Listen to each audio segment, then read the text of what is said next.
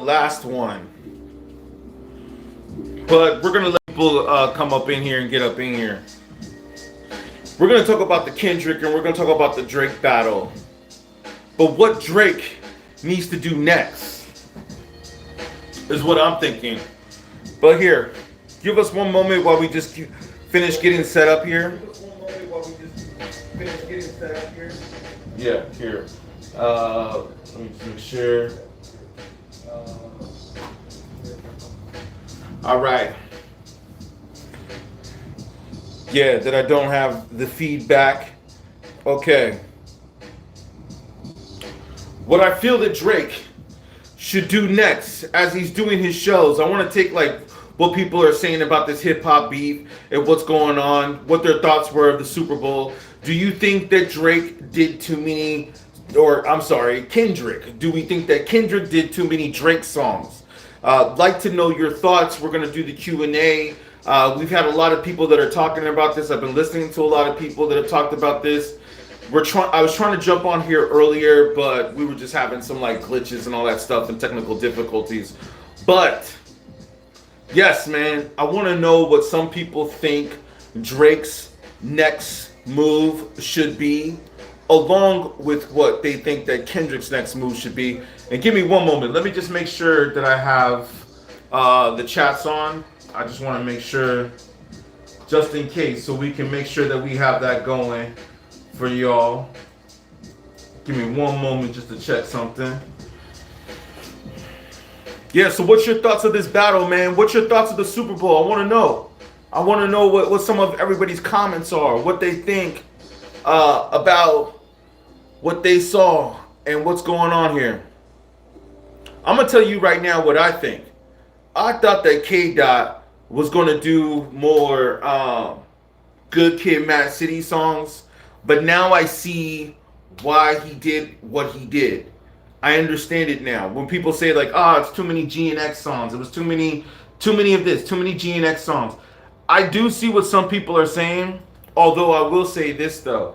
Peekaboo, after seeing Peekaboo at the Super Bowl, definitely grew on me, man. Like, that song's fire, man. Now I understand it. Now I understand what he was talking about, and that he brought that to the world stage. He brought that to the Super Bowl and said, yo, Drake, I'm going to let people know what's up and how I feel about you. Now, I will say this. Drake, hold on, let me make sure I got the comments that I'm able to see. Give me one moment, y'all. Just want to check something real quick. Now, with Drake, I don't understand what he's doing, man. How he comes off saying he doesn't want to battle anymore. I'm sure we've all heard the album, Some Sexy Songs for You. And basically what he says on this album is, I think it's the main song, Give Me a Hug, right? I'm sure a lot of us that probably follow this channel or that are on this stream have listened to the album with him and Party Next Door. Just want to check one thing real quick. So basically he says, what's that? Like, screw a battle trying to get this song for the bitches. And I'm like, okay, that's right, man. Drake really doubled down, right? He doubled down into what he wanted to talk about and what he was saying. When Kendrick said, I don't like Drake when he acts hard or when he acts tough. I like Drake with the melodies. So Drake basically did that. He basically said, it seems like he was listening to Kendrick, and he basically said, okay, you want me to come with the melodies? Well, that's what I'm going to do. I'm going to focus on the melodies. I'm going to do the songs for the bitches, is what he basically did. Fair enough, right? And let me know if you guys can hear me okay. If you guys can like double tap the screen or like, I'm on YouTube and TikTok right now. So I'm streaming on both platforms just to get the word out and let people know. But I think basically what he said was, okay, I'm going to sing. I'm going to get into this and I'm going to sing. I'm going to do the songs for the ladies, for the females. This is what I've been known to do. This is what I'm famous for. I'm going to double down and I'm going to do this. And I think a lot of people agreed that a lot of the songs sound the same. There was only about 3 or 4 tracks maybe that stood out. that sounded really dope. You know what I'm saying? And I think we can all agree that I think a lot of us, of course, everybody likes Nokia, but I think that the other one that people like on that album is what was it? Give Me a Hug. Of course, Give Me a Hug. So with Give Me a Hug, the only question that I have for Drake is, you say that you're not trying to battle anymore. You're just doing the music now for the beaches. He said it like that too. It sounded like beaches, not bitches, but beaches. I feel that there's two different things that I feel like we can come off on that angle. One is you were the one that started this battle. You were the one that antagonized Kendrick into doing the battle.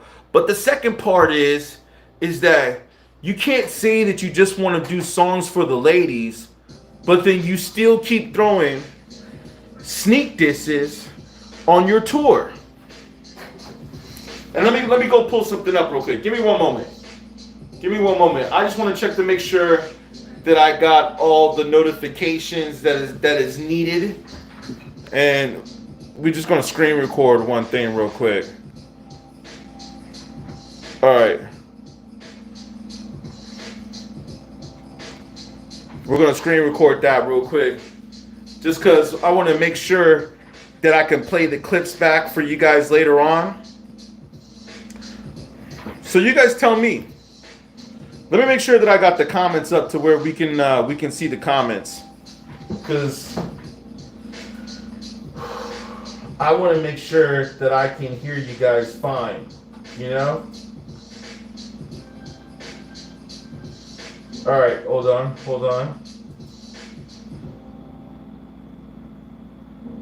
Give me 1 second. All right.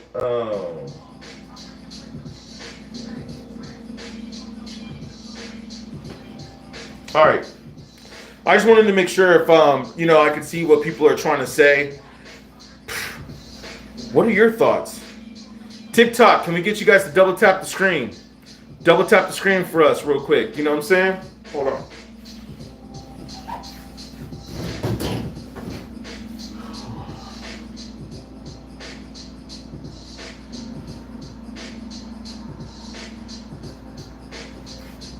All right.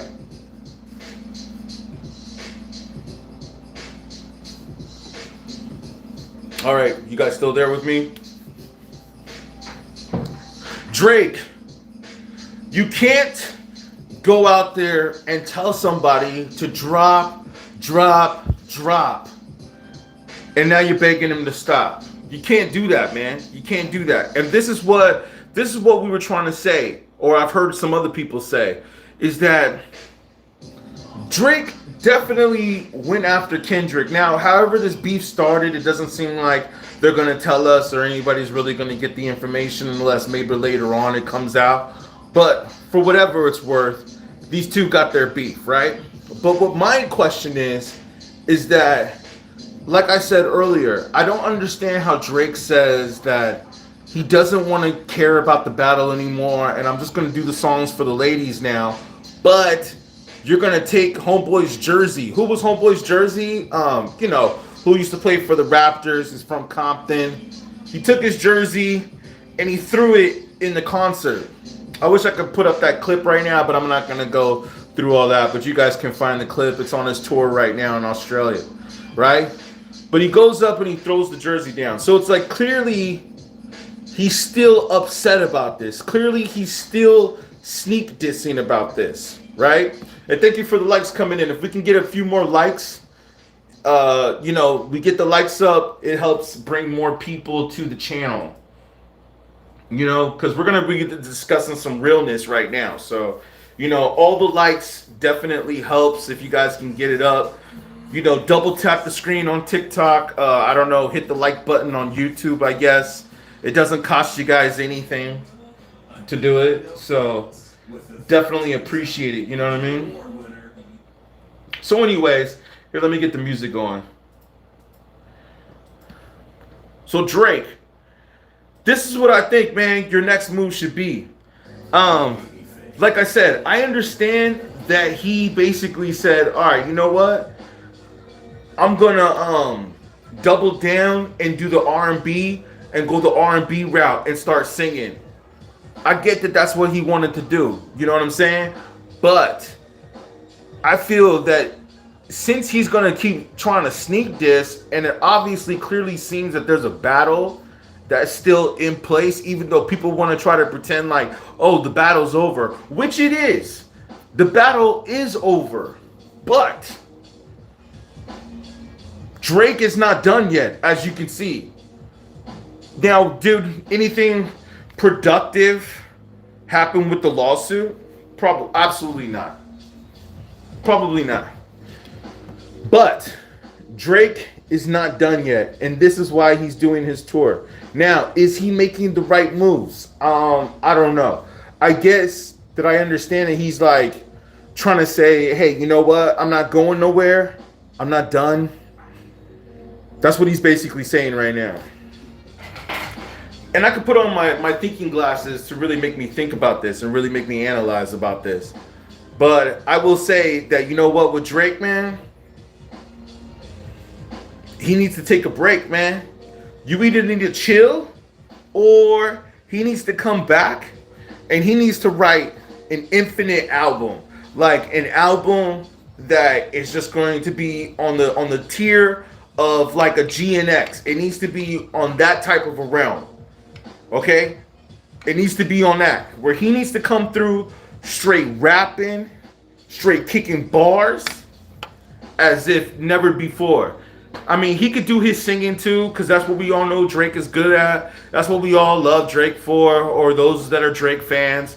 That's why everybody's a Drake fans, because everybody loves to hear him sing. So, like, that's cool. Do your singing. But we also want to hear you come through with raps, man. You're going to have to come through with raps. If I were Drake, or what I feel that Drake should do, is that he should just chill. Just go and chill out, man, for a little while. This is what Kendrick did. If you pay attention, this is what Kendrick did, and this is why Kendrick is so smart. Because Kendrick isn't all out there in the limelight. He ain't all out there on social media. If you notice, you don't really see him on social media, even though I think he has a few burner accounts. But he doesn't really post. You know, he's not out there like posting his thoughts. Like, what was one thing that he did? Let me just play this track back real quick.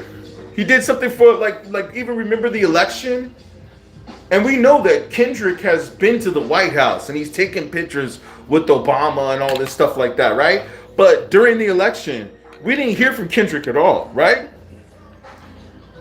He didn't put up his thoughts. You didn't hear him going out there and speaking and saying, oh, we need to elect this president or this is the person. And neither did you hear for Drake either. And aren't there a lot of people that were really upset with Drake that they felt like he should have spoke for, I mean, maybe I shouldn't say all this, right? Because I don't want to get the stream flagged.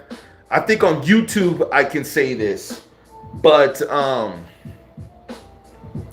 TikTok might flag it if I say it on TikTok.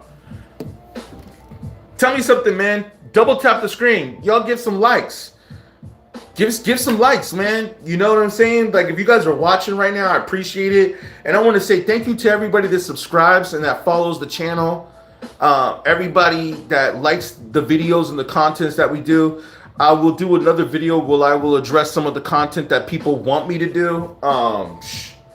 You know, we want to do it. And I apologize if people are upset that I don't post the certain videos or we haven't done the top 10 videos as much. I'll address this real quick. One reason is because we've already pretty much covered all the dopest producers. But the other reason is that we can't monetize that. So whatever you guys do, it helps to support. When you like, double tap the screen. That's all you got to do, TikTok. Just double tap the screen so we can get more people in here. It doesn't cost you anything. You know, so excuse me if I'm looking left or right, or my right, your left, or whatever. It's because I'm talking to TikTok and I'm talking to YouTube at the same time, which is good. You know, I want to multitask. Especially on the subject. I need to get 3 more phones so I can also be streaming on Instagram, Rumble, and Facebook simultaneously. That is the goal of what we're going to be doing here with the hip hop journalism. So that's what I basically want to say. I want to say thank you to all my followers and thank you to all the people that support the channel, all the people that like what we do. I want to start doing more streams. I'm thinking of doing streams Tuesdays, Thursdays, and possibly Sundays. We could say about 10 o'clock Eastern Standard Time, or I'm sorry, maybe 10 o'clock Pacific Standard Time. It depends how I'm feeling today. Today I went live both 10 Eastern and 10 Pacific. So, you know what I'm saying? Appreciate all y'all that are locked in joining us. If you guys have any questions, this is the time. And I want to thank all the members too, real quick. Thank you to the members, the people that actually pay for the content, which takes time and resources and dedication. Look, man, people want us to do certain types of videos, and I appreciate that, but we got to be able to pay the rent too. I mean, come on, yo. Like, you want people just like, oh, make this video. I want to see this type of a video. I can't believe some of you people, man. And I appreciate the support. Like, I appreciate it. But it's also like, damn, you know what I mean? Some of y'all are like, I want to see this type of video. Don't make that video anymore. I want to see this type of video. Oh, okay. Well, if you want to see me make that type of video, do you think that you can at least contribute to the channel? Like, that's the funny thing. You guys ask for these requests, and I appreciate the fact that you value my and our opinion, because yes, I think that we do know something about hip hop culture. I would say that I know more about hip hop culture than the average person. And you know why? Because I've been doing this before the internet. So I'm very aware with hip hop culture. And speaking of which, I will tell you this right now, that according to hip hop culture, what Drake is doing is not hip hop culture. It's not hip hop culture, man. It almost makes me feel like Drake could possibly be, he could possibly be an internet rapper. You know what I'm saying? He could be like the first generation. He might be like the first generation's internet rapper. Kendrick too, in a way. You know, see, I want y'all to know, man, this is a different type of a culture. And as I dig deep into this is a different type of a culture. And are we vertical right now? Can you guys see okay? Okay. We have internet rappers. You know, we had different generations. Like, let's go back. We had the, you know, hopefully it's not too late. Wait, thank you guys for tuning in right now. I know it's kind of getting late, but thank you for tuning in. We have different types of generations of rappers. Okay? In the 70s, the 80s. You know, remember that? It was like the hip hop, the hippie to the hippie, the hip hip, the hop, and you don't stop rocking to the bang bang, biggie the bang bang, the boo boo. You know, all that shit, right? That was that generation, which was about like partying and roller skating and having fun. And if you guys can like the video, come on, man. I see we got like nearly 30 people up on YouTube right now. Can you guys like the stream, like the live stream, so we can get more people out here, man? You know, like let's help grow the culture and get the culture out there, the real hip hop. Because I can go into some deep stuff right now, man. That's what these live streams are for. We about to talk about some real culture. Man, I go back before CDs, man. I go to look here, let me show you real quick. Give me 1 second. Let me go grab this. I got a jewel I'm about to show you guys real quick. Hold on.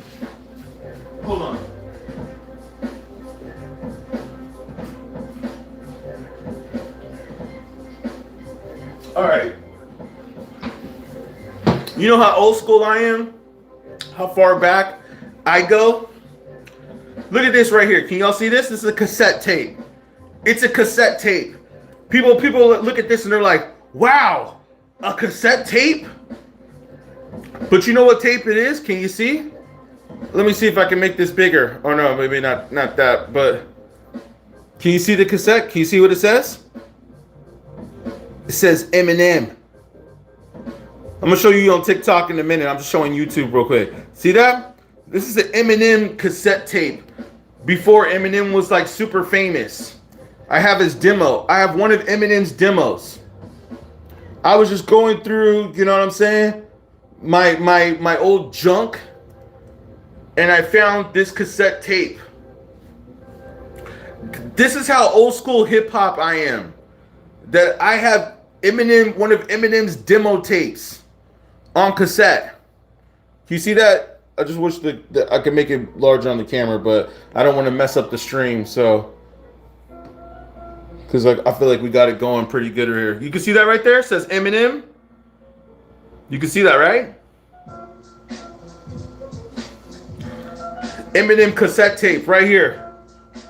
You see that right there on TikTok? I'm showing TikTok real quick, making sure they see it. That's how old school hip hop I am. That's how old school hip hop I am. I have Eminem's cassette tape. One of his demos. You know where I got this? I got this tape because I was in the record industry. I mean, I still kind of am, but I was actually working in the record industry with Interscope, Sony, Universal, all that stuff. And so they would give tapes out to everybody who was in the industry and be like, oh, check out this tape.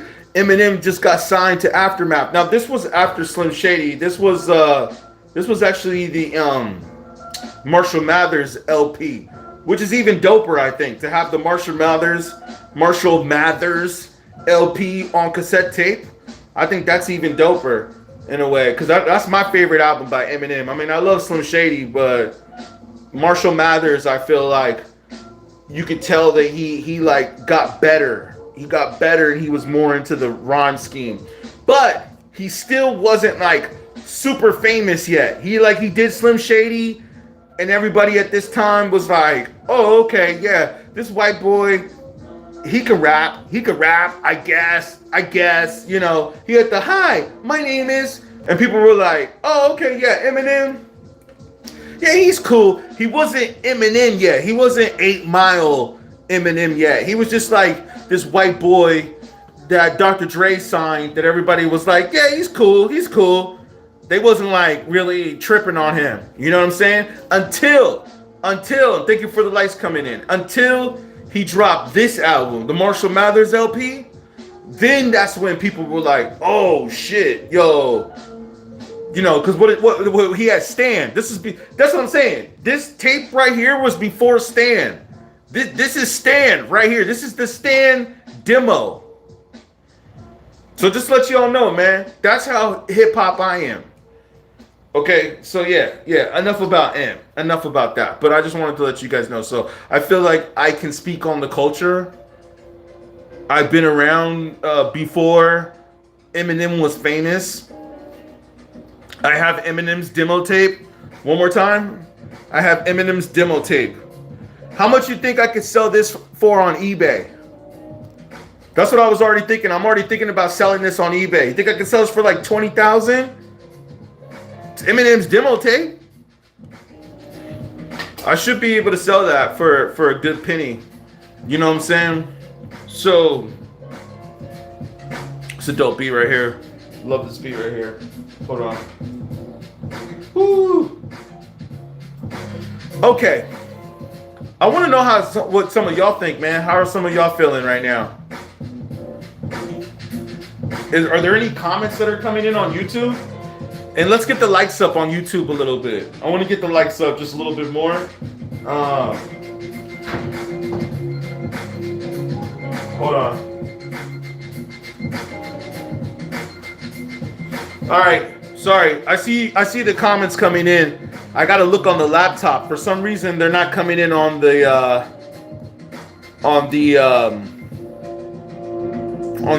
phone. Oh wait, there they go. I don't know why they weren't coming up at first. Hold on. Can you guys see that? Or Kendrick made a song about I don't know if I can say that word, but thank you. Thank you for the comments coming in. Ugh. Sorry. Let me just get used to this. I might just read it on the laptop. Smarty Pants, the whole beef is so dumb. Only people pushing these are non-black executives so they can make money. I don't know why it's fading out. Here, I got your comment right here. I'm gonna read it on the laptop.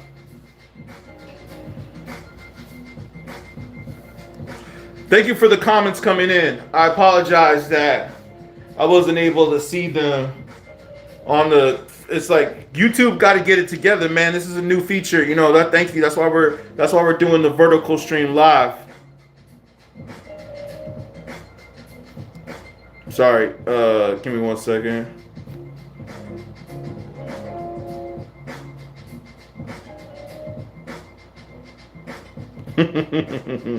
Okay. So JL, thank you for your comment. I'll go ahead and read these comments out loud. You know what I'm saying? I just wanted to make sure I was reading it correctly. So you said Kendrick made a whole song about, I can't say that word. Oh, you talking about on the Mr. Morale, the Mr. Morale. Yeah, you know, it seemed like the Mr. Morale got mixed emotions. It looked like it was 60-40. But you know what I'm saying? Like, I think that album makes a lot of sense now. You know what I'm saying? Because when I first listened to that album, I remember there's a couple of songs on there I liked. And I didn't even know that deep down inside, those songs were about Drake. If you go back and you listen to that album now, like you listen to Mr. Morale, and then you listen to GNX, which he just dropped, and then you go back and you listen to Mr. Morale, especially after the Super Bowl performance, it's like, wow, that album actually makes a lot of sense now. So I kind of get it, but yeah, I do remember the song that he did. I think that was a song about one of his relatives too. Am I right? Around JL, if you're still on the stream, it was about his auntie. He said it was a song where he's like, my auntie, his auntie is a man now. Yeah, crazy. Smarty Pants Reacts. Interesting name. Let's see what you said. Let me see if I can read it here. The whole beef is so dumb. Only people pushing these are these non-black executives so they can make money off the drama. It's trash and corny now. You know what? I completely agree with you. Smarty Pants Reacts. Especially after the fact that when Kendrick won the Grammy, and then you saw everybody giving each other a high five, Universal Records or Universal Music, where you saw Dr. Dre and you saw the UMG CEO, whatever his name was, Lucien Grange, right? And he was all giving five to them. And let me just also add that a lot of people don't know, Lucien Grange also has a son who's the head of a label at Universal Records, or Music, I'm sorry, I keep saying records, Universal Music Group, to be exact. And his son is the reason for Ice Spice. I don't know if y'all knew that. His son is the one who signed Ice Spice. So, yeah.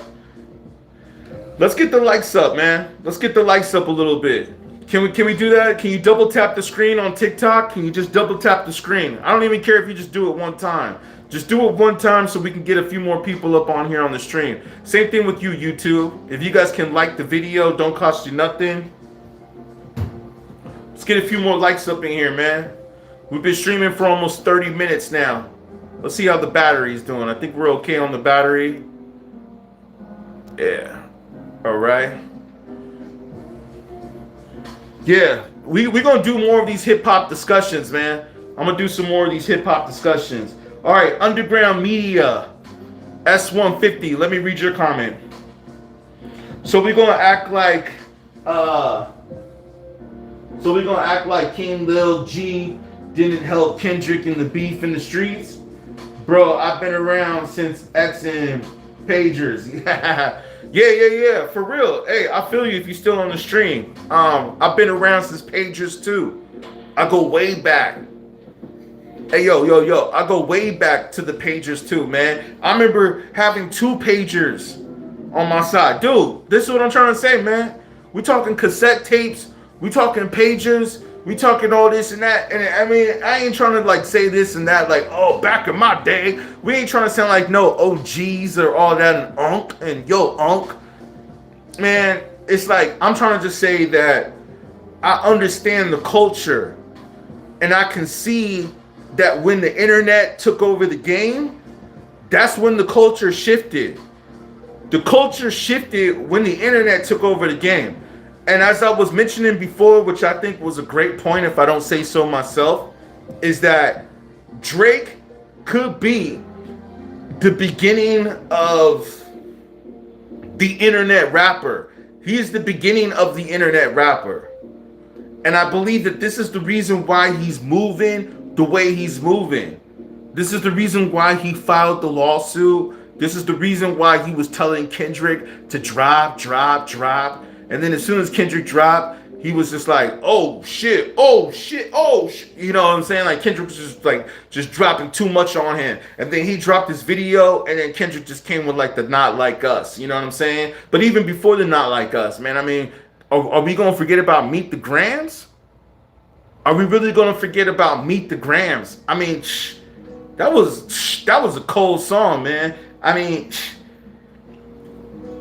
I feel like Meet the Grams, as far as a battle goes and as far as a diss goes, I feel that that song was more mean than Hit 'Em Up by Tupac. That was a meaner song, yo. Everything that he was talking about. I mean, wasn't he talking about that Drake also got a daughter, allegedly? We haven't even gotten to that yet. Listen, this is the funny thing about it. If you really do your research and you see where people say, oh, does Drake really have a daughter? Now, in some ways, it's like, who cares? I mean, that's great. If you got other kids, cool, man. Good for you, right? But I was trying to see if I could scroll up on the comments. The thing I don't understand is nobody's denying it. Nobody's denying if Drake has a daughter or not. They're not denying. I haven't heard him deny it. I haven't heard him come out and say, oh, you know what? That claim that Kendrick Lamar made about me having a daughter is untrue. I do not have a daughter. You know what I'm saying? Like, have we heard Drake come out and say that? I haven't heard him say that. I haven't heard him say that at all. So that's the point that I'm making here. That's the point that I'm making here. Hold on. Wait. Let me just make sure I got something in right. Hold on. YouTube just sent me an email. It's important. Wait up. Yeah, this is why I'm doing the vertical streams too. Not just because I enjoy doing it, but also YouTube is asking me to do it. So they said that they would be sending me more people. Okay.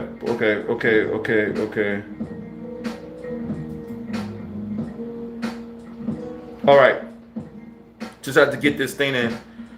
Yo, are y'all feeling this? Can y'all hear me okay? Let me know if you guys can hear me okay. Like, hit me in the chat. Thank you for the likes coming in on YouTube. TikTok, what's up, man? Can you guys just double tap the screen? Even if you're going to jump in and you're going to jump out, just double tap the screen. Please, this is interesting, man. I usually get way more activity on TikTok, but today it seems like I'm getting more activity on YouTube. Interesting. I guess this is how we got to do it. But yeah, like I said, we're going to stream on YouTube and TikTok and Rumble. And I might even start doing Facebook. Instagram, I think, is a done data. I don't want to go too much on a sidetrack on that real quick, but I will just say this. Hold on.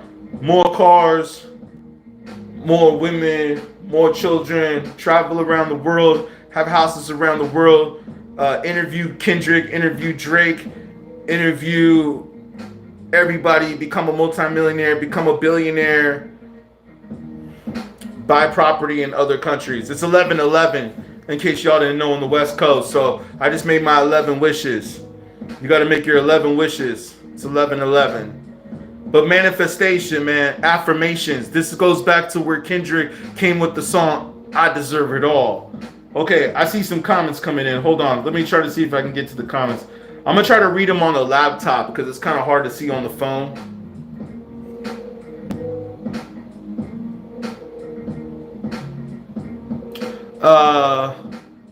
Yeah. Oh, thank you, man. I appreciate it. If I can see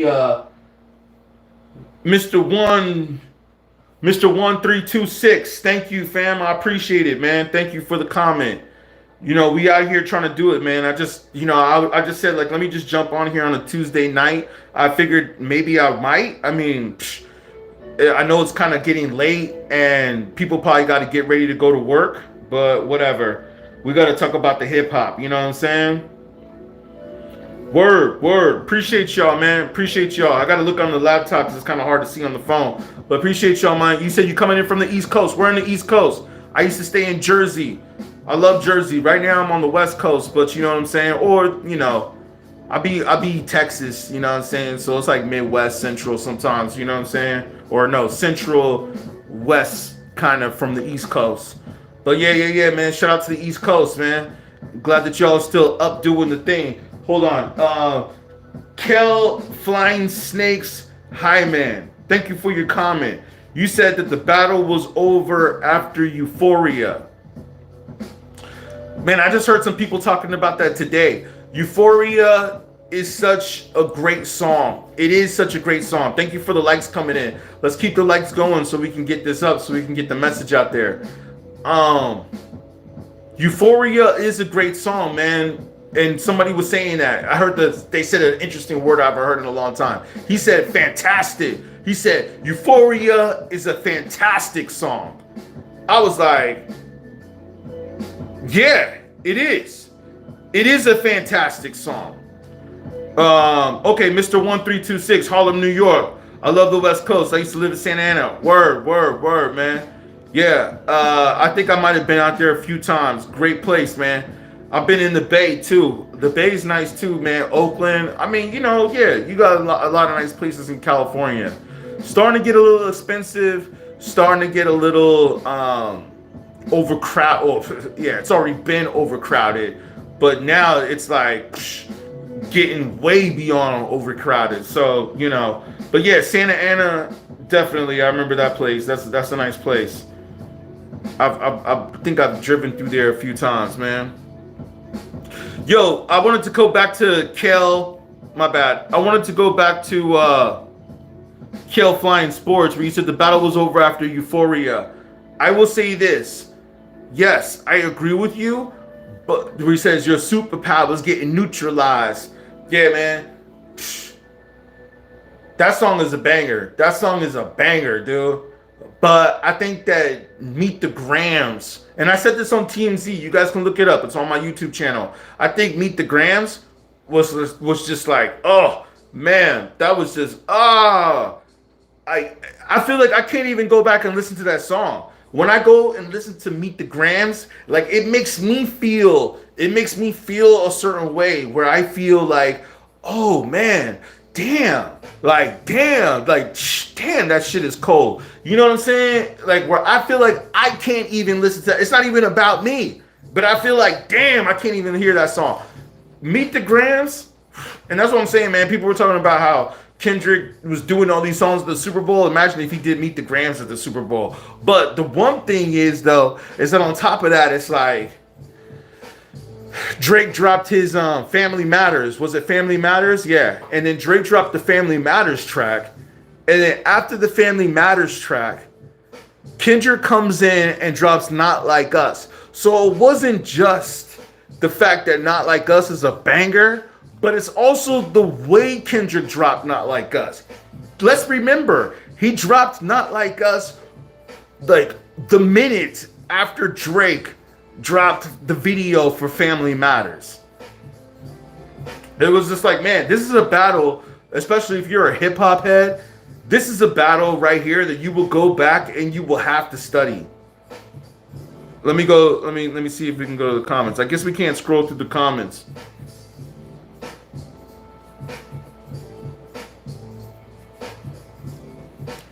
Hold on.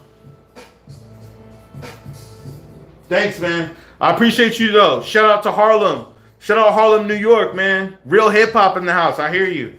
That's like when I hear Harlem, I think of Harlem, New York as like one of the birthplaces of hip hop. So thank you, fam, for tuning in. I've actually worked with Dame Dash a few times, and I think Dame Dash is from Harlem. So yeah, shout out Harlem, shout out New York, shout out Jersey, shout out North Bergen, shout out Brooklyn, shout out Manhattan, of course Queens. Yo, I was in Queens for a minute. Elmhurst, Queens. Shout out Elmhurst, Queens. Shout out North Bergen, New Jersey. Let me see here. Wait. Jaha says the battle all started from Kendrick's jealousy. It's time to be honest about it. What song was that? Was it Control? Is that what we're going back for? Is that how I pronounce your name? Jahi? Yeah, Jahi. Okay. Richard LP, Euphoria was the warm up for something spectacular. So it was great. The real Jewel is it was disguising was crazy. I agree. Trey Carter, Kendrick, Kendrick mollywop that boy. Yeah, I agree with you, Trey, on that one. Richard LP, Meet the Grams was the first horror rap. Yeah, I couldn't agree more, man. It was definitely that's a perfect analogy, explanation, example for that title of a track. It's horror rap.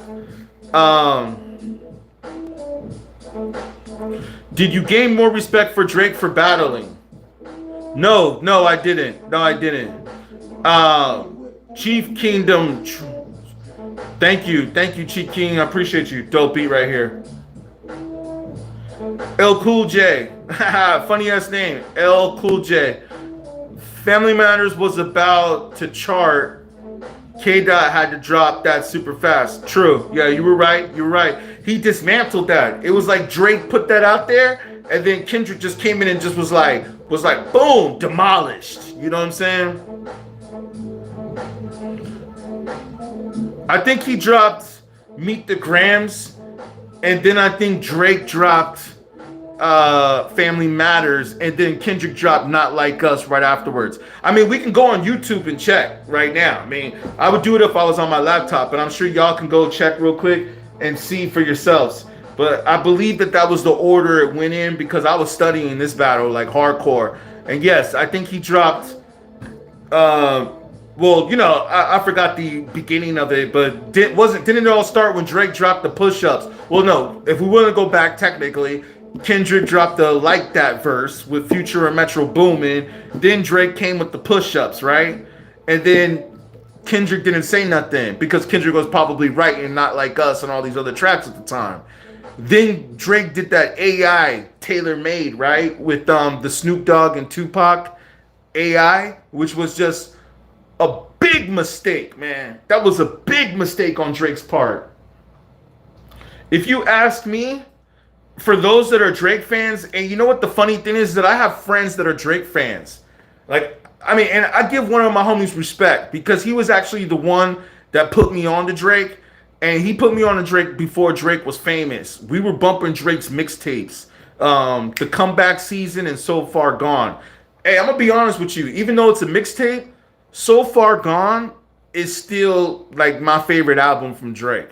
Okay, but he put me on to that. So we're talking like before Drake was famous, before Drake was Drake. You know what I'm saying? He just had the best I ever had, best I ever had. I swear you the fucking best I ever had. You know what I'm saying? He had that song, which was a dope song. You know what I'm saying? It's still dope to this day. Still my favorite song by Drake is Best I Ever Had. If I had to say what are my top 10 favorite songs by Drake, Best I Ever Had would definitely be in my top 10 favorite songs by Drake.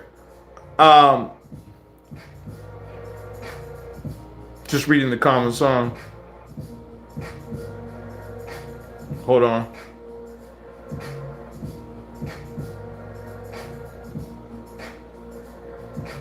Okay, Trey Carter, I hear you. I'm gonna have to go back and read these comments. I appreciate that, man. I appreciate that. I'm gonna have to go back and study these comments. Hopefully when we have the playback of this stream, I have the comments showing. I mean, I think I have it selected where it should show the comments in the live stream replay. It better. You know, still learning how to do all this stuff. You know what I'm saying? I appreciate that. Let's read that out loud. I should read that out loud because that is important what you wrote there. Hold on. It's like, I guess YouTube doesn't let you scroll. So you say you dropped Meet the Grams after Family Matters. Okay, and then you said, what'd you say right here? Like That, then Push-Ups, then Tailor Made, then Euphoria, then 616, right?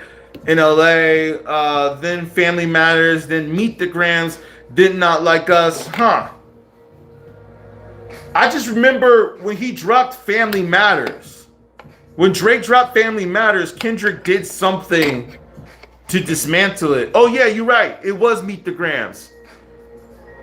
It was Meet the Gram. It was Family Matters, and then when he dropped Family Matters, then he dropped Meet the Grams.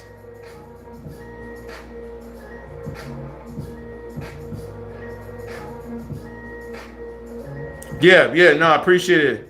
You know, it's funny you say that because I'm gonna speak on that in a minute. Let me just see what thank you, Channing Rudnicki, if I said your name right, for the comment. Drake and Cole was sneak dissing first person shooter. Absolutely. Absolutely. That's when Kendrick did like that and Meet the Grams came Family Matters. Yeah, you know what? I'm gonna have to go back and say I could have sworn I thought. No, you're right.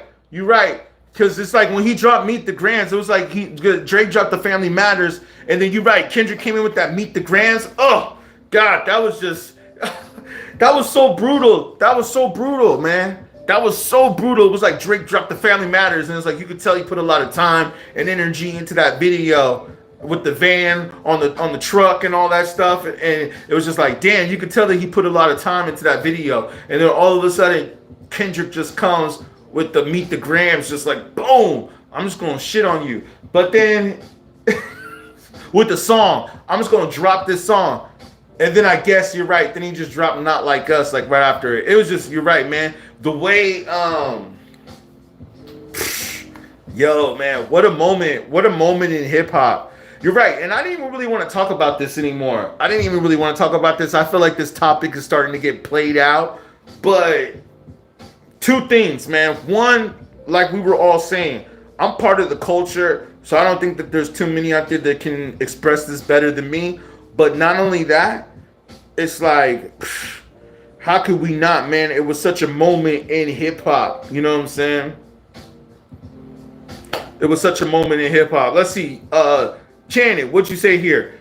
Let me read. I don't know why YouTube doesn't let us scroll on the phone, but whatever. Kendrick got mad because Drake kept talking about Kendrick's wife, or because Drake kept talking about Kendrick's wife and kids. That made him go demon time with Not Like Us. Yeah, I love this topic too, Trey. It's hip hop. How could you not? It's real hip hop too. I agree with you. You know, it's funny you say that because DJ Head said the same thing. He said that Drake was talking about the kids. Like, you remember how he said the kid might not even be his. It might be Dave Freeze or whatever. And it's like, yo, man, oh, and by the way, you guys should go watch the footage. I got some footage of Not Like Us. I was there at the video shoot at Nicholson Gardens in the projects in Watts. I was up there filming. You guys got to check that out. But yeah, man. I mean, I saw Dave Free up there, and I saw Kendrick, and just their chemistry. You could tell that them dudes are really close. Like, they're tight. Like, you could see they got a vision. Like, you could see that Kendrick trusts Dave Free. Like, I was there behind the scenes. I saw the video shoot for Not Like Us, and I could just tell the way Dave Free and Kendrick will react. To tell you the truth, it almost seems like Dave Free is really like kind of running this shit, and Kendrick is just like, all right, like Kendrick's definitely doing it too, but you could tell that he trusts his manager and he trusts his team, and he's allowing them to have the vision and tell him like kind of like, all right, K-Dot, we need you over here. We need you over here. We need you like this. We need you to do this. And Kendrick was just like, all right, cool. All right. I was like, yo, man, okay, they got a solid team. All right, let me get back into the comments.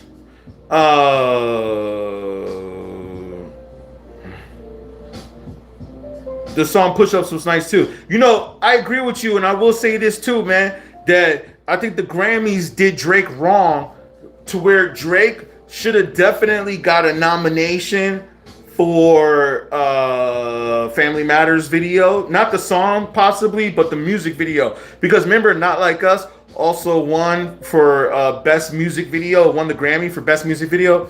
I will say this: I think that Not Like Us, we can all agree, great track. Same thing with TV Off and some of his other songs on GNX. I like Blacked Out Murals and a few other songs.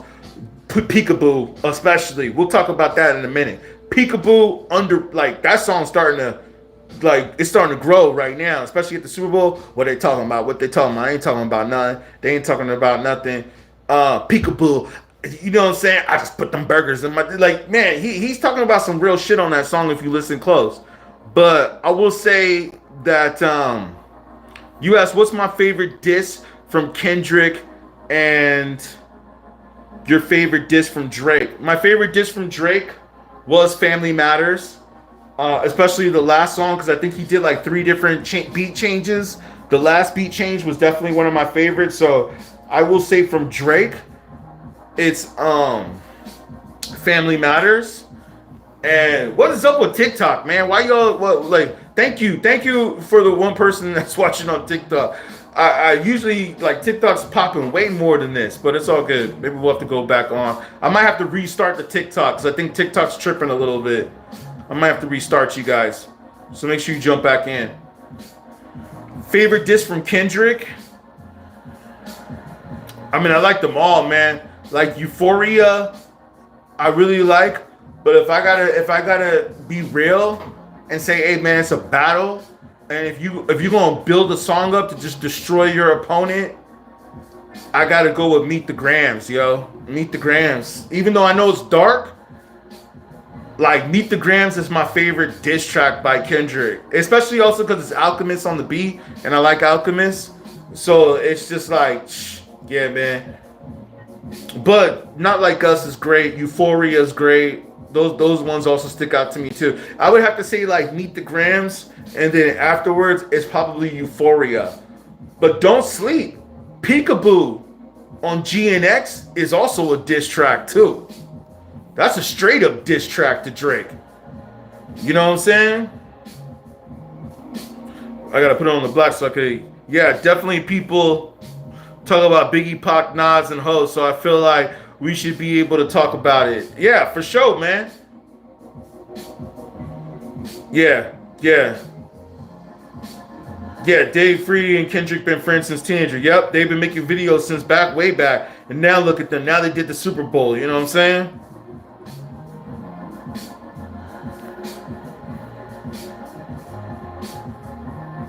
Yeah.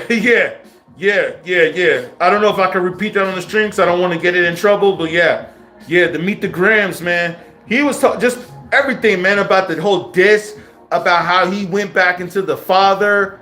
He talked about the mother, like, hey, I think you need to know the truth about your son. Yo, you know the part about Meet the Grams that stuck out to me the most was the part when Kendrick was saying about Drake. Y'all remember the video where Drake was how can I say this without getting the video flag? Where he was masturbating? Fuck it, I'm gonna say it. And there was a video online of him doing that. Now you probably couldn't see that anywhere else, but it was all over Twitter, right? And I like how Kendrick pointed that out, where he said, yo, this dude acts like that video leaked, when really that video of Drake, he says that he believes that Drake leaked that video himself, and that it's all part of the plan to get little girls to watch him doing that to himself.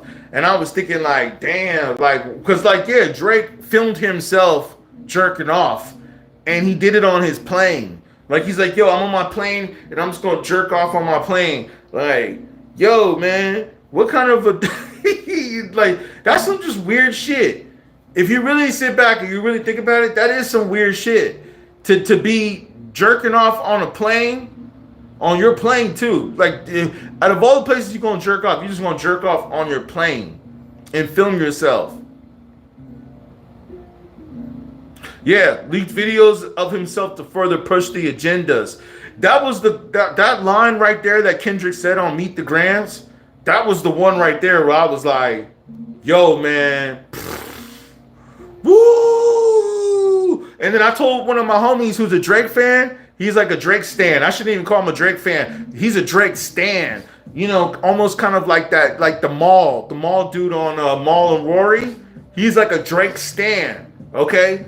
And I appreciate all y'all that are in the comments, all y'all that are liking the video. We can get some more people liking the video. But I'm gonna tell you, man, I'm gonna try to do these every Tuesdays, Thursdays, and Sundays. I think that might be the schedule. Maybe twice a week. We'll see. But definitely at least Tuesdays or Thursdays. I might switch off on those days, but I'm gonna try to hit y'all every Sunday because we're gonna do this like it's church.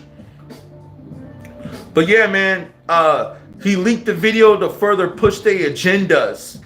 Man, when Kendrick said that, I was like, yo, I completely believe that. I was just like, yo, and that's the thing. I told one of my homies, I told the Drake stan, I said, yo, man, what you think about that line that Kendrick said? He's like, oh, no, that's not true. That's not true. No, Drake wouldn't do that. He wouldn't do that. It's like, are you sure? Are you sure that Drake wouldn't do that? Because, man, the way Kendrick put it down, man, yo, Meet the Grams, Kendrick ripped into that dude's just like DNA, as you want to put it. He got into there, man. Like, you could tell that after Meet the Grams, Drake didn't even really come back until he did that hard part, whatever it was, where you could tell that he was just like, he kind of just giving up. Like, he was just like, I know you probably got like 100 more songs, whatever. I don't care. I'm not going to battle you anymore. And it's like, nah, man. Dude, you was talking some shit. You was talking that shit. Now you got to back it up, homie. You got to back it up. And then Kendrick just came at you too hard, man, and just destroyed your ego. He probably was like, oh, damn, I didn't think he was going to come at me after like this. Like Drake was like, drop. I bet you now he's probably going back saying like, damn, man, this, like some people I heard say, and I completely agree, this is a masterclass in never underestimate your opponent. Never underestimate your opponent. And I believe that this is what Kendrick is doing when he did the Super Bowl. He basically was like, oh, you know what? I'm just going to destroy this guy. 48 Laws of Power. Do y'all read the book? Have y'all read the book? Have you heard of the book? 48 Laws of Power? Oh, best believe that Kendrick's strategy, I completely believe that he read the book, The 48 Laws of Power. Because in the 48 Laws of Power, one of the chapters is destroy your enemy while they are down. Crush him. Crush him to where he cannot get back up. All right? That is a chapter in Meet the Grams. Yeah, that was also a chapter in Meet the Grams. But that's also a chapter in the 48 Laws of Power. And I believe that that is what Kendrick did with the Super Bowl. He's like, I've already destroyed you, but now I've destroyed you at the Grammys. I've destroyed you with the culture. Or shall I say it was the other way around. He destroyed you with the culture, then he destroyed you with the Grammys. Then to put the icing on the cake, he destroyed you with the Super Bowl. He was like, I'm going to destroy my enemy completely. And that's what he did. And then to top it off, if we go back, like you guys were saying about the big three, when J. Cole said the line, or Drake said, I'm big as the what? Big as the Super Bowl. Big as the what? Big as the Super Bowl, right? Yes, L Cool J, LL Cool J, L Cool J. I'm not LL, but I can roll a Cool J. I remember that used to be the line back in the 90s. People used to always say, yeah, big as the what? Word up, man. Thank you for the comment. Thank you all for liking and watching and tuning in with us, man. I appreciate it, man. Yeah. Oh, thanks, yeah, fam. I didn't even know you guys could hear the beats in the background. Let me know if it's too loud. Yeah, I'll tell you who I'm bumping right now, man. He's a dope-ass producer. His name is Freddie Joachim. Freddie Joachim. I don't know if I pronounced him right. Freddie Joachim. Check out Freddie Joachim, man. Freddie Joachim is dope. Nah, I didn't make this beat, man. I wish I did. Freddie Joachim, man. You can look it up on YouTube. It's on YouTube. Just look up the best of Freddie Joachim. Joachim spelled Joachim. We need to do a top 10 video of him as well. Yeah, this is a fire beat. Woo! Yeah, hold on. I'll let that beat ride for a minute. Let y'all hear that beat. What? Yeah. I was rapping on TikTok earlier today. That was pretty dope, man. I'm gonna start doing that. I'm gonna start rapping on TikTok, just getting my flows off. I like freestyling because I feel like it keeps your brain sharp. Like when I freestyle, but I'm not gonna do it right now, man. I was already freestyling earlier. Like we'll stay on topic for this one. You know what I'm saying? But I like freestyling on TikTok. Okay. And you know, because a lot of these rappers too, man, I go through TikTok. I'll be listening, man. I'll be listening to you underground rappers. I'm not the type of dude. This is how, like I said earlier to y'all, this is how old school I go back, man. I go back to a time where hip hop wasn't the mainstream. Rap wasn't the mainstream. So I was used to listening to a lot of rappers coming up. And some of them became famous. I'll tell you one of them. One of them was Kanye West. Kanye West was a rapper who we were all listening to coming up. And I always thought he was dope. I was like, yeah, he's pretty dope. I was like, yo. And then once he got signed to Rockefeller, or before he got signed to Rockefeller, Kanye was trying to get signed to Capitol and a few other labels, but they didn't want to sign him. So luckily he had a relationship with Dame Dash. You know what I'm saying? And Dame Dash put him on. I don't even think Jay-Z wanted to sign Kanye. When Kanye came out, Jay-Z, I don't even think Jay-Z was feeling him. Hold on, TikTok's tripping. You know what I'm saying? Give me a moment. I don't know why TikTok's asking me that. We might have to refresh the TikTok because TikTok is tripping. But I'll just say this real quick before I do that. Yeah, I don't even think Jay-Z was feeling Kanye, man.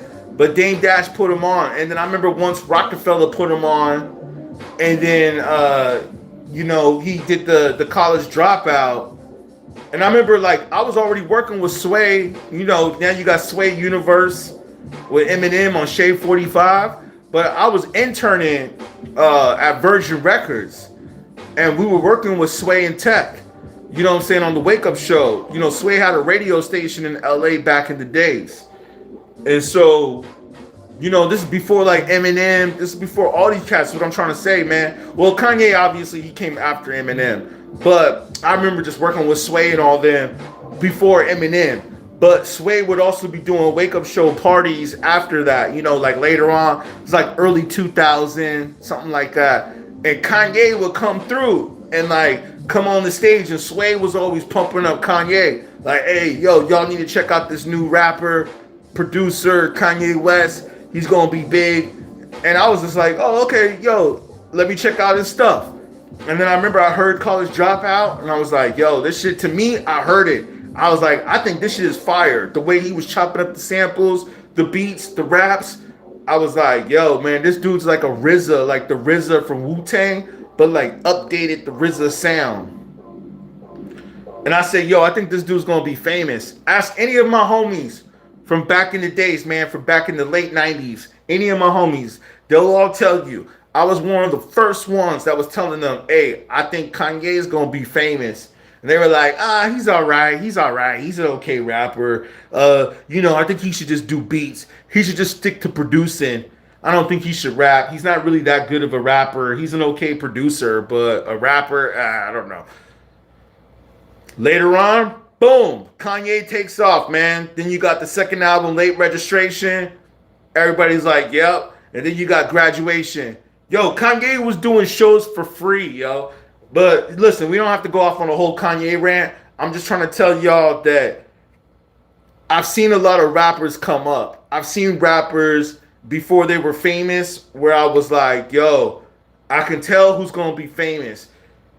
Kanye West was one of them. Post Malone was another one. Post Malone used to always do shows at a bar down the street, yo. This dude used to perform at bars. Can you believe that? I mean, of course you can believe that, right? You got to start somewhere, right? But I remember Post Malone performing at the bar, homie, down the street.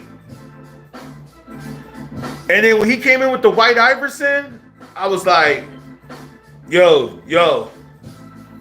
I think you go. I told Post Malone this, man. I gotta post this picture up. I regret not interviewing Post Malone. I feel like I could have interviewed him right then and there. We were talking, we were having a conversation. I told Post Malone straight up. I said, hey man, I think you're gonna be famous, dude. I said straight up, I think that you're gonna be famous. Did I think that Post Malone was gonna be as famous as he is now? I didn't think he was gonna be that famous. To be honest with you, Post Malone became more famous than I thought. If I knew that Post Malone was gonna be that famous, I would have interviewed him right then and there. Like, he was cool too. Like, we were hanging out, we were having drinks, he was smoking, we was just chilling, talking. After his set, I was like, yo, man, I said, I think you got some skills, dude. I think you're gonna do some shit. He was like, oh, thanks, man, thanks. I didn't know Post Malone. This is like, he had no security, nobody around. It was just him and his girl, yo. They rocked the show. He had a couple of his friends with him and just his girlfriend, and they was just chilling. That was it. Like, this is before Post Malone became, you know, who he is now. Like, now he's like big time and shit. You know, he got paparazzi and everybody following him around. At this time, he was just chilling, dude. He was just chilling, smoking cigarettes. But he had the braids, though. He had braids in his hair. He was still acting black then. All right, let me see what the comments say. Hold on. Yeah, man, check out Freddie Jokum, though, man. He got the beats. Euphoria, Kendrick said, I'm gonna block ninjas. Yeah. Yo, Euphoria is a cold song, dude. That's an underrated Kendrick song, for sure.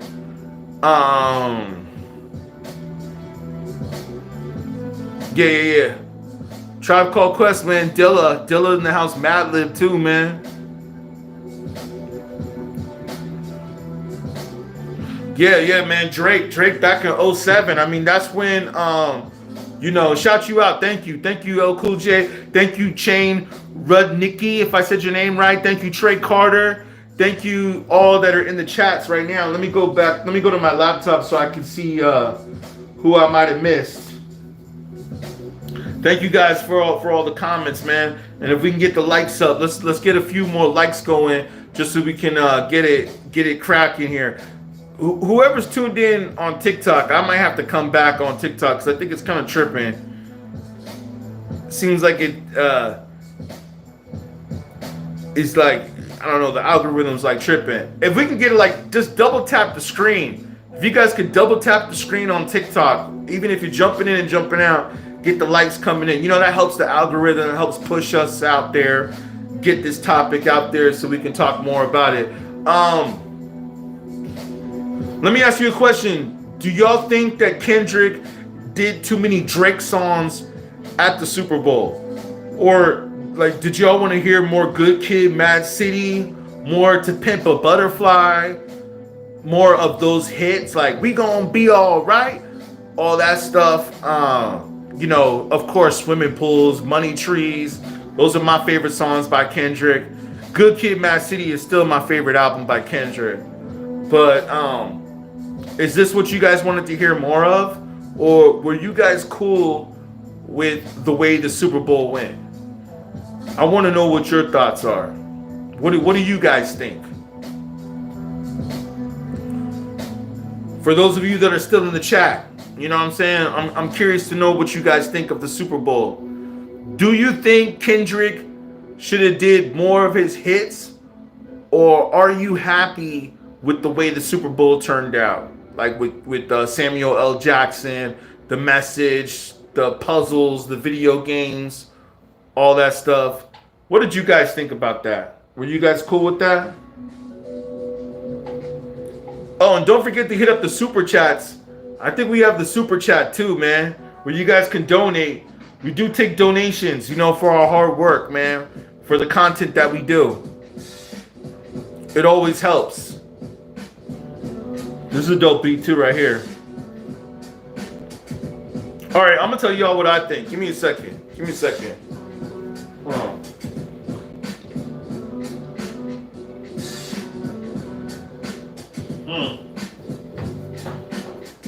I'm gonna tell y'all what I think. Hold on.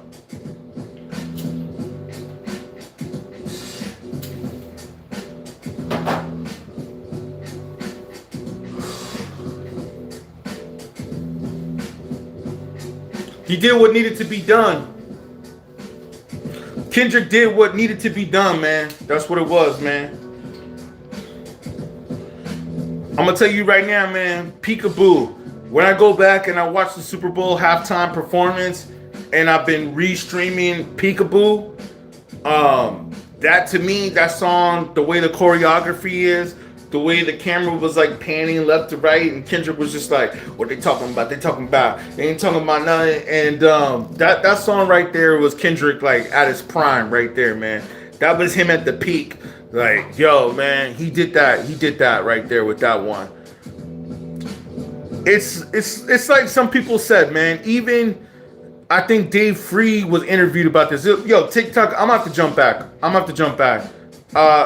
For you that are watching, I appreciate you. Hopefully you're following the channel.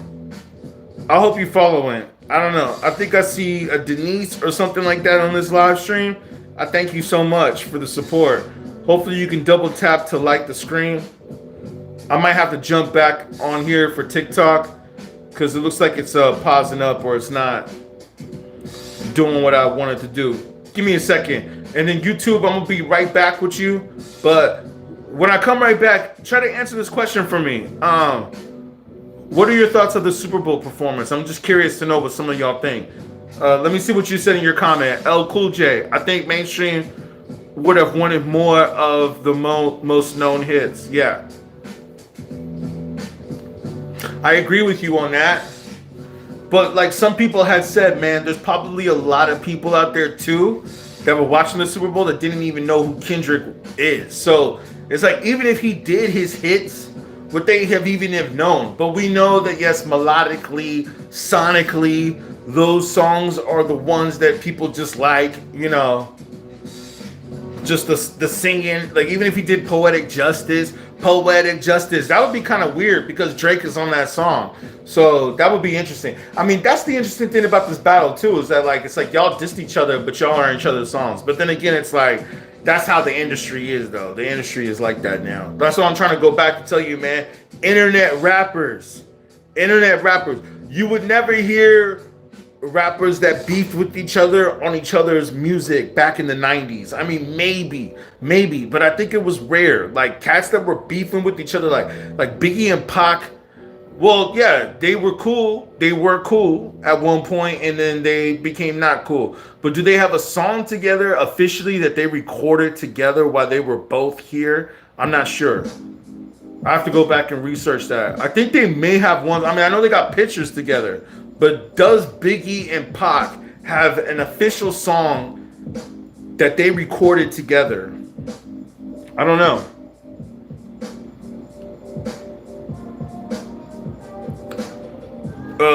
Let's see. Let me read your comment. L Cool J. That would have been a Disney way of ending the beef to have them both perform Poetic Justice at the Super Bowl.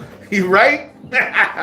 Yo, that's a dope track, man. Hey, yo, Poetic Justice is also like one of my favorite songs. I mean, I gotta say, well, Good Kid, Mad City, I love the whole album. There's no skips. There's no skips on that album. I mean, come on. We all know that album was supposed to win the Grammy, but they gave it to Macklemore. Isn't that funny? Isn't that funny that Macklemore got that Grammy? The Grammys know they messed up. Now they're just giving all the Grammys to Kendrick. Like, yo, we know we messed up for Good Kid, Mad City. Here you go. Here's all the Grammys. Here, take them all, man. You know what I'm saying? Like, and that's cool. He's doing the right thing, man. Yeah, you're right. That would have been a Disney way of an ending for them to do that, man.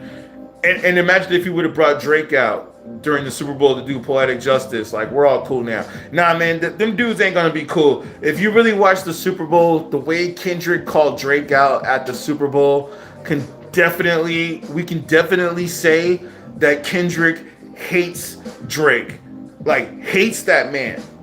Yo, like, there's no way you would do that to somebody that you're just kind of like, no. He really did that to destroy him and to destroy his character. The dude called him a PDF on the main stage that the whole country is watching. I won't necessarily say the whole world, because I know people say, oh, the whole world is watching. Actually, no. I don't think people in Africa, certain parts of Africa, give a shit about the Super Bowl. You know what I'm saying? Yeah. Oh, what you saying right here? Jake got jealous because. Oh yeah. Macklemore, who won the Grammy, apologized to Kendrick. Yeah, I mean, I don't know. I do remember Macklemore apologizing, saying that he felt that Kendrick should have won that Grammy, and we all know that he should have won that Grammy. How the hell did Kendrick not win that Grammy? Goes to show that the people that are choosing the Grammys are trying to push an agenda. But one person did mention, I think it was Daylight, who's one of Kendrick's homies. He did mention that you could see now after the recent Grammys, even if we go back last year with Killer Mike winning all of the Grammys, he swept all the Grammys too. I forgot which ones he won, but he won like 3 Grammy awards in the rap section. So he swept, and people weren't really bumping Killer Mike. People were bumping, Future and all this other stuff at that time. I think like Lil Durk and all them were out at the time. You know what I'm saying? I mean, like, that's a whole nother subject too, what's going on with that. But like, those guys were all out dropping tracks. So the fact that Killer Mike won all those Grammys, and then we fast forward to this year, and then we had Kendrick win the Grammys for Not Like Us, doing the independent, just talking about real raps. But also, let's not forget Rhapsody, who also won the Grammy. Female rapper. She's not a female rapper who talks about having sex all the time and taking off her clothes and twerking. She's actually a female conscious rapper, and she won a Grammy. Great points that I heard brought up, but that I already saw, but now I'm starting to see other people talk about this and pick this up, is that I think the industry is changing. And I think the Grammys are changing. I think we're actually starting to go to a time now where people want to hear real music again. They want to hear rappers actually rap about something that means something. They don't want to hear rappers just talking about how much money they have, how many girls they have, all this and that. I have all of this, I have all that, you don't have anything. I think people are kind of done with that. I mean, I've been done with that for a while. But I think now, obviously the mainstream industry moves slower. I think now the mainstream, this is the thing. The mainstream doesn't really dictate what's successful and what's not successful. What dictates what's successful is the culture. So basically, the culture dictated that Kendrick is what we want to hear. Those are the raps that we want to hear. So the record industry basically says, yes, thank you, Channing. I appreciate it. Kendrick set the bar high. Or maybe not even necessarily that he just set the bar high. Maybe it's also the fact that he just basically, he set the bar to a point to where it's like, oh, okay, remember when people were rapping about this? I mean, we can go back and listen to Ice Cube. We can listen to like America's Most Wanted. We can listen to like early Ice Cube solo albums. Of course, we can go back and listen to like, who else? I mean, let's not even just say Pac and Big. Of course, that's, Nas, Jay-Z early albums. But even like, let's talk about the rappers that people forget about. Like, let's talk about Big L, KRS-One. You know what I'm saying? Who else, man? Big Daddy Kane, Eric B. and Rakim, Chuck D, Public Enemy. You know what I'm saying? Andre 3000 with Outkast, early Outkast, Southern Playalistic. You know what I'm saying? Like, we could go back and talk about these types of rappers. Even Kendrick said that his favorite rapper, I think, is Corrupt. You know what I'm saying? Yeah, man, check it out, man. We got the viral video with KRS-One. That's what put us on the map. It's funny because some people say, oh, we want you to do the top 10 videos again, which I've already talked about before. We could do that again. But that's not even what made this channel super successful at first. The video that actually made this channel beat grade, our company, this channel famous, really was the KRS-One interview. We were talking about Illuminati before people were really talking about that on the internet. And we got like 4 million hits in like one day. I remember even one of my friends, she said, yo, you couldn't even buy that exposure. 4 million. Did you hear me? 4 million hits in one day. So like, yeah, man, I feel like I was already hitting like Kendrick Drake numbers at that time. But I just want to let you know that like that's what really started the channel off, was that video. It wasn't the top 10 series. It was the interview that we did with KRS-One and interviews that we did with prominent figures and talks like these. Because this is what's important, and this is what's important for the culture. But you're right. Yeah, man, KRS-One. KRS-One for sure, man. You know what I'm saying? Like, I'm thinking Kendrick, in a way, you're right. He set the bar high again, but he also brought it back to that. To when rappers were just rapping. We didn't have all the auto-tune. Like, you hear Drake's tracks with, his new album with Party Next Door, and you just hear, like, a lot of auto-tune, which is cool. Like, hey, use it to your advantage, man. But I even heard other people complaining about that, like, oh, I don't want to hear all that auto-tune. But it's like, yo, he's got all the auto-tune on the album, but like Kendrick, when he came with the G and X, it was like him just rapping. Just coming off rapping, like just straight bars, you know what I'm saying? And not only that, but it's just like not overly increased sound effects or this, that. It's just like dope beats, bass lines, and him just rapping over the tracks, man. Just straight raps. And that's what I'm trying to say, like, he'll probably get the Grammy for that album too, G and X. I don't know which category he'll win for, but he'll probably most likely get a Grammy for that album too. And that's why he did it at the Super Bowl. He probably did it at the Super Bowl to say, hey, this is what I'm on. If you want to hear my old shit, go buy my old album. You know, like they all say, Jay-Z, Kanye, they all say that. You want to hear the old stuff? Go listen to my old shit. You know what I'm saying? And if we can get the likes up, if you guys can get the likes up that are on the YouTube, you know, click that like button, man, so we can get some more people up on here. You know what I'm saying? I appreciate those that are watching, though. And I think we have the super chats. If we're able to send that, we take any donations. Hey, whatever you guys can do to help always helps. Even $1 helps. Hopefully you guys can be members too, man. I only charge $5 a month for memberships, which I don't think is anything crazy because it helps me to be able to produce more of these videos and to come out with these topics and these discussions that are needed. So any contribution you guys can do is very helpful. Even $1 helps. You know what I'm saying?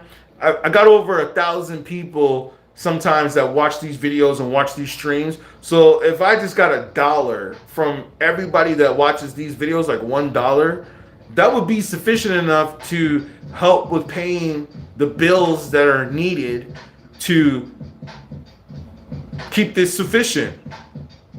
You know, what's the other word? Sustainable. That's the word. To keep this sustainable. So any donations you guys can make helps. Cash App is B grade. The PayPal is B grade. I should have the links in the description, but if not, you can click on any of my other videos and you can find them. But any contribution you guys can do helps. Cash App is $Beats grade, whereas what you see in my my handle. You know what I'm saying? All right, so back to the topic at hand. Where were we? Real raps. Drake made a mistake, man. He made a mistake by dropping that album with Party Next Door in a way. I mean, I don't think he made a mistake necessarily in dropping the album. I just think that his timing is off. I think that he should have waited maybe to drop that album. I mean, I don't know. I mean, it's Valentine's Day, so I kind of get it. It's like, oh, why not drop it now? It's Valentine's Day. I think Drake is going to plan to come back with a hard album, and he's going to rap. He's going to have to. I think that that's exactly what he's going to do. Mark this right here, man. I'm predicting that, and I'm usually right. Drake is going to come with an album. I think his next album is going to be him rapping because he's probably heard what a lot of people have said about this album and him singing. And he even said on the Give Me a Hug, which I was saying earlier about, screw a battle, I'm trying to get the party lit for the bitches. And it's like, okay, that's cool, man. But you were the one that wanted to have a battle. So you can't say, you know, I'm done with this battle now. Like, I'm not trying to do a battle. I'm just trying to party with some hoes. It's just like, oh, okay, man. Could you really be that evil, Drake? Could you be that evil? Could he be that man that's just like, oh, you know what? Since you say that I'm the one that's just gonna make music for females and I'm making music for all the women, that's what I'm just gonna focus on now. That's gonna be my focus. Man, I don't know if you know, man. I can go down this topic real quick, but I want to tell you that that's a dark thing. I mean, let me know, man, if you guys want me to talk about it real quick, man. I can talk about the women real quick. I can talk about women real quick in American culture. Women in American culture have been so brainwashed by Instagram. And yeah, how you say Instagram's a done data. I remember I heard you say that earlier, one of y'all. I agree. Instagram is like a dating app now. Instagram is an app where people go to look at girls and hook up. And even if you're not going there to look for that, I've heard people say, oh, well, I don't go on Instagram for that. I follow lots of motivational videos and this and that. And that's cool. Yeah, but you know what, though? Every now and then, Instagram always shows a pretty woman in your feed. You could be scrolling, you just be like, oh, yeah, hip-hop, rappers. Yeah. And then all of a sudden, it's like, oh, this girl doing a selfie with her booty popping out. You know what I mean? Same thing on TikTok and Twitter. They all do it. Facebook, too. Because you know why? Because they know that's going to get your attention. Even girls. I think even girls like girls. Even girls get attention from other girls. You know what I'm saying? And the reason why I bring this up real quick is because, man, I could do a whole nother talk about this. I know I try to keep the channel about music, but we're going to start having other talks and other topics. You know what I mean? Yeah. Thank you, L Cool J. You hear what I'm saying? They try to keep you distracted. Exactly. And I'm going to come back to this with Drake. There's a whole reason why I'm bringing this up. It's because Drake is rapping about nothing but females. But it's like women culture, and I don't know where some of y'all are from. I know some of y'all said you was from Harlem. If you're still on the call, that's dope. I was in New York, so I kind of know how New York women are a little bit. Kind of similar to women in LA, women in Texas, any major city, right? Miami. Unless like we're in the South or we're in the Midwest. In order to attract these women nowadays, it seems, especially those that are heavily influenced by social media, such as TikTok, Instagram, and those types of apps, because YouTube, we already know, is a different animal. But TikTok and Instagram have a certain type of algorithm.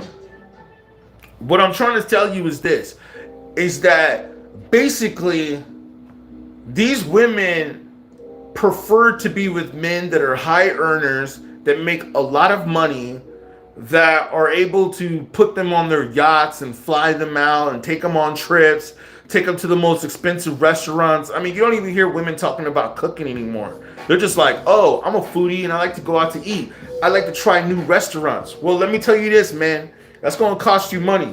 Did y'all hear a verse in Kendrick? I forgot which song it is. Maybe y'all can remind me. But there's a song where Kendrick has where he says, it might be on GNX. This is a dope beat too right here. Where he says something like, you only got to talk to one woman right now. Shit's kind of crazy right now. Or something like that. Because of all the stuff that's going on with Diddy. And then what happened with Jay-Z. And then, by the way, Jay-Z just got off, right? Got off of that. But the fact that they try to pin that on Jay-Z too. But I'm just trying to tell you, man, it's like talking to a bunch of women right now. If you see what's going on, it's kind of dangerous. And Kendrick said this in one of the songs. Man, what song is that, chat? I don't know what song it is, but I remember he said that. It stuck out to me. It's on one of the new songs. Like it's either on GNX or Whacked Out Murals. Thank you, Chance. Man, you guys are on it. Shout you out, Channing. If I said your name right. Thank you, man. Yeah, man. Whacked Out Murals. Great song, man. My family's in Compton. I was in Compton and got to see the murals, man. Got to go to Tams Tams is good. It's good. Sometimes it's good. If you're gonna go to Tams, go on the weekend because during the week it's hit or miss. But on the weekend, for some reason, they make the food better. I don't know. Might be a better cook there. But yeah, whacked out murals because they got the mural. They got Kendrick's mural at the Tams. If you don't know Tams is the burger joint where he shot the video with Not Like Us, where he's holding his cheeseburger because that's where everybody goes that lives in Compton. Everybody goes to Tams. That's like the food. That's the food spot in Compton. But yeah, whacked out murals. Thank you. Shout you out, Shannon Rudnicki. If I said your name right, yeah, man. Thank you. I appreciate you. Where you from? I want to know. Who's on this stream. I learned this from Hassan Campbell. Hassan Campbell said this. Like, hey, shout out your city and state, or whatever your state. I just want to know where people are coming from, or if you're in a different country. I know sometimes we hit people in different countries too. Russia, London, well, the UK, I should say, Australia. Hold on. Yeah, you're right, man. Hold on. No, I've not met Hassan, but I definitely like Hassan Campbell. I like what he says. You know what I'm saying? Okay, yo, Queens, New York. Man, we got a lot of people from New York in the building, man. We got Queens. We got Harlem. Shit. I might have to take a trip back out to New York, man. Shout out New York, man. NYC in the building. Yo, the city, man. The city. I love the city, yo. I love New York. I gotta say, though, I was out in New York before it got crazy. It kind of changed now, though, right? Like, Manhattan ain't the way it used to be, though, no more. It ain't popping like it used to be. But still, though, y'all got the pizza, though, man. That's one thing I love about New York. As soon as you get to New York, you got to get a slice of pizza. That's like the first thing you got to do, man. The pizza's just bomb everywhere in New York, man. I love the pizza out there. It's like, that's what I tell all my friends that are out, that have never been to New York. I say, once you go to New York and you eat the pizza out there, you won't look at pizza the same ever again. Like, you're going to be like, it's got to be to that standard. Same thing with Mexico. I've been to Mexico too, man. Once you go to Mexico and you got tacos in Mexico, you're going to be like, man, I need my tacos to be a certain way. I like the guacamole on the tacos too. They don't put guacamole on tacos in the U.S. But if you go to Mexico, it's mandatory that the tacos have guacamole on them. Mandatory. You know what I'm saying? Shout out to you rocking with me on TikTok, whoever you are. I appreciate you.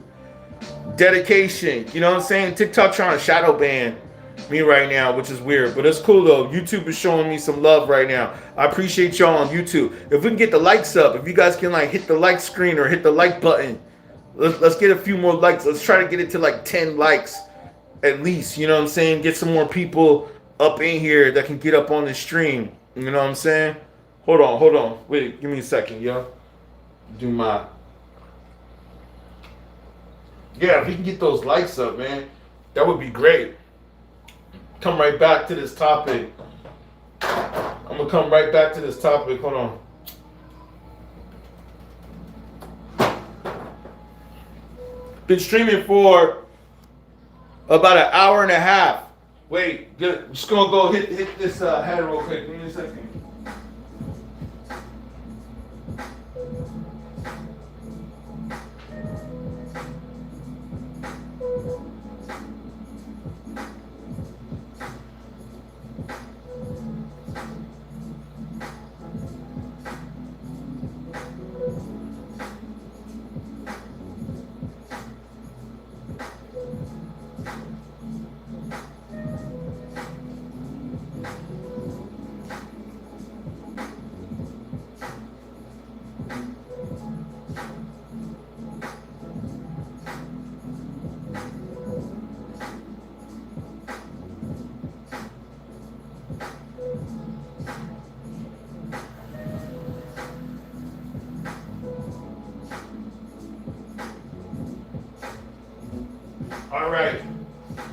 All right, we back.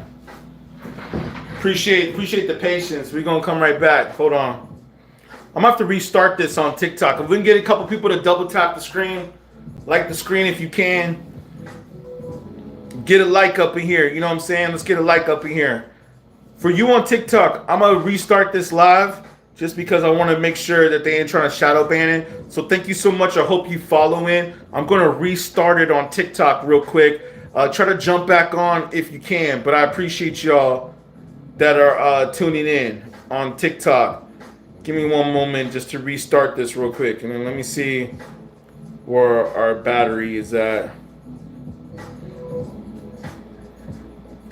Give me a moment, y'all.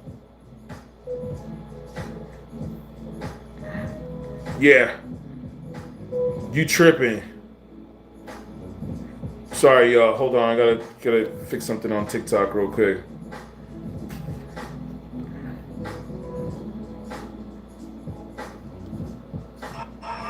All right.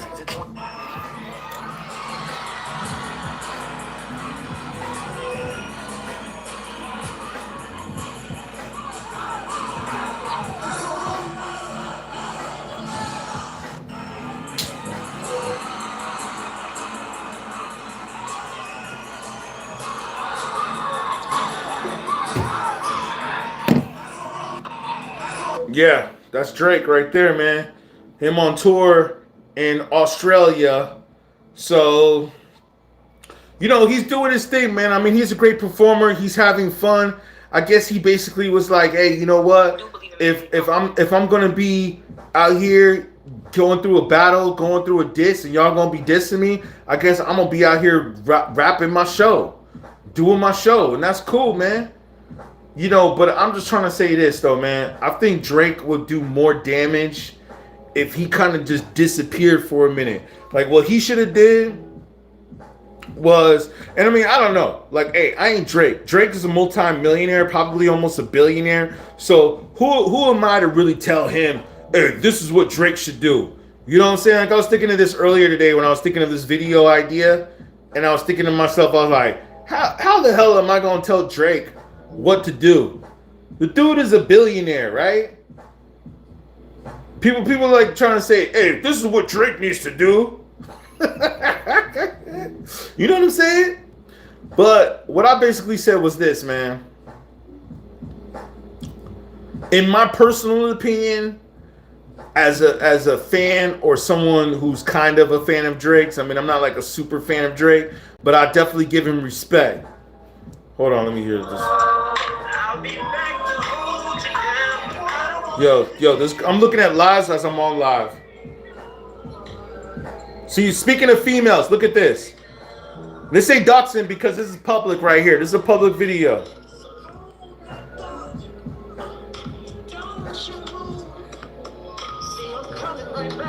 Thank you. Right back. Don't you change your position.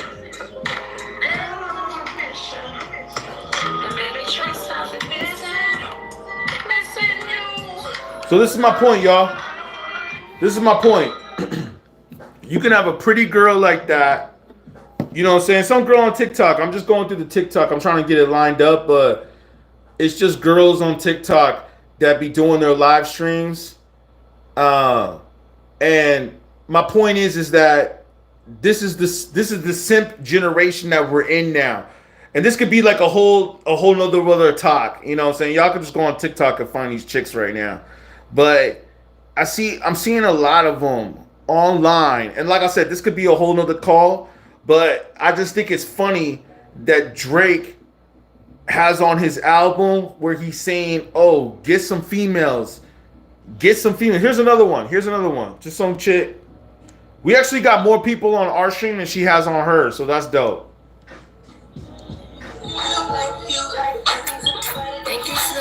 But you see how they ain't saying nothing? They're just like, thank you for all the men that are simping.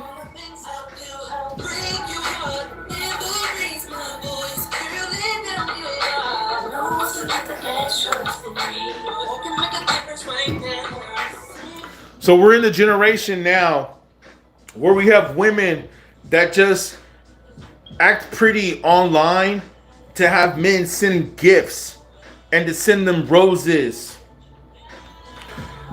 We are in a simp generation. The internet has made men soft. And this will be a whole nother talk. This will be a whole other talk, but Kanye West said that we need to legalize prostitution in the United States. I will bring this up on another call. I will bring this up on another call. I don't know if I fully agree with that, and I don't want to piss off any of our sponsors, so I'll take that back. But it is something that Kanye West said that I feel that is a topic that we should look at. It's one of his tweets that he said on his rant when he did his ranting tweets. And there was a lot of things that he said. And of course, we don't want to look at everything. There were things that he said that were terrible. Yes, we know, we all agree. But is it possible that can we speak on some of the tweets that Kanye said, especially about women, American culture? But look at rap. Now you guys are going to say, where are you going with this, man? Where are you going with this, right? Let me bring it back to rap. And man, I've been going longer on this subject than I thought I would. I'm almost going on 2 hours right now, but let's go, right? Let's do this. That's what these streams are for. Let me tell you this, man. When I go back to rap music, we have all the women like Cardi B, Nicki Minaj. Now you have Glorilla, Lala, and all these other female rappers that are talking about sex constantly in their raps and are constantly twerking in their raps. And that's all that they have to offer is that, right? And it makes you wonder if that's what the women were talking about, right? And then the men that are famous, like Drake and all them, are talking about similar things too. I got all these girls. I'm having sex with all these girls. I got the money to pay for all these girls. You know, your man ain't got no money. Your man's not as rich as me. I got more money than your man. Like, leave your man. Come stay with me. Bars, right? I'm not even trying to rap right now, but I'm rapping just automatically. I'm always thinking of raps.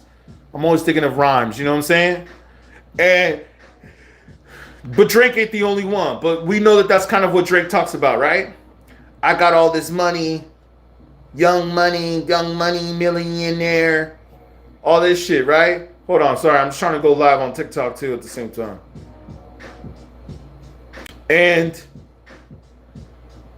so the girls are talking about, I only want to be with a man that has money. And then Drake and all of them are talking about, I got the money. I got the money to pull your girl, to pull your bitch. And this is what they all talking about, right? And so it's like, oh, okay.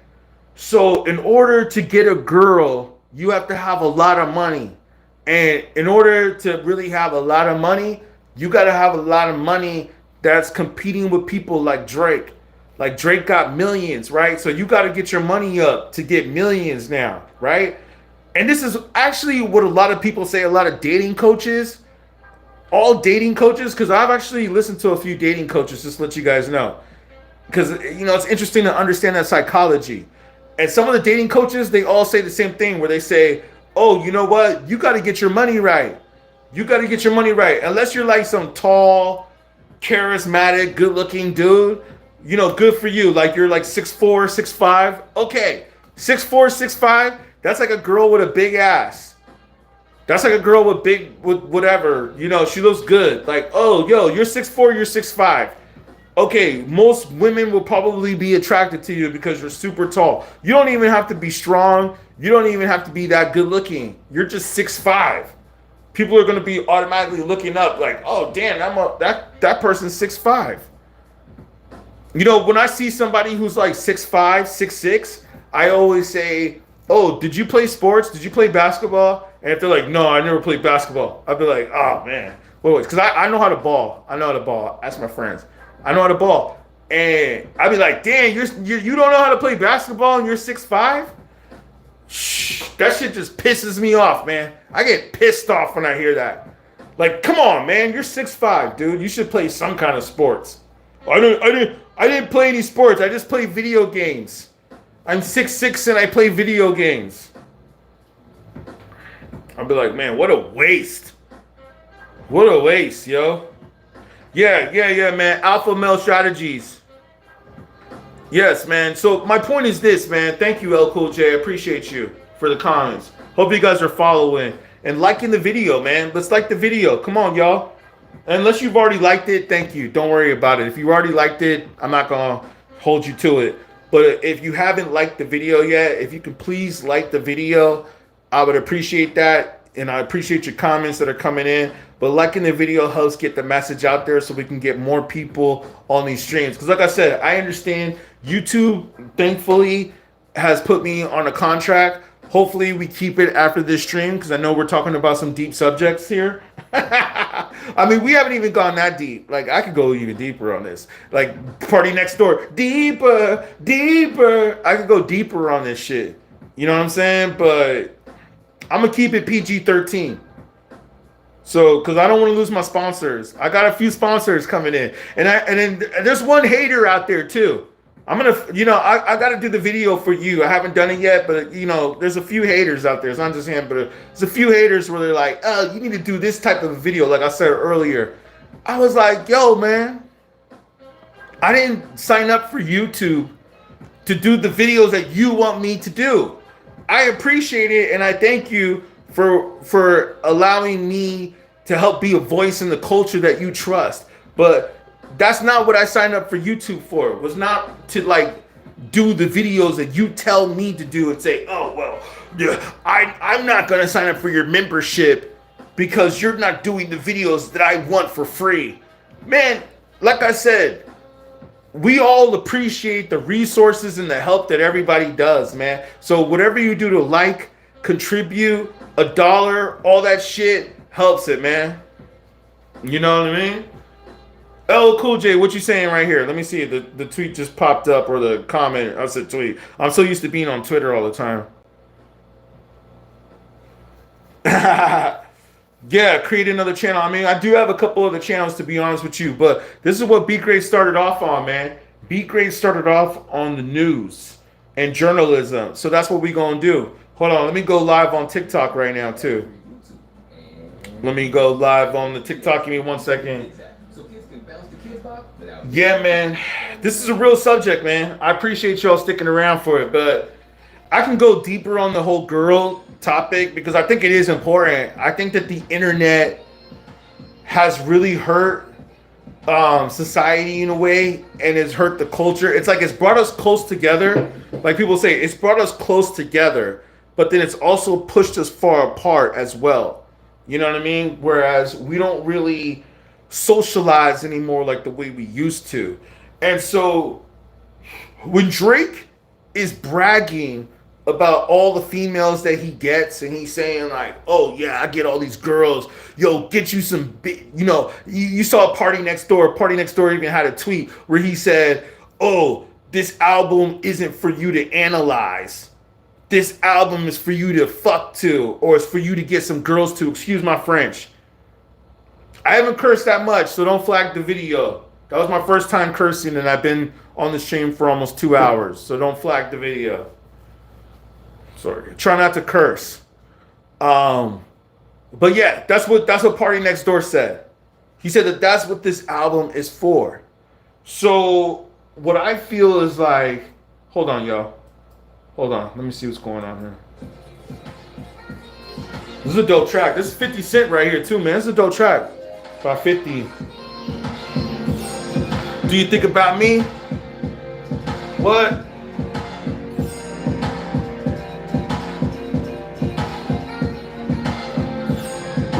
All right. So what I'm saying is this, though. This is a dope beat. Sorry, this beat just made me just lose focus for a second, get into the beat. It makes me want to rap. Listening to this shit right here.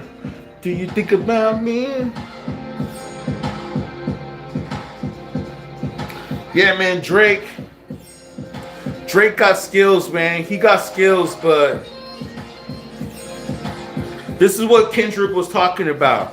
What you represent is everything that is meant to be a distraction. Like Homeboy said earlier, I think it was L Cool J. Thank you for your comments. Shannon Rudnicki, I appreciate you. Thank you for your comment. I'm trying to read all the comments. I guess I gotta scroll up on the laptop. Wait up. Hold on. Yeah, thank you for the comments, man. Let me go back to the comments on the laptop so I can see it real quick. Okay. Word. We had about 600 people that viewed this stream that were jumping in, jumping out. You know, I appreciate y'all that have been consistent. Thank you so much. But we had about 600 people. I think I might keep it going till we get to almost 1,000. Let me see where I'm at. Battery wise, yeah, I think we can do it. I'm gonna keep it going till we get to like 1,000. But we had about 600, 620. So let's get it up. If you guys help with liking the video, that gets more people. Let me go grab something real quick. I'm gonna be right back. Give me 1 second, y'all. Give me 1 second. I gotta go grab something real quick, but ask me the questions that you want. Like I said, we're gonna do the Q&A on this stream right here. So ask me the questions. I'm gonna go grab something. I'm gonna come back. I'll read your questions. So you guys have for hip hop.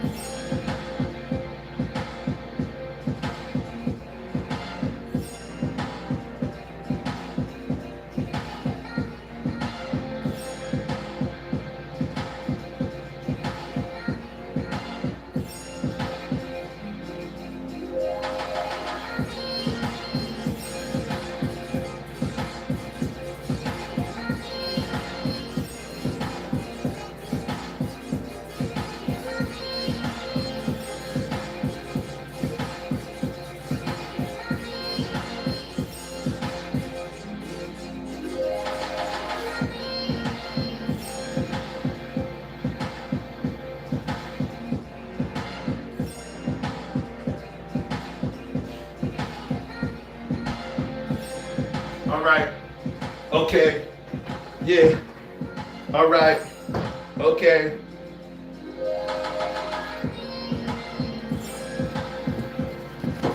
All right, let me get the TikTok on real quick. Are y'all still rocking with me?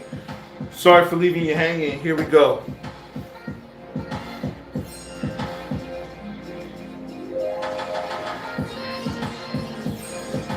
Yeah. Check. Check. Sorry,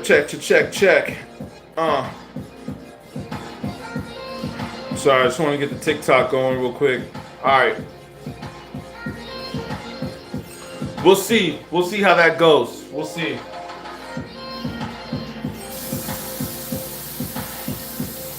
We'll see how it goes.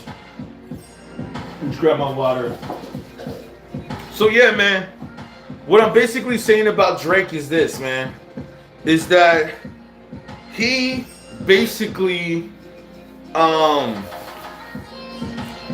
his talking about women is so unrealistic, and the fact to be just rapping about getting girls and having fun and having, you know, sex and all that stuff is just so kind of I mean, I understand. This is what Drake does. This is what he's best at, and this is what he's known best for. So therefore, he must do this. He must put this message out. Kendrick even told him to put this message out. So it almost seems like I said, man, I ain't no gang banger, you know what I'm saying? I never gang banged, but I knew a lot of gang bangers, you know what I'm saying? I knew a lot of gangsters, and I know how they operate. And I gotta tell you right now, the way Drake is operating, it seems to me as if he's operating as like he's operating as if a rapper who doesn't know the code of the streets. You know what I'm saying? Obviously he don't know the code of the streets, because if he knew the code of the streets, he wouldn't have ever filed a lawsuit. The reason why he filed a lawsuit is because he doesn't understand the code of the streets. Okay? But there's also a lot of other things that he's doing that shows me that he doesn't understand the culture. And this is why Kendrick basically came in and annihilated his ass. It's because he just doesn't understand the culture and he doesn't understand how to operate. But so then Drake decides to say, hey, you know what? I'm going to go ahead and I'm going to double down and I'm going to do a whole album with Party Next Door. And it's going to be just about females and like getting bitches. And like, this is what this whole album is going to be about. You know what I'm saying? It's us just singing and talking about females, right? Let me adjust it on TikTok. If you guys can get the likes going on TikTok, that'll be great. Same thing with you, YouTube. Hold on, I just wanted to adjust the... All right. There we go. Can you hear me okay, TikTok? All right. Yeah, man. So that's my point. It's like you decided to double down on the culture and say, I'm going to do an album that's just about making love, getting girls, and all that. And that's cool. But we know that that's not the generation that we're in anymore. Like I heard one people saying, like I said earlier to y'all, about dating coaches. I heard them say straight up where they said, women expect men to still be gentleman-like and chivalrous, right? And they expect y'all to still take a woman out to dinner and open the door for them. You know what I'm saying? And pay for everything and pay for the meal.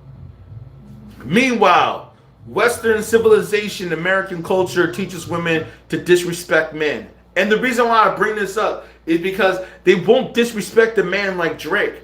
You know why they won't disrespect a man like Drake? Because Drake has the money and the power. So when he's talking about, oh, all the women that I get, and I get all these women, and F you better get you some females, like, oh, screw a rap battle. I'm trying to do a song for the bitches. I'm going to do a song for the bitches.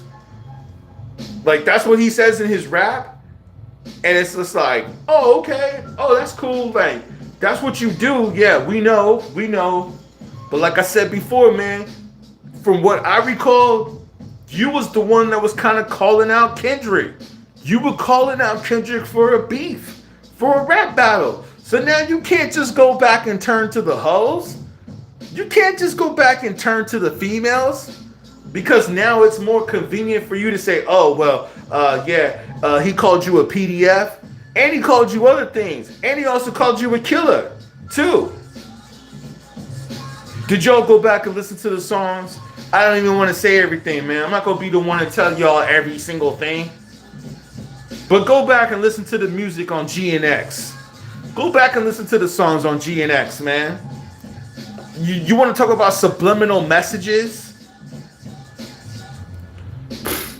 Let's talk about subliminal messages, man. Let's talk about what we really talking about on here, man. You know what I'm saying? So that's my point, yo. Is that Kendrick was basically telling you, hey, man, you trying to come at me? I'm going to destroy you, especially if you're going to talk about a man's wife and his kids. You're going to talk about a man's wife and his kids. Yo, that's it, man. That's fighting time. Yo, no, now it's time for me to destroy you. Now it's time for me to crush you. Drake underestimated. Let this be what is the word? A recognition, a realization. Let this be a realization, man. To never underestimate your opponent. Never underestimate. And that's what Drake did, man. He thought he was too big. He thought he was too powerful. He thought, oh, I'm on Universal Music and you can't stop me. And I'm the biggest rapper. And I'm being played overseas because I got tracks with Bad Bunny and Rihanna. And I'm singing in Spanish. You know, come to mi madre. Come, I want to be your padre. Come, mi amor. Yo, mi amor, mi madre. You know what I'm saying? Like, yo, what is Drake thinking, man? What is he thinking, man? What? Oh, man. Like I said earlier, for some of y'all that might just be joining us, I said this earlier. Internet rappers, man. Internet rappers, yo. They don't understand the culture, yo. And it's cool. It's cool. Like, Drake is a dope rapper. Don't get me wrong, man. He's a dope rapper. But it's like, yo, dude, I can tell that he is the beginning of the generation of internet rappers. He is the beginning of that generation where he puts a mixtape out on the internet. Which one was it? Comeback Season, So Far Gone. He puts those albums out on the internet. He gets a buzz. He blows up, puts it out for free. Good for you, Drake. You changed the game. Drake changed the game in a way. I mean, that's why we have to give props to Drake.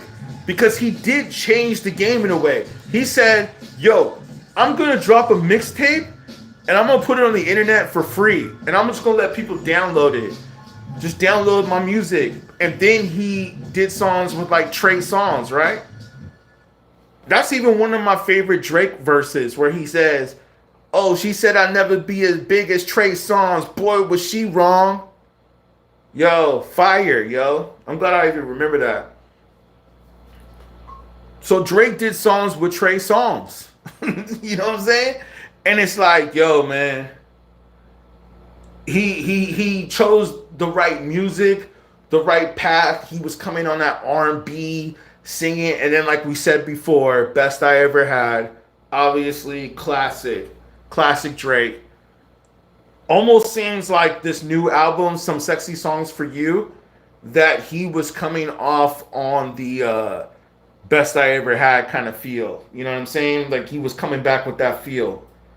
So, classic Drake, man. Everybody loves R&B Drake. Just like Kendrick said, I like Drake with the melodies. I don't like when he acts tough. You know, everybody feels the same way. When Drake sings, does his melodies, yo, he's a legend at that. He's a legend at that. No doubt. No doubt about it. And he definitely gave that to us on his new album with Party Next Door. But what I will say is this, though. Drake, you can't back out of the battle. If you're going to back out of the battle, back out fully. And don't be throwing NBA players' jerseys on the floors. Don't be bashing LeBron James. Don't be sneak dissing, man. You can't continue to sneak diss. You can't continue to file lawsuits, but then say also that you're not trying to battle and that you just want to be about the beaches. And like I said, man, I can go really deep down that topic about the female situation, but I don't even really want to do it, man, because I feel like if I do it, it's going to go off on a whole nother subject. But I just want to say that, like the homie brought up, I think it was Channing sorry, it's kind of hard to see the name on the computer, but I think it says Rudnicki. Appreciate your comments, man. You said one thing that stuck out to me, where, yeah, on Whacked Out Murals, where he says, you got to be with one female right now. Shit's kind of crazy right now. Yo, man. And then Drake is talking about, yo, get all these females, get all these bitches. And so it's just like, and excuse my French, I'm not trying to say it like that. I'm just saying the words that he used in the music. What message are you trying to push out here, Drake? Drake, what message are you trying to push out here? We just said that Kendrick just called you a colonizer. He said you're not a colleague, you're a colonizer.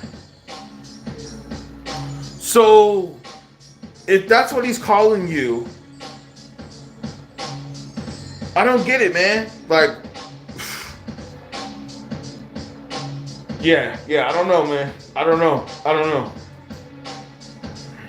Y'all tell me, man. What you guys think, man? I want to know what some of your thoughts are. I mean, I've been babbling my thoughts. I've been on a rant. Yo, I've been on a 2-hour rant. Let's see how far this rant can go, right? Let's see how far my rant can go. Shall I? I don't know. Let me know if you guys are enjoying my rant. If you could give me a couple thumbs up or a couple likes to let me know if you're enjoying this rant or not. Because I feel like talking about this can make you go crazy. I'm talking about it for 2 hours straight. And I feel like I'm talking to myself about this shit. But you know what, though? It's all good. Because I might as well record it, right? I might as well record myself talking about Drake versus Kendrick Lamar.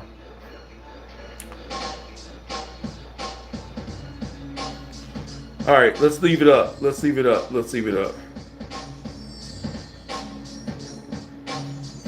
I was trying to fix something on TikTok real quick, but it was saying something weird.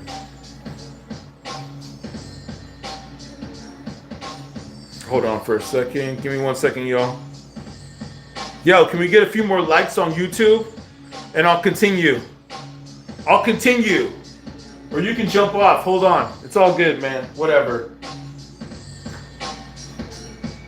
Give me a second.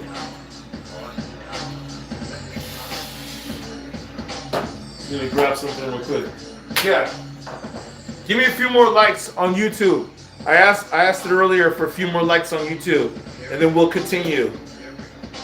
I want to get it to 10 likes. So I think it's at 8 likes right now. It's at 8 likes right now. Let's get it to 10 likes. That way we can get more people to join in here. You know, like I said, your contribution really helps. Let's get it to 10 likes. All you gotta do is hit the like button. And then we'll continue this great topic that we're having here. You know? Hold on. 10 likes, that's what I'm asking. I need it to get there. Because that's the goal that I have. If you guys can get the likes up. Hold on.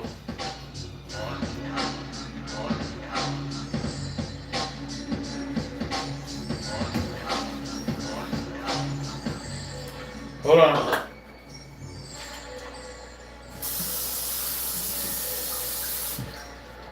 Man, I swear. What's up? All right, thank you, man. We got 1 like coming in. Let's get 1 more. It's like people want to like just jump in and watch, but they don't want to contribute. I mean, some of y'all would definitely contribute with the comments. I appreciate that. Thank you to those of you that were talking in the comments. And I want to say shout out to all my members, man. The people that are members of the channel. Let me do a quick shout out for you guys real quick. Let me just make sure I can pull it up. I'll have to pull it up on the laptop real quick. Give me a second. Nicholas Johnson. If you're there, shout you out. Nicholas Johnson. I'm not sure how to read your other name because it's in Mandarin, Chinese. But shout you out, man. I appreciate you. Thank you so much for the memberships. I really appreciate y'all. Sometimes I want to start, as we get these lives going more, I'm going to do members only lives as well, Q&A. So it's real important if some of y'all sign up for the membership. Hold on. Yo, this is let me play some of these tracks real quick. These like dope ass drum loops right here. Dope ass drum loops. Yo, I'm still waiting for 1 more like. 1 more like, man. I'm at 9 likes. We'll get it to 10 likes. You know what? Fuck it. We'll jump into the subject though. Let's jump into it. All right. Give me a second. Let me just play a beat real quick. So where were we, man? Where were we?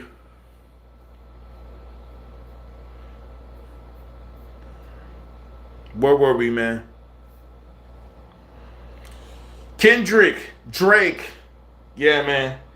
Kendrick dismantled Drake. Um, Yo, man. Like I said, long story short, I think what he needs to do is he needs to go and chill out and not talk about anything else that has to do with this battle.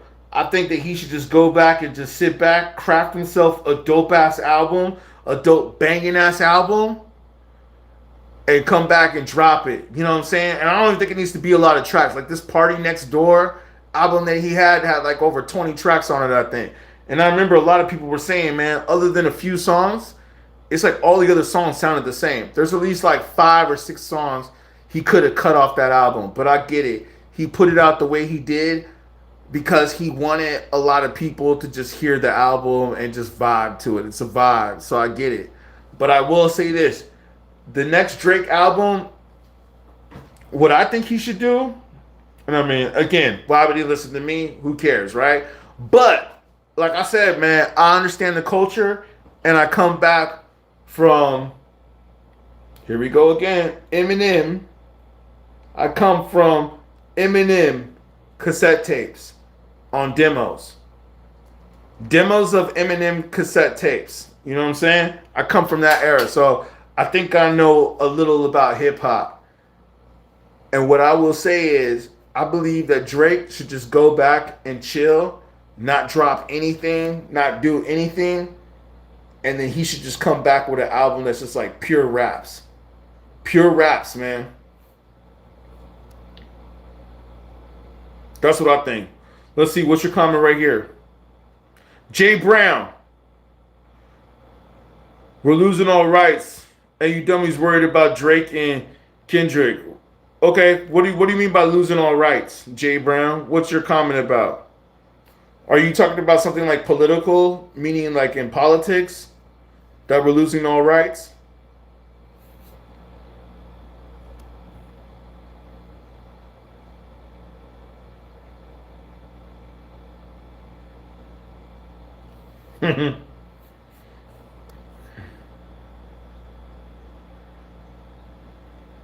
Mm. Thank you for your comment, Coca Bambino. I was just reading that comment. Y'all be posting some funny shit, man, sometimes, and I gotta say.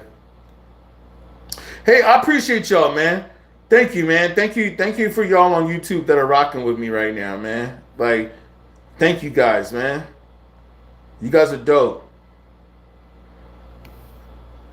Let me know, man. Like, when are you guys on here most? Is it Tuesdays, Thursdays, Wednesdays, Fridays, Saturdays, Sunday? What's a good day to do these streams? I mean, apparently it looks like Tuesday evenings is good.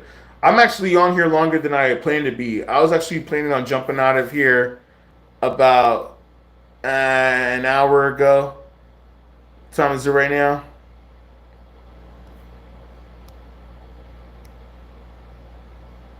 Yeah, I was trying to jump up out of here like an hour ago. But I'm still on here, man. Thank y'all, man. I appreciate y'all because y'all seem to be feeling it so much.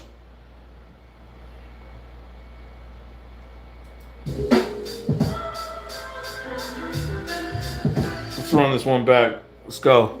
This sounds kind of Tribe Called Questy.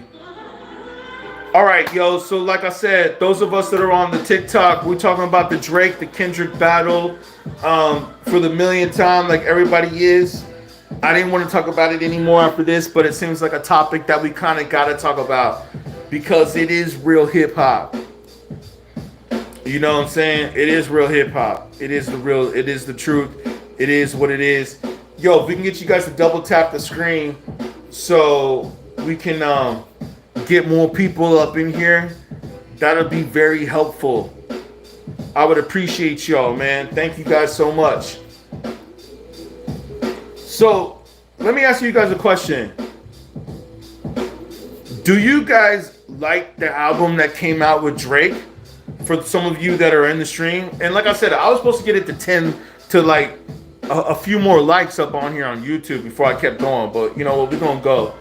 We're going to go right now because we're going to keep it real. Do you guys like the album that came out with Drake? Or do you feel that he should have did more of a rap album? What do you guys think? I want to hear your comments. Comment in the comment section We're also streaming on YouTube, TikTok. Thank you so much, man. Appreciate it. Just to let you know, even though I just jumped right back on TikTok, I've been on live on YouTube right now for over 2 hours.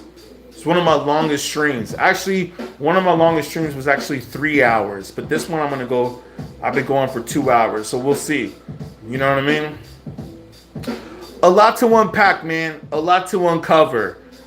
What was the good point that we were saying though earlier about the women? And let me address TikTok real quick. What we were saying about the women that we were talking about with Drake is that Drake, most men right now need to be more focused on their expenses, I think. I think we all need to be more focused on the money that we're spending and how we're investing, and if we're investing in assets. We should not be focused on trying to impress and date and just be out there partying and being with a bunch of different women. And this is what I think Drake kind of pushed on the album, which is what we discussed earlier with shout you out again, Channing Rudnicki. Thank you again for your comment. Whacked out murals. Exactly, man. Whacked out murals. That's the part that we were basically explaining, that Kendrick says, yo, man, don't be out there messing around. So the reason why I bring this up and what I was trying to say earlier is that it makes me wonder sometimes, like, is Drake somewhat of a psyop? But at this point, I don't think he could be doing music like that. I don't think he could be a psyop. And what do I mean by a psyop, in case you don't know? A psyop means a government agent that's sent in to infiltrate a culture, infiltrate an industry. So it makes me wonder sometimes, I'm like, oh, is that what Drake is doing? All right, let me like do it like that, right? It makes me wonder, is this what Drake is doing? Is he sent in here to infiltrate the culture? Sorry, is this okay? Can you guys see me okay right here on TikTok like that? Make sure you double tap the screen so you guys can like it. Like the live. But, you know, the moment, I've always wondered that. Like, is Drake a secret agent that's just here to just like make people just want to party, pop the, you know, do all that stuff and dance with the girls and all that, which is nothing wrong with that, because we got to have music to party to, right? We got to have music to party to. But it also made me seem like sometimes I just feel like it's oversaturated. It's just too much, man. We don't need that much of you partying. Like, can you talk about anything other than partying and getting the bitches? Pusha T said this in one of the interviews, that Drake don't talk about nothing important, or when have you ever heard him stand for any black issues? Has Drake ever done that? Never. And listen, man, I'm not trying to say that he needs to or that he has to, but I will say this though, that after I saw Universal Records at the Grammys, or Universal Music again, when they were giving the high five, and if you guys on TikTok, man, can like the live, share the live, like the live, so we can get some more people up in here, that would be great. But when I saw man, y'all on TikTok are funny right now, man. Hey, ever since TikTok had that little thing going on, it seemed like it changed a little bit, or maybe I just haven't been on here as much as I should be. Oh well, maybe YouTube is where it's at now. Maybe, you know, YouTube's trying to compete with TikTok, obviously. So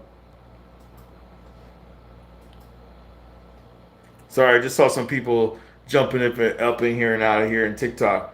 All right, but my point is this, is that when Lucien Grange gave the high five to Dr. Dre at the Grammys, that let me think right there that they are obviously not part of Drake anymore, and which makes sense because Drake basically sued them and filed a lawsuit against them.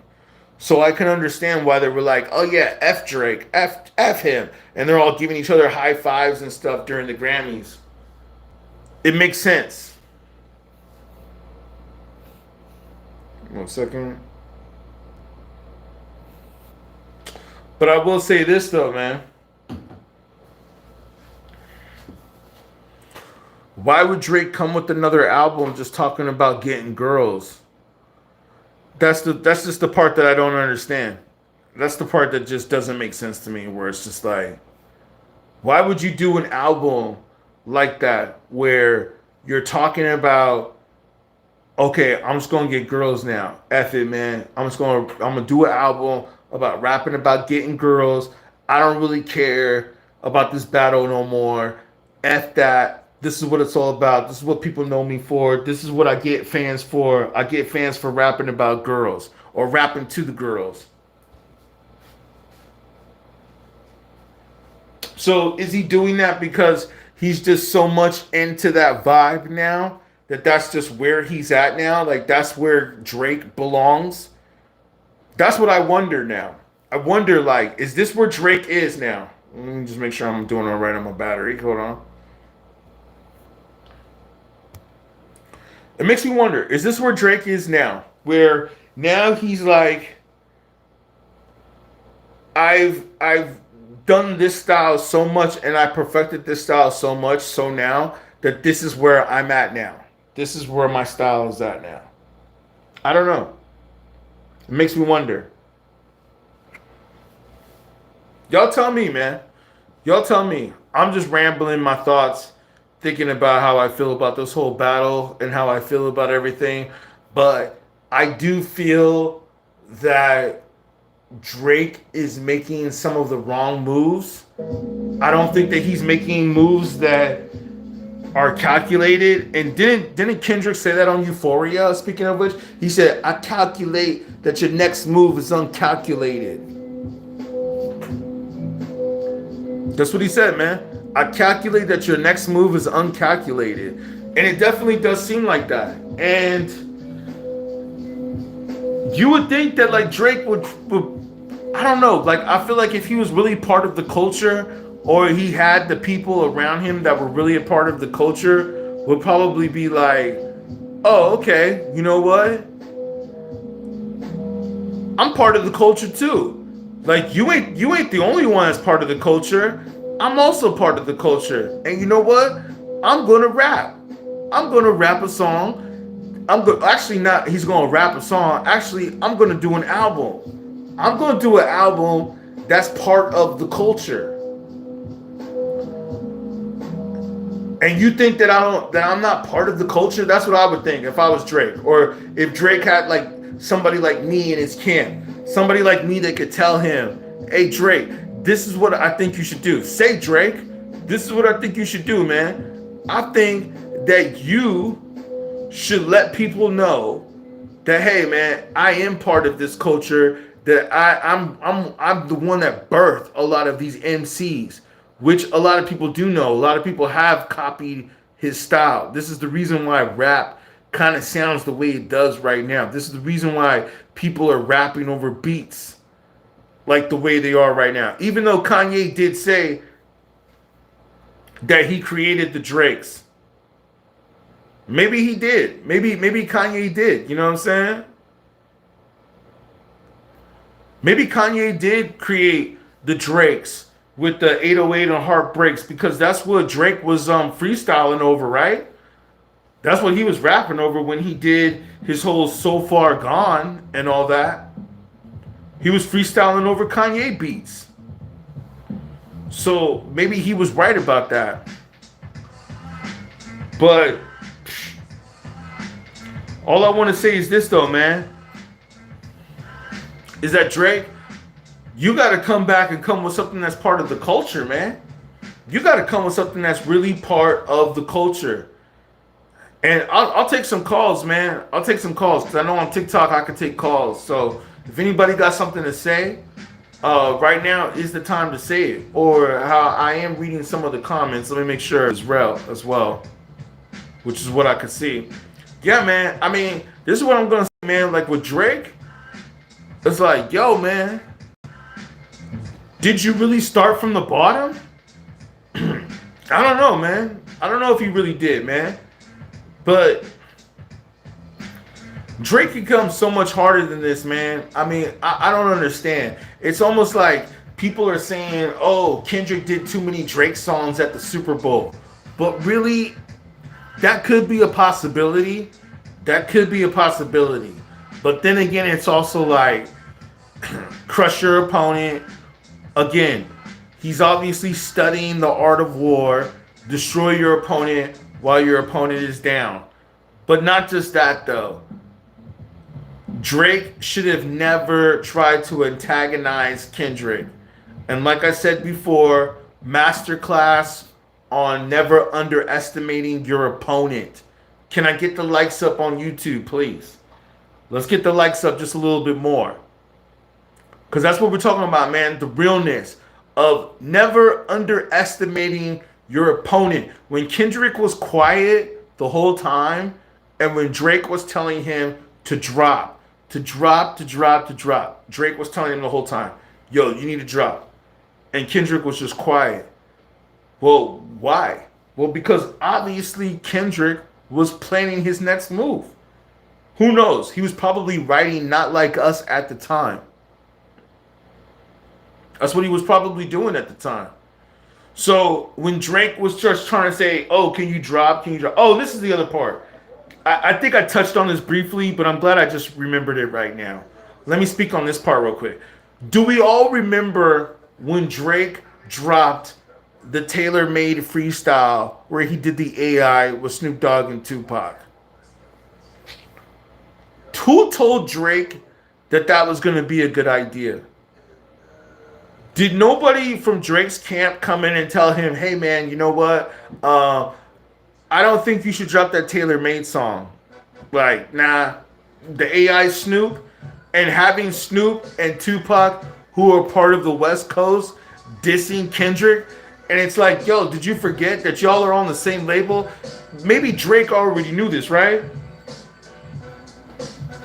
Drake already knew, like, oh, okay, you know what? We're all on the same label, Universal, that is, right? So, because, you know, Tupac and Snoop and Dre and Interscope Records, Aftermath, Eminem, 50 Cent, all that, it's all Universal, too. So, Drake, Kendrick, Eminem, they're all on the same label. Go figure, right? This is why they're all famous. Is that a coincidence? All these famous rappers happen to be on the same label.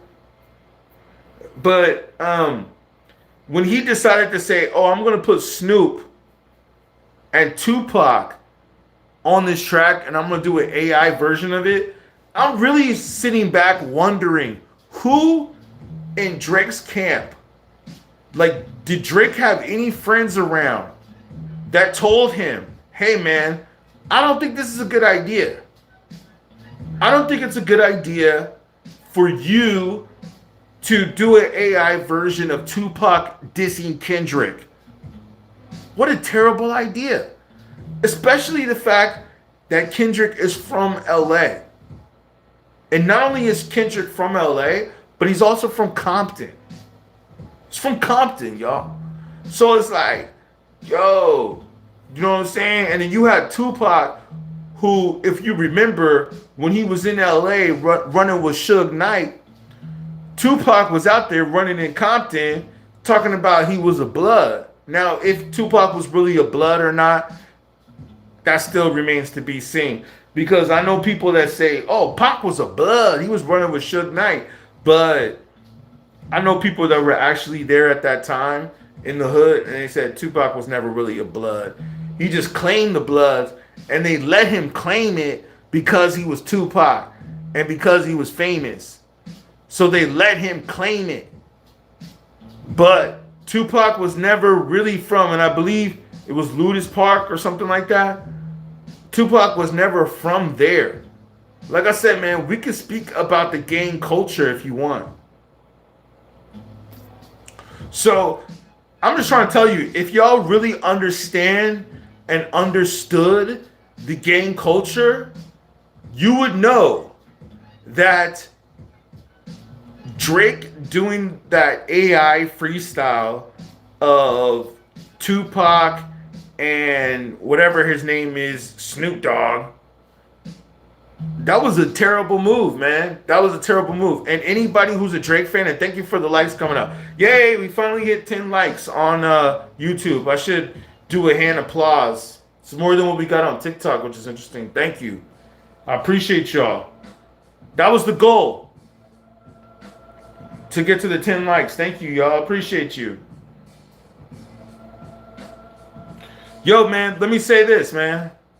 Somebody in Drake's camp should have told him and said, hey, man, that's a terrible idea for you to do an AI version of Tupac trying to diss Kendrick.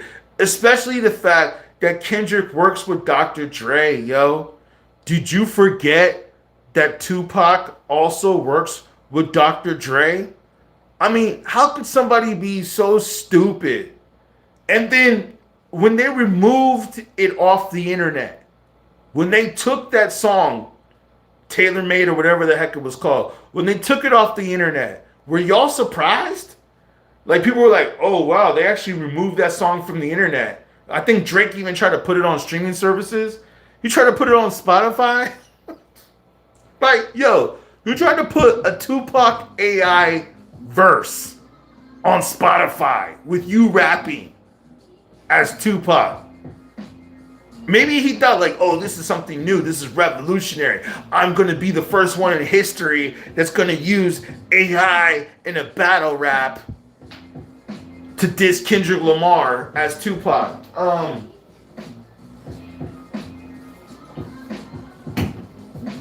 I could see where he's coming from. TikTok, just to let you know, I showed this earlier. Eminem cassette tape demo. I have an Eminem demo. Just so we show that to y'all too right here. Eminem demo tape. Cassette tape demo. Eminem. So I know what I'm talking about here, okay, y'all? I know what I'm talking about. Hold on. It's like Kendrick said in the song, right? He said, you think the Bay gonna let you disrespect? He said, you think the Bay gonna let you disrespect Pac? Yo, man, the Bay ain't gonna let you disrespect Pac. But not just that, though, man. It's like the fact that Drake went and did that AI song. Anybody who's a Drake fan, anybody who's a Drake stan, shall I say, has got to admit that that was a bad move. That was a bad move. And you know what? I don't hear these podcasters, people like Maul. You know what I'm saying? Y'all know on the Rory and Maul show. I'm sure some of y'all that watch that show. Or who's the others?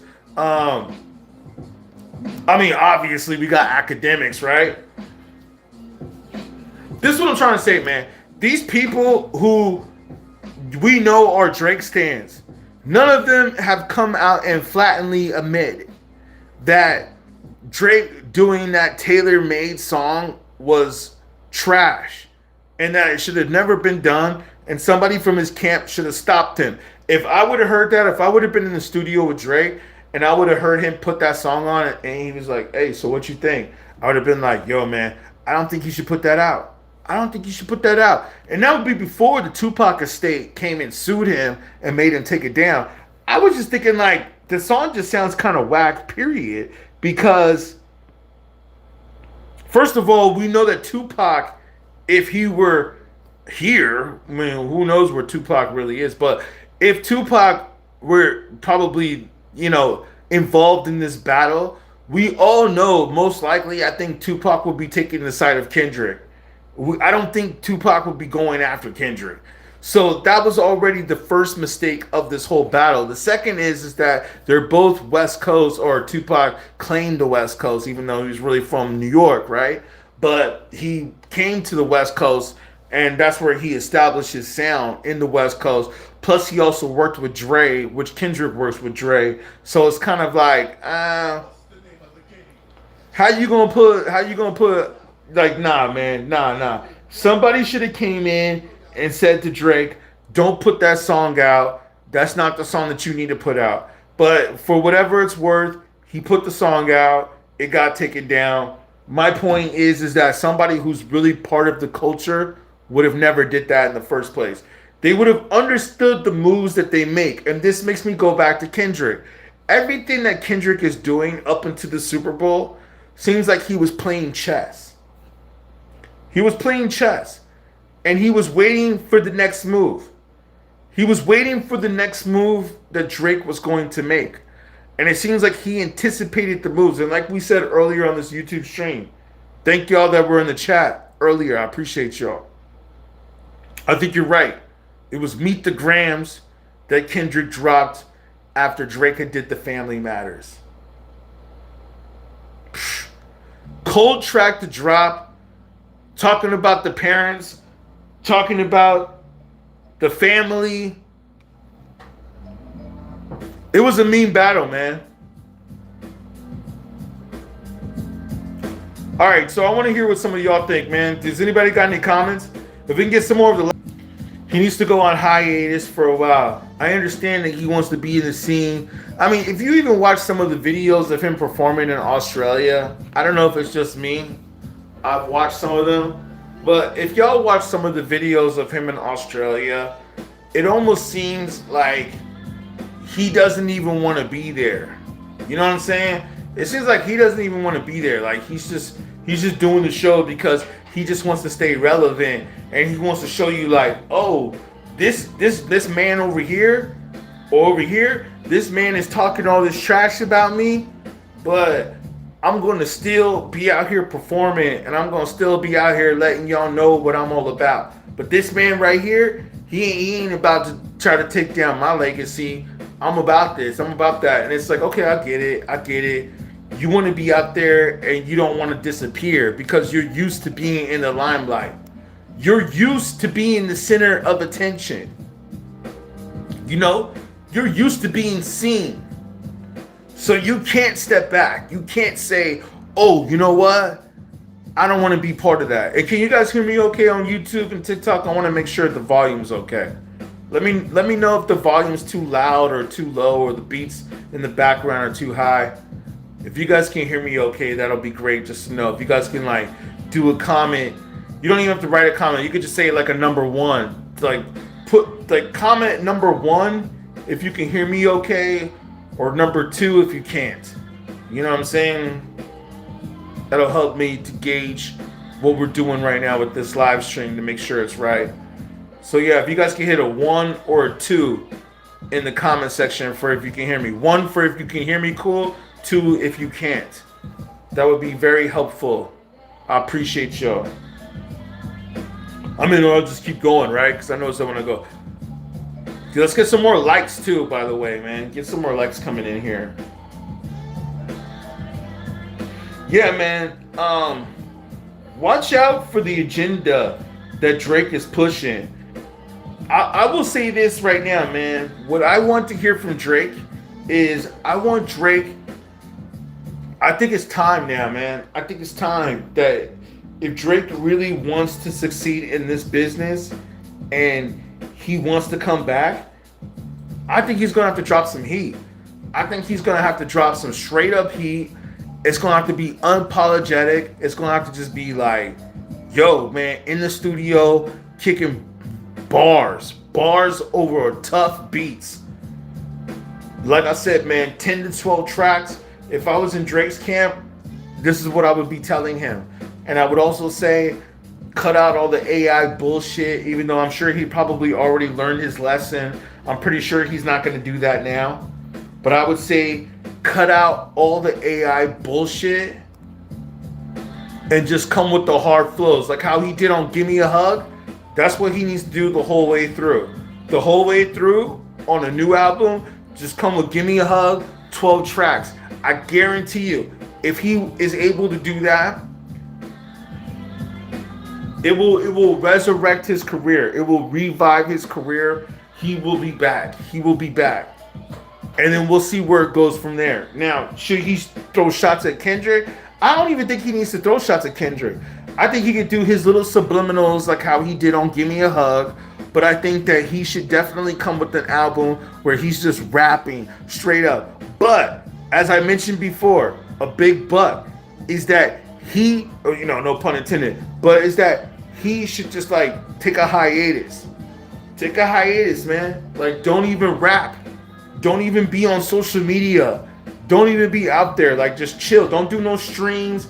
You know, he's doing these stupid ass streams. Don't do no streams. Just chill, dude. Just chill. That's what I think Drake should do, man. I tell you, like, if he were just to just like step back, whoo, if he were to step back for like a month or two, I almost feel like watching Drake, the way he moves, I almost feel like it'll be hard for him to do that. But I will tell you this though, man. If he could just step back for like a month or two and not be out there rapping or on social media, and then just come out like a month or so later, like the summertime, like while we're getting ready for the summer, like maybe just like right before the summer, if he were just drop an album of just bangers, I'm telling you right now, I think that would revive Drake's career. Like, he would be back. He would be back. To where Kendrick would probably have to be like, damn. You know what I'm saying?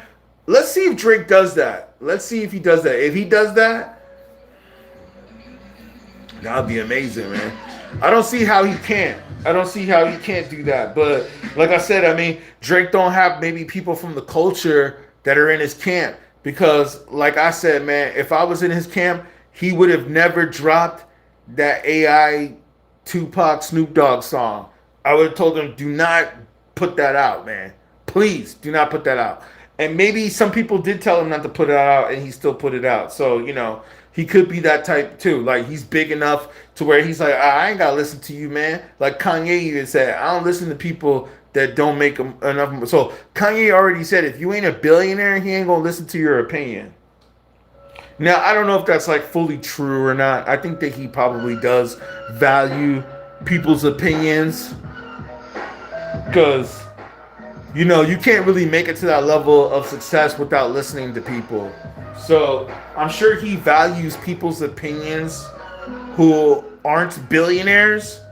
But for the most part, if you come in hating on Kanye and you probably trying to say like, oh, you know what, F you, man, you don't know what you about. You this and that. This is what you should do. This is what you need to do.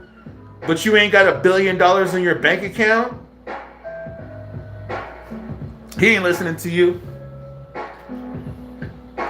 Yo, I heard this call, this live, before I jumped on this one, where these girls were talking trash about black men. And like how the black men don't support the black women, and how black men like to date ugly white women, and all this and that. And I don't want to get into that whole topic because that was their call. But what I will say is this though, is that I thought it was interesting that the girl kept asking her to talk. She was like, oh, why don't you talk? And then when the girl started trying to talk, or the lady, shall I say, or the woman, the white woman, when she started to talk, the other girls kept talking over her. She's like, hey, why don't you say something? Are you still on the call? And she's like, yeah, I'm still on the call. Oh, well, F you, you ugly, you know what I'm saying? Saying all this and saying all that. And I'm like thinking to myself, why are you asking the woman to talk and you ain't letting her speak? How ignorant is that? And then your whole stream was about why black men don't talk to black women. And like I said, this could be a whole nother conversation. But what I will say is this though, is that what I think is, it has to do with the music. It has to do with the rap music. Again, we're going back to the rap music, man. And we're going back to the culture. And the rap music especially teaches women to be single. I mean, look at this, man. We have Sexy Red, right? We all kind of know about Sexy Red. She has a song out there that's called F Her Baby Daddy and all this and that, right? We're going to talk about that. You already know the Pound Town and all this. And then didn't Drake do a song with Sexy Red too? Or he did a couple songs with Sexy Red, right? So Drake has been promoting that message of what I'm talking about before. Like, he's a mainstream rapper that decides to say, oh, you know what? I'm gonna do a song with this chick who talks about screw her baby daddy. She on the prowl to find a new nigga. F that, F this. You know what I'm saying? And it's just like, yo, and then you decide to work with this woman and do songs with her when this is what her message is basically saying. And then the funny thing is that when she does her interviews, people act like she's so cool and she's so nice and she's so respectful, which it does seem like. But then it's like, yo, but then what about her music? Oh, but you know what I think sometimes? The way I see Sexy Red move and how it seems like behind the scenes and on camera she seems real humble and really nice and like, oh yeah. She seems like to me a girl who is being used by somebody. Some powers that be. Well, obviously now the powers that be got a hold of her. I mean, if she's doing songs with Drake, obviously the powers that be have gotten a hold of her now. But I'm thinking about way before the powers that be got a hold of her.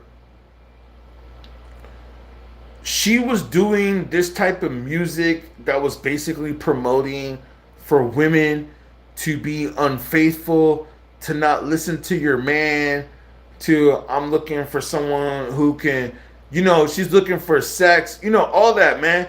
Just getting high, all that stuff, man. All the negative stuff, all the distractions that you have to be aware of. And the interesting thing about it is that it was a woman that's talking about it. So then it makes you think like a young black woman too at that. I mean, I think she's like in her 20s. So she's a young black woman, an adult, but also a young black woman that's putting out this message that we know is being capitalized by the mainstream industry, which now she even got Drake and she even got Nicki Minaj involved on a song. And this is my point, man, is that American culture, American society, even though Drake is from Canada, but still, he was a big rapper in the US. American culture is preaching and pushing this culture of having women be disrespectful to men and to only care about how much money a man makes. Like, that's more important than everything. And this is what Kanye even said in one of his tweets. It's more important to just understand how much money a man makes, and that's all that's important. And if he's not making any money, or it's not that he's making enough money, because you could be a man that's making enough money to and take care of your well-being, but if you're a man that can't also take care of your woman, you know what I'm saying? Like, that's what she wants. She wants you to not just be able to take care of yourself. Like, oh, that's great. You have your own place. You have a car. Great. That's not all she wants. What she wants is she wants you to also be able to take care of her. She wants you to be able to take her shopping and take care of her. And my point is, with how this affects the society and the thinking and the psychology, is that this is also what's in the music. This is also what's in the rap music. And what I'm saying about Drake is that, Drake, you continue to push this message. You continue to push the message of just take the woman shopping. I can take you on trips. I got more money in this economy. You know, he even, I don't know if it's true or not, but he posted on Instagram or Twitter about how he's got a bathroom for women. Like, yes, I have my bathroom, and then women have their own bathroom. I don't know if it's in his bedroom or wherever it is in his house, but in his house he has a woman's bathroom. Man, like, that's dope, dude. You made it to a level to where you can even have a women's bathroom in your house. I guess that's what he's trying to tell you. That's what he's trying to tell you, how many women that he can get. That's great, man. But what my point is this, though, is that how much of a distraction is that? How much of a distraction do we need? And are you going to keep preaching this distraction? This is what I'm trying to tell you, man, that Drake is dope. Don't get me wrong, man. He's got some dope skills, but it's like, yo, man, you're out here trying to preach a distraction. And my question is, are you doing it on purpose? Or are you just doing it because you know that that's just what you're good at? Or are you doing it because possibly you could be an agent and you're a psyop that's been sent by the Illuminati to distract the masses? And that's kind of what it sounds like Kendrick was talking about on Euphoria. When Kendrick came through and said, what did he say? Your superpower was getting neutralized. You know, all that, man. I mean, I was thinking if I could play the song, but you know what? I probably can't play the song because it'll get flagged. But you know what? We've been on the stream for 3 hours, so who cares? Let's play the song anyways, right? I want to hear Euphoria. This is a stream we should have did it Friday night. Like we're going live on this one, man. I appreciate y'all tuning in with me. We've been on the live for almost 3 hours right now. Those of you that are just joining in on TikTok, we're talking about Kendrick Drake, but we're also just talking about hip hop too. We're not talking about just hip hop. We're talking about, you know, hip hop culture, the battle. Let's play Euphoria real quick. You know, I don't want the video to get flagged, but I mean, I don't know. They said sometimes it could affect the copyright if you have music playing in the background that's known. But I feel like I need to hear some of the lyrics from Euphoria to kind of remind me of where Kendrick was just coming from. 9 months ago, I think is when it dropped. Right? Can we play it real quick? Just a couple of the lyrics. I'm not gonna play the whole song because I don't want to copyright on the video, but I'll play a little bit of the song. Because, you know, wait, let's let this ad play. I mean, I was playing beats in the background, but we gotta play this one track. I think people are right, man. This song could be one of the craziest songs. Them superpowers get neutralized. I can only watch in silence. The famous actor we once knew is looking paranoid and now spiraling. You moving just like woo, man. That whole line right there, the famous actor, the subliminals and the lines that Kendrick threw in this verse, that's the reason why I wanted to play it, man. Every antic is feeling distasteful. I calculate you're not as calculated. I calculate you're not as calculated. Hold on, y'all. I'm gonna be right back. Let me let it play. Tell me if you can hear it. Yeah, man. Don't tell no lies about me, and I won't tell no truths about you. Don't tell no lies about me, and I won't tell no truths about you. I mean, that's... Not a rap artist, you a scam artist with the hopes of being accepted. Tommy Hilfiger stood out, but Fubu never had been in collection. I make music that electrifying. If it gets flagged, whatever. Pacifying. I can double down on that line, but spare you this time. That's random acts of kindness. Know you're a master manipulator and habitual liar too. But don't tell no lie about me, and I won't tell truths about you. Shoo! Shoo! Shoo! Shoo! Shoo! Shoo! Beep, beep, beep, beep, beep, beep. Yeah, I'm out the way, I'm low, okay. The island right here's remote, okay. Ain't thinking about no reaper, nigga, I'm reaping what I sow, okay. Got a Benjamin and a Jackson all in my house, like I'm Joe, okay. Hellcat, made his own voice and new types, LA solo, okay. Everybody wanna be demons till they get chipped by your throwaway. And I might do a show a day. Once a lame, always a lame. Oh, you thought the money, the power of fame will make you go away. Have you ever played? Have you ever? Okay, nigga, let's play. Have you ever watch your enemy down? Like with a poker face, have you ever paid $500 like to an open case? Well, I have, and I felt it both, but I came out straight. All right. Talk about guns and somebody died. Yeah, we can't play too much of the song. We can't play too much of the song because, I mean, probably already played too much of it, but damn. Meet the Grams and this one. Yeah, I think Kendrick.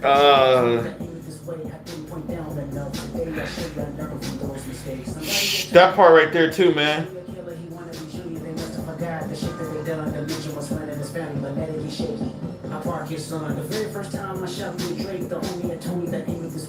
The very first time I shot the Drake, the homie told me to aim it this way. I didn't point down long enough. Today I showed you I learned from those mistakes. Whoa. Only you like being famous.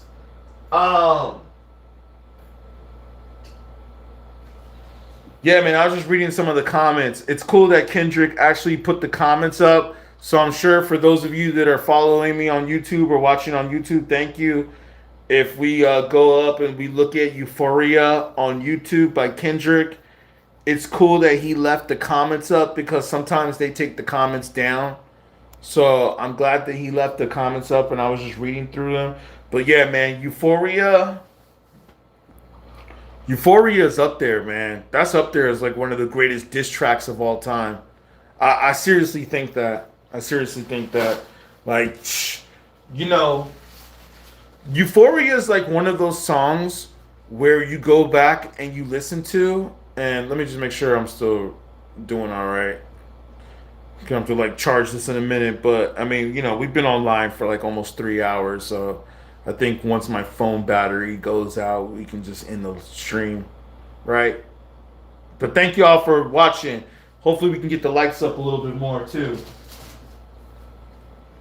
I appreciate getting my thoughts out with you guys on here. Like I said, man, you guys tell me what schedule works for you that you want to see, what times work for you. Please let me know. I thank you guys that are watching, that are tuned in. We're at 836 views so far. Let's see if I can get this to 1,000 before I jump up off this stream. But they're like tuned in. Hold on for a second. Wait.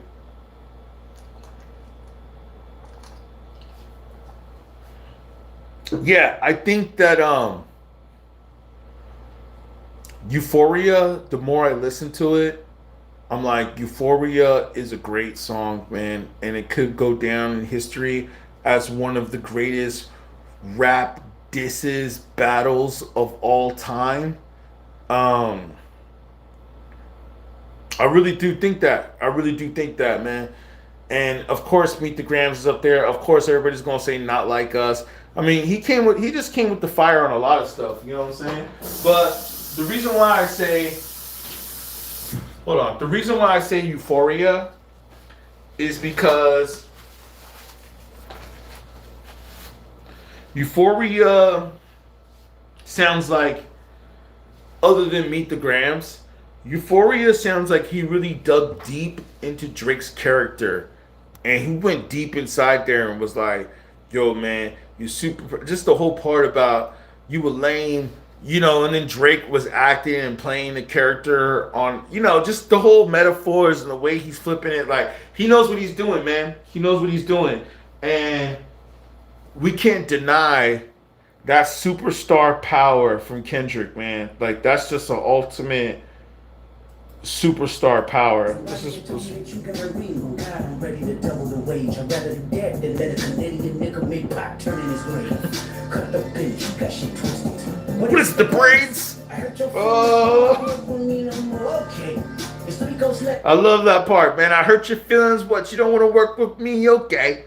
But you don't work with me no more, okay? I love her to death, and in 8 bars I'll explain that phrase.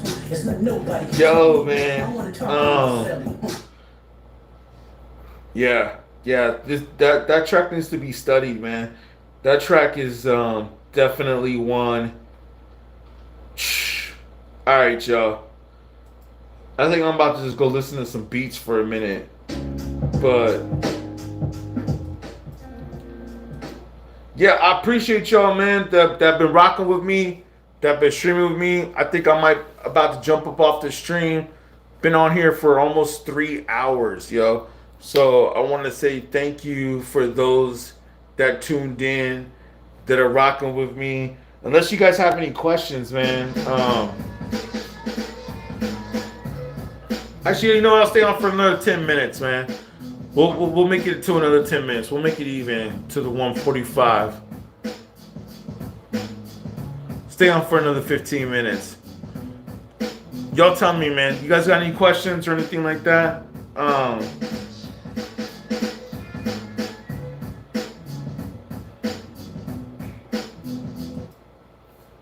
Yeah, man. Real hip hop. That's what we're talking about here, though, man.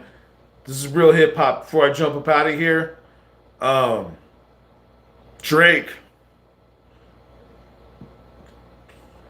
After the tour in Australia, I get it. You want to go to Australia? There's beautiful women out there. He's like, oh, I just want to go to Australia because it's far away. Yeah, it's just super far away. Down south, other side of the equator. He's like, I just want to go somewhere far away. Because he was getting whop, whop, whop, whop, whop so hard by Kendrick that he had to go all the way to Australia. Hey, man, good for you. But I will say that after your tour, you should just chill, man. Just don't even do nothing. I think Drake should just disappear for a minute. I really feel like this is going to be hard for him to do. But I really feel that, man, you know what? You should just disappear for like a couple of months at least, man. Like 2 to 3 months. Really, the longer the better. But I would say at least like 3 to 4 months. Maybe 6 months is like a good one. A good median. Like 6 months.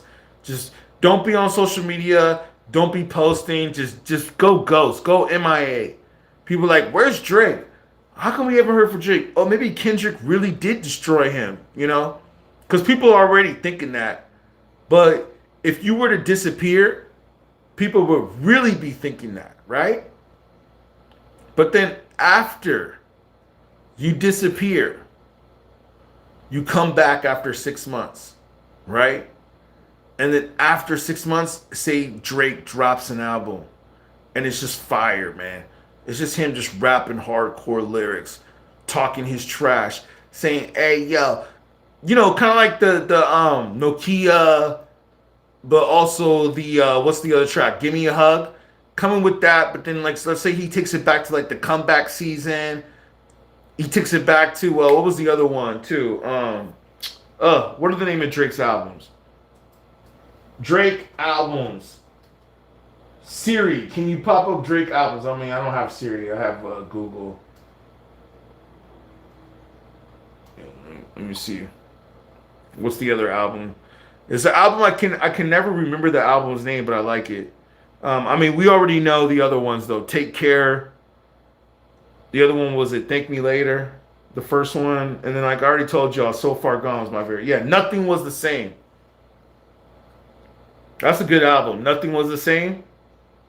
I like that album by Drake. But my homeboy, who's a Drake fan, a Drake stan, his album is If You're Reading This, It's Too Late. And I'm surprised that one didn't pop up on Google. But I remember that one. If you're reading this, it's too late. But yes, Nothing Was the Same. I remember, as a matter of fact, I think I might even want to go back and listen to that album. On Nothing Was the Same, Drake is actually rapping on that album. Hold on. He's rapping on that album. Like, he's rapping like hardcore for the most part, I think, on that album. So I really appreciate that album. You know what I'm saying? And I feel like that's what he needs to do, man. He needs to come back and he needs to rap on an album just like that.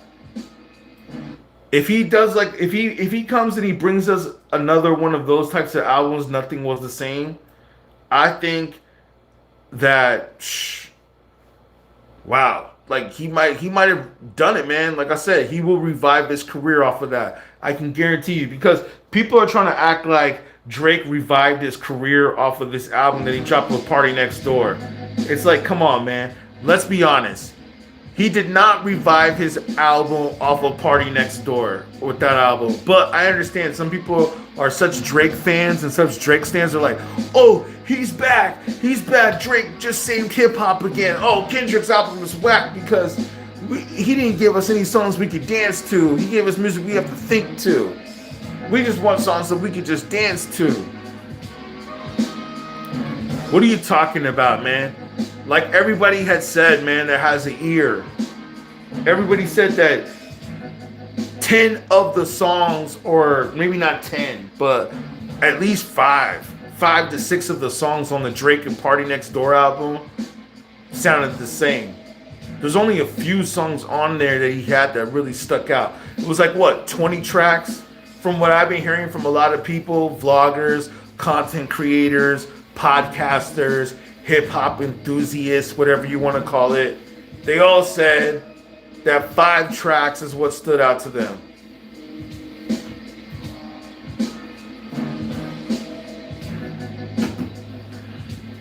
So I'm telling you, man, if Drake comes back with an album where it is banging about 10 to 15 tracks, really no more than 15, less is more, especially in today's world, I think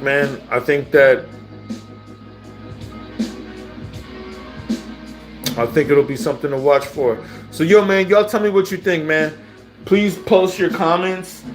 Thank you guys that were tuning in. I think I'm about to jump up out of here. It's about 1:45. I'm on the West Coast right now.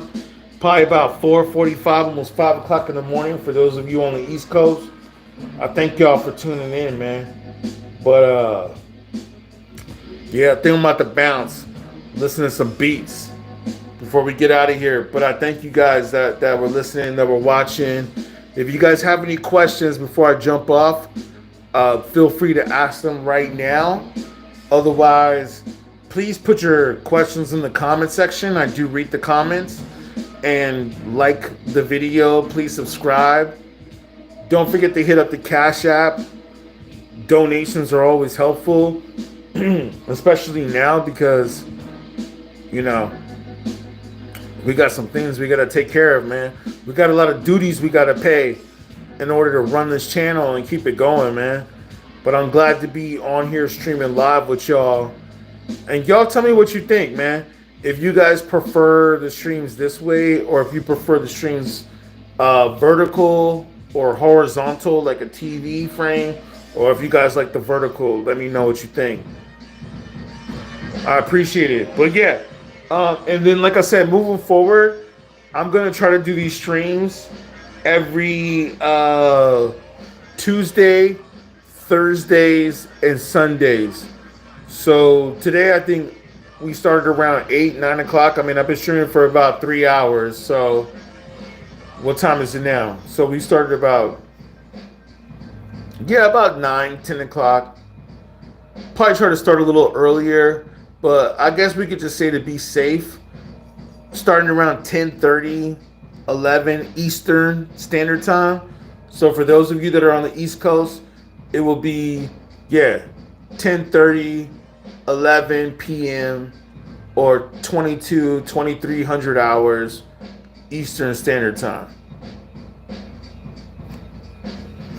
Let me know if you guys have any questions before I get up out of here. No, thank you guys on YouTube though, man. This was a good stream. I appreciate y'all, man. Hey, to tell you the truth, I think this is one of the best streams I had on YouTube in a while, man. Like, usually I'm used to TikTok doing stuff like this, but the fact that YouTube is doing this, I think the algorithm is starting to change on YouTube. So I thank y'all, man. Like, I was just reading some of the comments where it's hard to see it like that if it's not in the, it's got to be with the black so I can see it. Yeah. Hold on, y'all. Let me make sure I see the comments. It's a dope beat right here.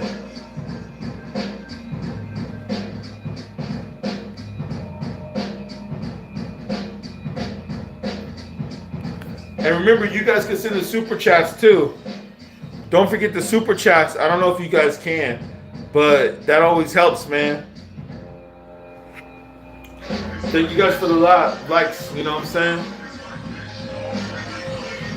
Let me know, man, if we should keep it going, man. I was like, I just wanted to zone out, listen to some music, but now it's like it's funny. Like once I get ready to jump off, I see more people jumping on. It's always interesting like that. Like once you get ready to sign off, then it's like more people start jumping on and stuff. Interesting how y'all do it like that, man. Or how it works with that. Maybe it's like YouTube knows. They're like, oh, they're getting ready to jump off. Okay, let's send more people.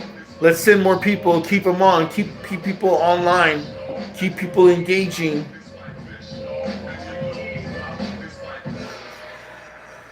Corey, thank you for your comment. Had rights. I'm not sure what you mean by that. What you mean? I'm not sure I understand or what the phrase is referring to. Had rights? Huh. What you mean by that? It's a dope beat right here. Yo.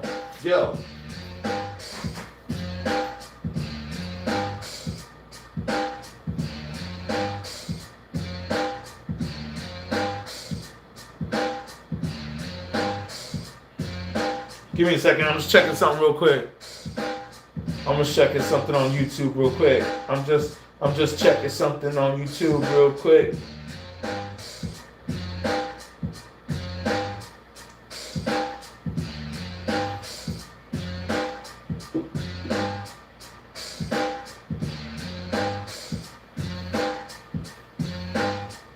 All right.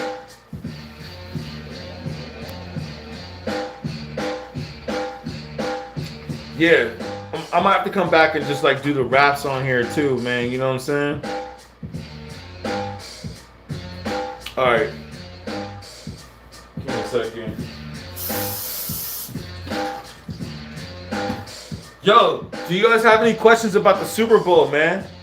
I wanted to know what some of your thoughts were on the Super Bowl.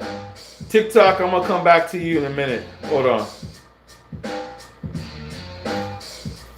Hold on, TikTok. You were very disappointing to me.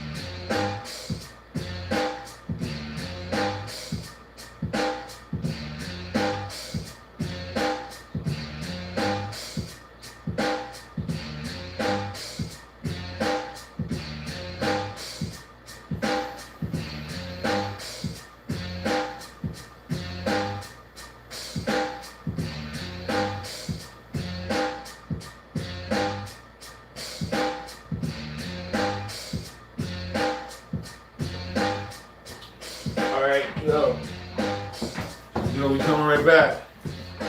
Coming right back. Hold on.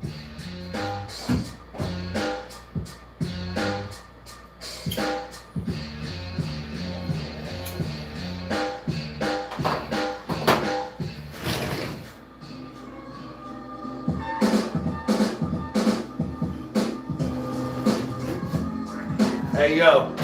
This is actually one of my favorite Lord Finesse beats right here. Woo! This is it right here. So I guess we got the late night show going right now, man, for all the people out there that can't sleep. That's what this show's for right here, right? All the people that are just up right now. Well, unless you're on the West Coast. If you're on the West Coast, it's still kind of early, kind of late, kind of that, you know what I'm saying? But I guess this is the show for all the people that are just up right now, right? One of my favorite Lord Finesse beats. Don't worry, I'm gonna try to go a little earlier next time. Maybe I might do another stream tomorrow, even though I want to try to have a schedule set. But I guess the more you go, the better. So maybe I'll do another stream tomorrow a little earlier, just to test the algorithm to see how you guys are doing. Or maybe Thursday. Maybe Thursday I'll go earlier. Yeah, tomorrow's gonna be a little bit busy for me. Or later today. Like, I shouldn't even be on the stream right now. I should already be out of here. I got a bunch of stuff I gotta do in the morning. But here I am at like whatever time. You know, it was like almost like 2 o'clock in the morning over here. And we still on on a live stream. But hey, I look at it like this, man. Yo, I'd rather be productive than always just like sleeping or not doing stuff or getting stuff done. It's like I heard a few people say and a few rappers say, I don't count the days, I make the days count. You know what I'm saying? Like, that's what we're doing right here, man. We making it count, man. We putting it out there, man. So that's what it's all about, man. That's what it's all about. And y'all was bringing up some good topics, man.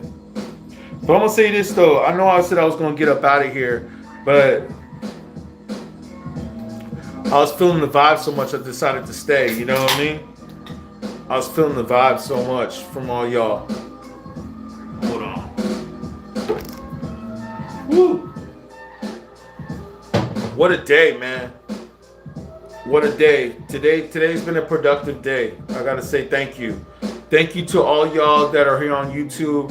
Like I said, all y'all that subscribe, all y'all that like the channel, all y'all that like the content, definitely very appreciative. I think that not only are we going to keep doing these streams, but I'm thinking that I need to get out there too. And we're going to start doing these talks in public, like how, you know, we're doing shows, like how people rap and put on a performance. Not that this is really a performance, even though in itself it kind of is. But I would say that I'm going to go on tour and speak my ideas on a tour. And I hope that some of y'all will be willing to join me. And we could do it in person. We'll be doing it on streams like this. And we'll also be doing it in the metaverse. That's what I'm thinking, man. Hold on. Oh, you think I'm joking? I got my headset. I got the Meta Quest over there. I don't want to go get it right now, but that's gonna be the next thing, man. Is I'm already planning on doing a beat set, and you guys can go follow me on Spotify, David Mnemonic.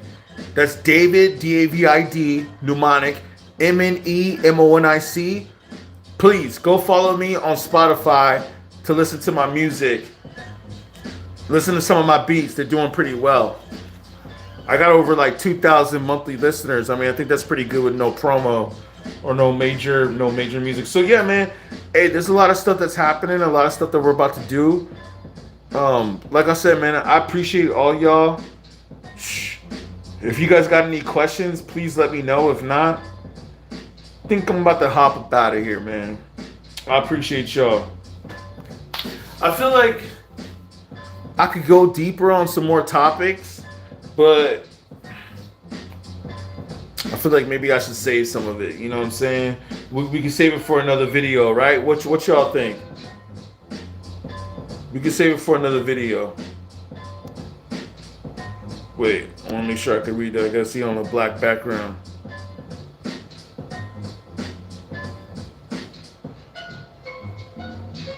What? Alright. Yeah, I appreciate it, man. Alright. In closing, Kendrick won this battle. Let me close this topic off. Yeah, before we get up out of here, I'm gonna close this topic off properly. Alright? Kendrick won this battle, as we know. Some of y'all said that he won it when he dropped Euphoria. I agree. I don't know if he won the battle technically when he dropped Euphoria, but maybe later on, as we go and we look back, out of all the tracks that were released, then yes, Euphoria was one of the greatest disses in this battle and possibly of all time. So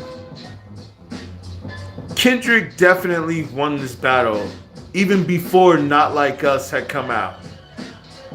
Drake antagonized Kendrick, and that was that. That is the conclusion that I want to come through with this. But now I think the moves that should be made moving forward. Well, Kendrick, all he has to do is just drop another album. He don't even really need to address Drake anymore or not. He's pretty much made his point after the Super Bowl. But my point is this. If Drake is really about it, which we know he's not, but I mean, he don't really have to be about it. If we know that Drake is like part of the culture and part of, okay, you know what? I can't go out like this, and I am a rapper, and I will not let you destroy my reputation like this. And he tried to sue the record company for trying to say like, oh, well, I don't understand it. I don't get it. I don't know what the whole lawsuit was for or what that was supposed to accomplish, but obviously it doesn't look like it accomplished anything. It looks like it just hurt him more. And like I said, it would be more to Drake's benefit if he just laid low and didn't do anything and wasn't out there not trying to rap. You know what I'm saying? Not trying to come out, just chill, man. But I guess he can't help it, man. He can't help but be in the limelight. And if he's not in the limelight, then something's off. Maybe that's kind of like the same thing like with Kanye West. Like when Kanye was doing his whole rant during the Super Bowl. And it's like, yo, we're all getting ready to see Kendrick for the halftime show. But then Kanye's all up on Twitter having like some people will call it a meltdown. I don't really like that word meltdown. Because some people try to use it to say like when someone wants to express their ideas and their opinions. Like, let them express their ideas and opinions. Just because they're expressing their ideas doesn't mean that they're having a meltdown. It's not necessarily a meltdown. Oh, you're having a meltdown because you're expressing your ideas and your opinions. You know what I'm saying? Interesting that that's how some people are, man. You know, but yeah, Kanye was doing that during Kendrick's moment at the Super Bowl when we all knew that we were getting ready to see Kendrick perform. But I will say that after that performance, as I mentioned before, Kendrick hates that man. He hates Drake. And he was like, I am going to destroy. Whoa! Like, say Drake. Say Drake. I heard you like him young. You gonna say that at the Super Bowl? He said that? He really said that at the Super Bowl. Hey, say Drake. I heard you like him young. You better never ever go to Cell Block 1. No, man. Nah, man. That's No, it's just also funny because he did it at the Super Bowl. It's not like you just like performed it at a concert or Coachella. Even though Kendrick got asked to do Coachella, but he turned it down. Imagine that, man. I mean, he's already done big things to where he don't need to do Coachella. But it's like, imagine that. He's doing his own tour. He's like, well, I'm going to do Coachella. He's like, I'm going to make more money doing my own tour. But imagine him doing, just for the sake of doing it, just to like, just take over the culture. He does, which he already did. But what was it? The beginning of the year? Well, you had the Grammys, right? I mean, he already had the Not Like Us. It was everywhere, right? Then you got the Grammys, right? The beginning of the year. And then after that, you got the Super Bowl, right? But then imagine if he did Coachella right after that. Because you know they asked Kendrick to headline Coachella. But, you know, like I said, he's doing his own tour with SZA. So he's like, what I gotta do the tour with you? I forgot who Coachella got this year, so I think now they got Megan Thee Stallion instead. Oh, wow. Megan Thee Stallion? Let's not even get into that. But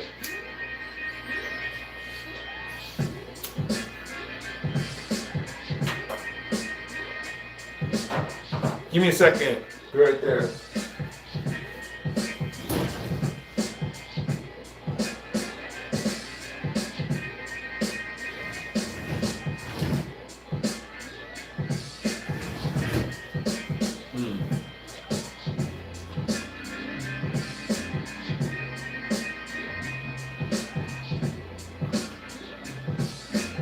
All right.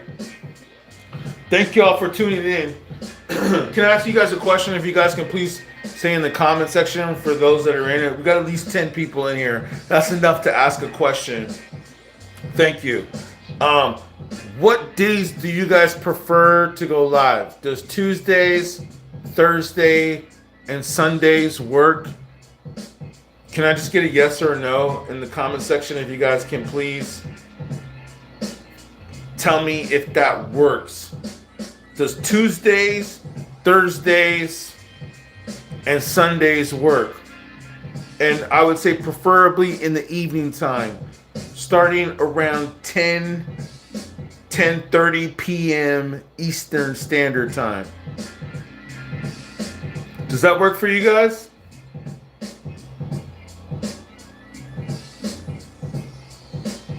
I just wanted to know if we have real human beings in this on this stream, or if it's all bots, or it's just people just watching. Nobody can comment.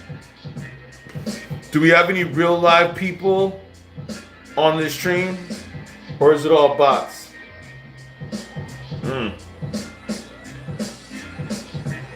Gotcha. People want to watch that. You know, it's funny because I heard a girl saying the same thing earlier today. She was like, all y'all fools want to watch and all this and that, but you don't want to support. You don't want to like nothing. You don't want to double tap the screen. You don't want to like it. All you want to do is you just want to watch. That's what she was saying. And I was like, yo, I can kind of feel that. It's like, I had some other comments that were coming in earlier where I was trying to read what some of you guys were saying. But here, it's easier for me to see on my laptop.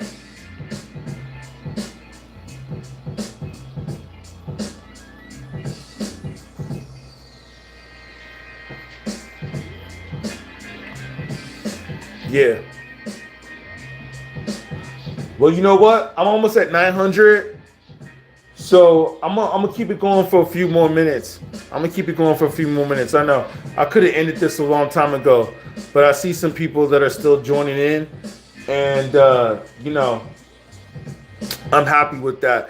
I've done shows before where only 10 people showed up, and I was cool with that. You know what I'm saying? But then I've also done shows where 1,000 people showed up, and then thousands and thousands upon thousands showed up. So, you know, it's all good, man. Like, I'm just happy overall. Like, 10 people is enough people. That's why I was just asking, like, what are your thoughts, man?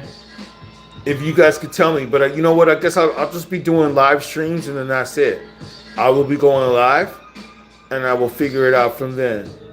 But, yo, I've been on for almost 3.5 hours. I guess I'll make it an even 3.5 hours.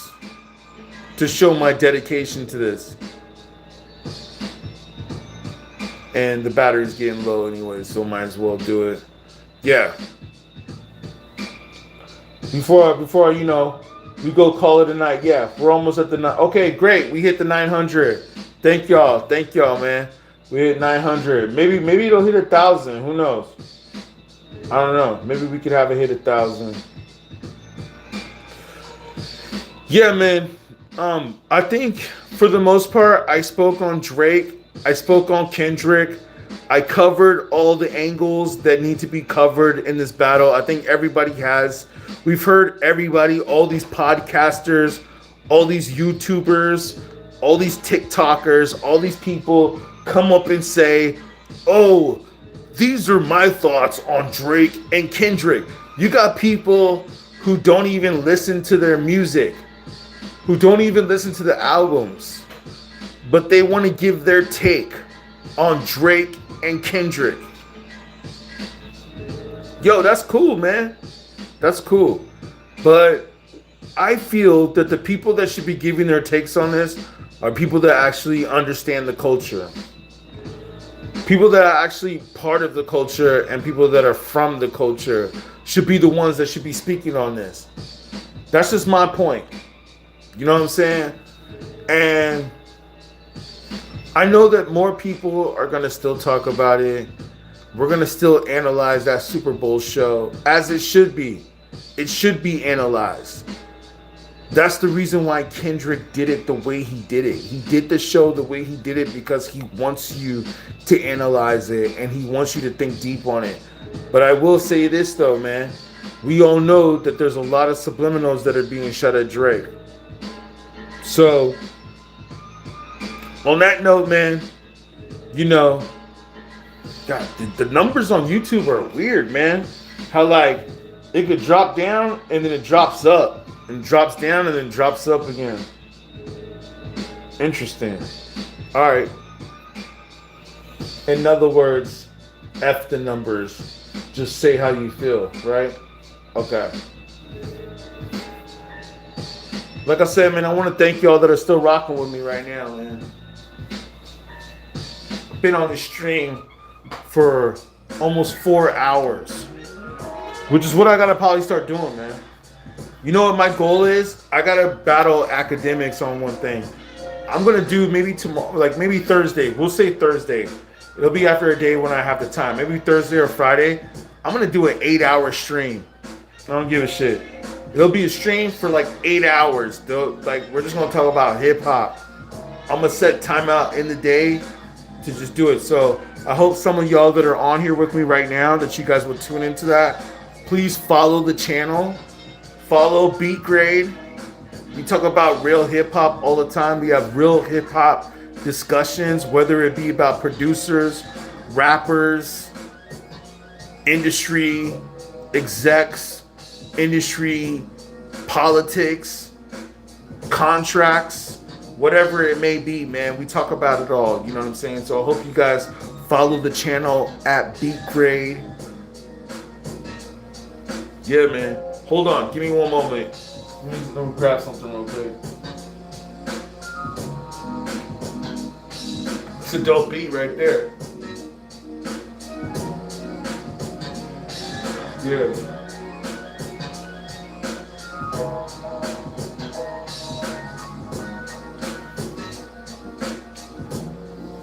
All right.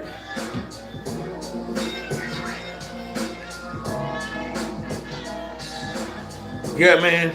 Obviously, hip hop has been infiltrated. Hip hop has obviously been infiltrated, man. There's no way that we can't see that. You know what I'm saying?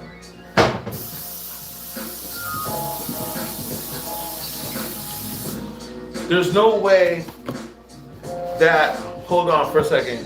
Hold on.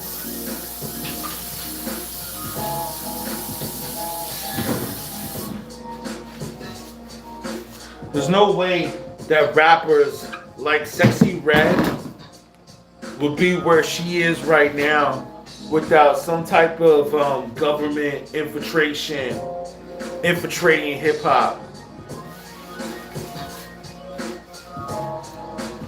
There's no way. There's no way. So that's just the point I'm trying to say, man.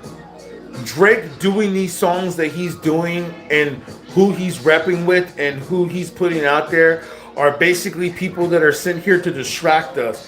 Like, didn't he do a whole album with Future? If you watch one of my videos, sorry, I was just like, gonna throw some water on my face real quick. I was getting too intense up in here, man. Woo. If you look and see, man. You know what I'm saying? Like, look and see, man, at some of these rappers. Look and see, man. Like, what's really real? What's really real? What you guys see, man? Are these rappers that are rapping about all this and now, are they really about it? Are they really about what they say they about? I mean, isn't that what Drake said in one of his songs? I don't know, y'all. Whether he is or whether he's not, I will tell you this, man. What he's doing is not part of the culture right now, man. He's got to chill on that. He's got to chill on that. That's all I was just thinking. I don't understand the moves, man. I don't understand what he's doing. It really makes me think, man. Like, if you got people around you that know what's up, that you respect their opinion, and they really got your best interest at hand, wouldn't you listen to them more? Like, I don't know. I feel like they would have been telling him, hey, man, you got to post up, bro. You got to post up. I don't know. Like I said, man, but we're going to come back and we're going to talk about this later on. Like I said, I want to thank all y'all. Damn. I'm almost at 1,000. That's the crazy part. Every time I want to sign off, like I said, I'm getting ready to sign off, but I'm almost about to hit another goal. That's what we do, man. We hit goals here. And I was at 800, and then it went up to 900. Hold on.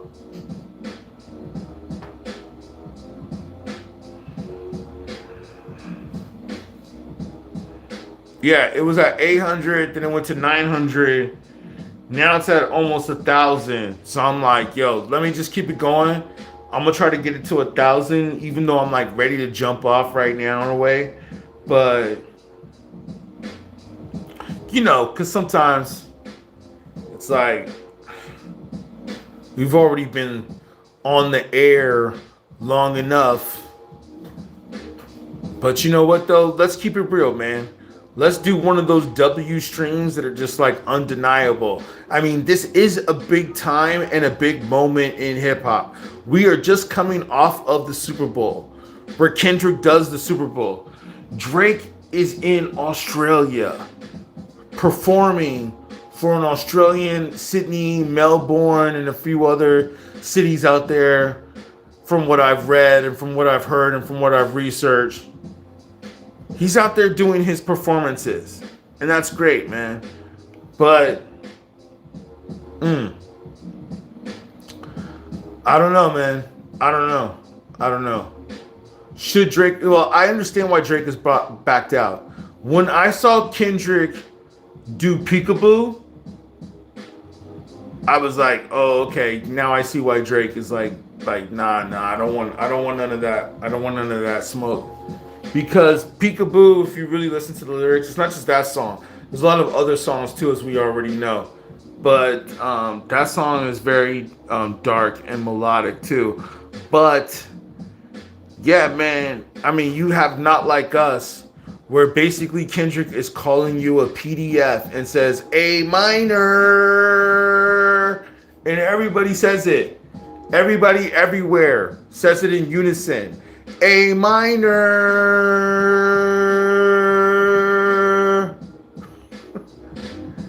You know what I mean? And it's like, yo, the fact that you got called that at the Super Bowl, oh man, how that's got to be weird. That's got to be a weird feeling, like to watch the Super Bowl and to see somebody talking trash about you at the Super Bowl. That has got to be a strange feeling. You know what I'm saying? That's a weird one, man. Oh. That's a weird one to take in, man.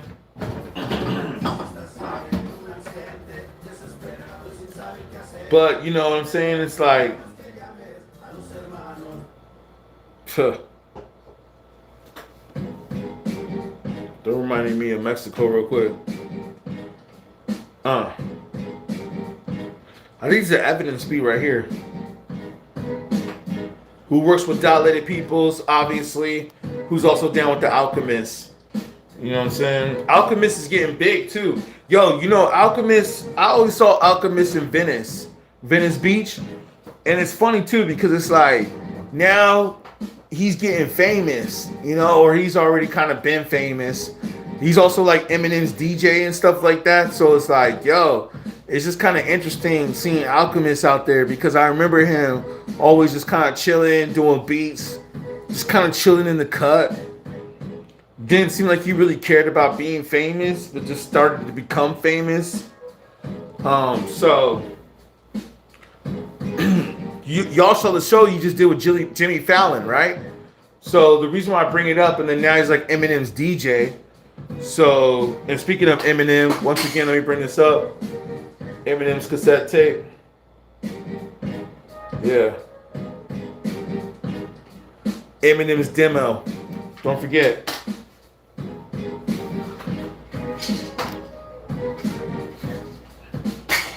Let me drop one more time. Yeah, no, what I'm saying about Alchemist is that it's interesting to see him on TV like Jimmy Fallon, and now he's getting all big and stuff like that. Like now he's in discussions. He's in discussions and conversations about the best producers and the top 10 producers and greatest producers of all time.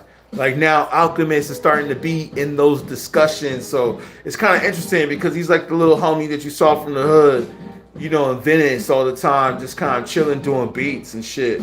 And now he's like, boom, he's out there, you know what I'm saying? So it's like, I'm just letting you know, man, I see people that I know on TV or on the radio or hitting, like, they doing the most influential stuff, like how he produced Meet the Grands for Kendrick. We around these people, man. Go check out some of my videos, man. Go look up on my YouTube channel. I got an interview with Alchemist. You know what I'm saying? So it's like, Alchemist is our peoples. Hold on, man.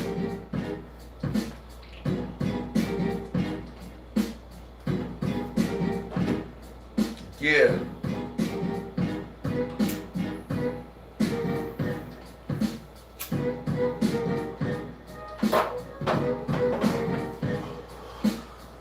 Alright. We at 9:22. Wonder if I should keep this stream going. Here we go. Well, let's see. What's our well, whichever one comes first.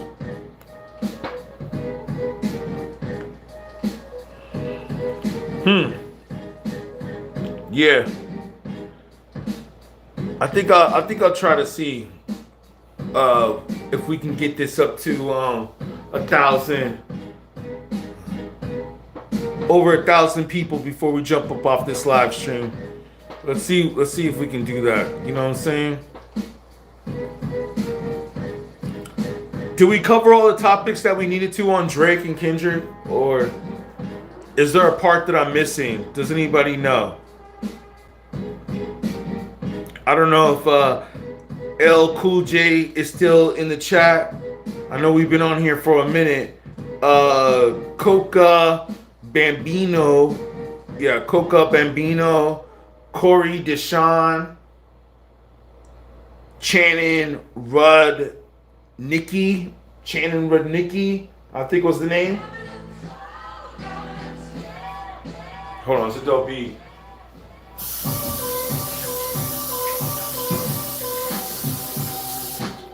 Actually, I thought it was the other one.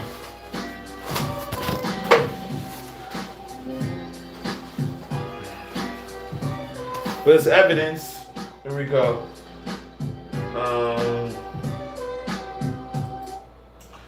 Evidence with Planet Asia. That was a Planet Asia Evidence track. Planet Asia, by the way, is one of the most underrated rappers of all time. West Coast rapper from Fresno, but I believe he stays in LA now. If you guys don't know who Planet Asia is, please go look him up. Yeah. It's a dope track right here. Hold on.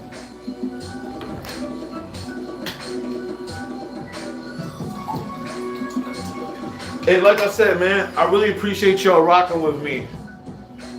My other lives are gonna be way more professional than this. Hopefully, YouTube lets me do the videos in their facilities. I'm drinking that water right here. This is like crystal clear water.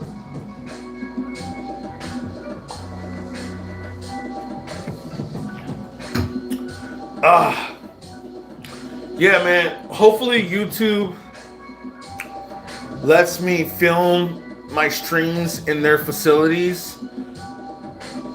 I'm hoping that like maybe they have like a cool background. I don't know if they're gonna let me in there. They have like some kind of meeting coming up. I don't see why they wouldn't, because I've been there before. But you know what I'm saying? It's like new people, new. Every time it's new people, new things change, new rules, new politics, new environment. So you have to know how to adapt. You know what I'm saying? But I think they would, because I think that I'm one of the dopest creators on YouTube. I've been told that. I've actually had people at YouTube tell me that. I've had people that work at YouTube tell me, they're like, you put out some of the greatest content on YouTube. Check the stats, yo. Check my videos. It doesn't have to be just my videos. Like the documentaries, the beats, the producers, the top 10 series, the Tupac documentary. I mean, there's all kinds of documentaries that we have, man, that are just awesome. I even go back and watch them, you know, the beats ones, the producers ones, where I'm just like, whoa, this is pretty cool.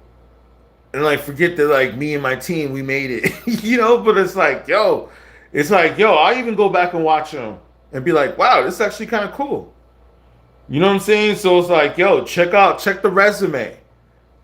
Check the resume, man. What we do right here is for the culture. Ooh, the low and 3. Yeah, man, what we do right here is for the culture, man. We ain't playing, man. You know what I'm saying? So, alright, I'm gonna try to see if I can get this up to like 1,000. I know we have people that are jumping in and jumping out, so if you guys can like the stream, that always helps. Thank you for those of you that are up late rocking with me, whether if it's, I mean, it's morning time wherever you are. If we in the US, if you in another country, then it's probably like, what? If you in Europe, it's like what, 10 a.m. out there or something, 9 a.m., 10 a.m. Because I was out there for a minute, but yeah. Other than that, it's like 2, 3, 4, 5, 6 in the morning. 6 in the morning, and they ain't leaving till 6 in the morning. Yeah.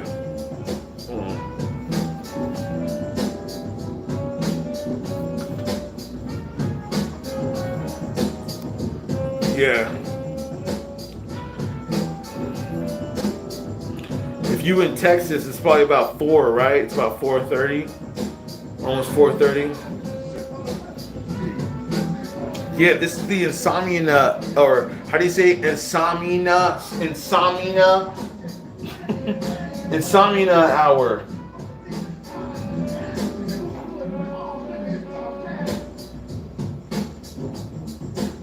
Insomnia. Yeah, insomnia. Whew. I mean, no, that's not the hour for me, man. I actually enjoy the nights. Yeah, man, no, I just wanted to jump on just to say this real quick. And like right now, it was speaking to me, or earlier, it was speaking to me. We were going a little bit longer. I was already ready to jump up off this. So, you know, I apologize. But I've learned to like believe in myself and keep it going. And I still feel that, you know what, I have a goal that I want to hit, and I want to get a certain amount of viewers on this video stream before I sign off. So that's why I'm keeping going right now. Otherwise, I was going to sign off a long time ago. But since we're already almost there, we're at about 950. I'm watching it right now. We're at 950. That's why it's good to be on this side. I'm also looking on the laptop.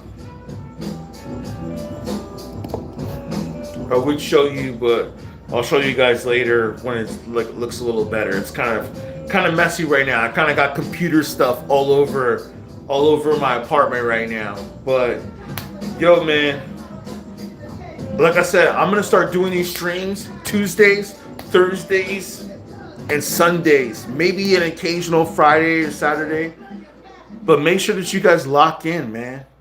You know what I'm saying? And I gotta do some other stuff with some beats too, man. I gotta do some beats, live beats. But all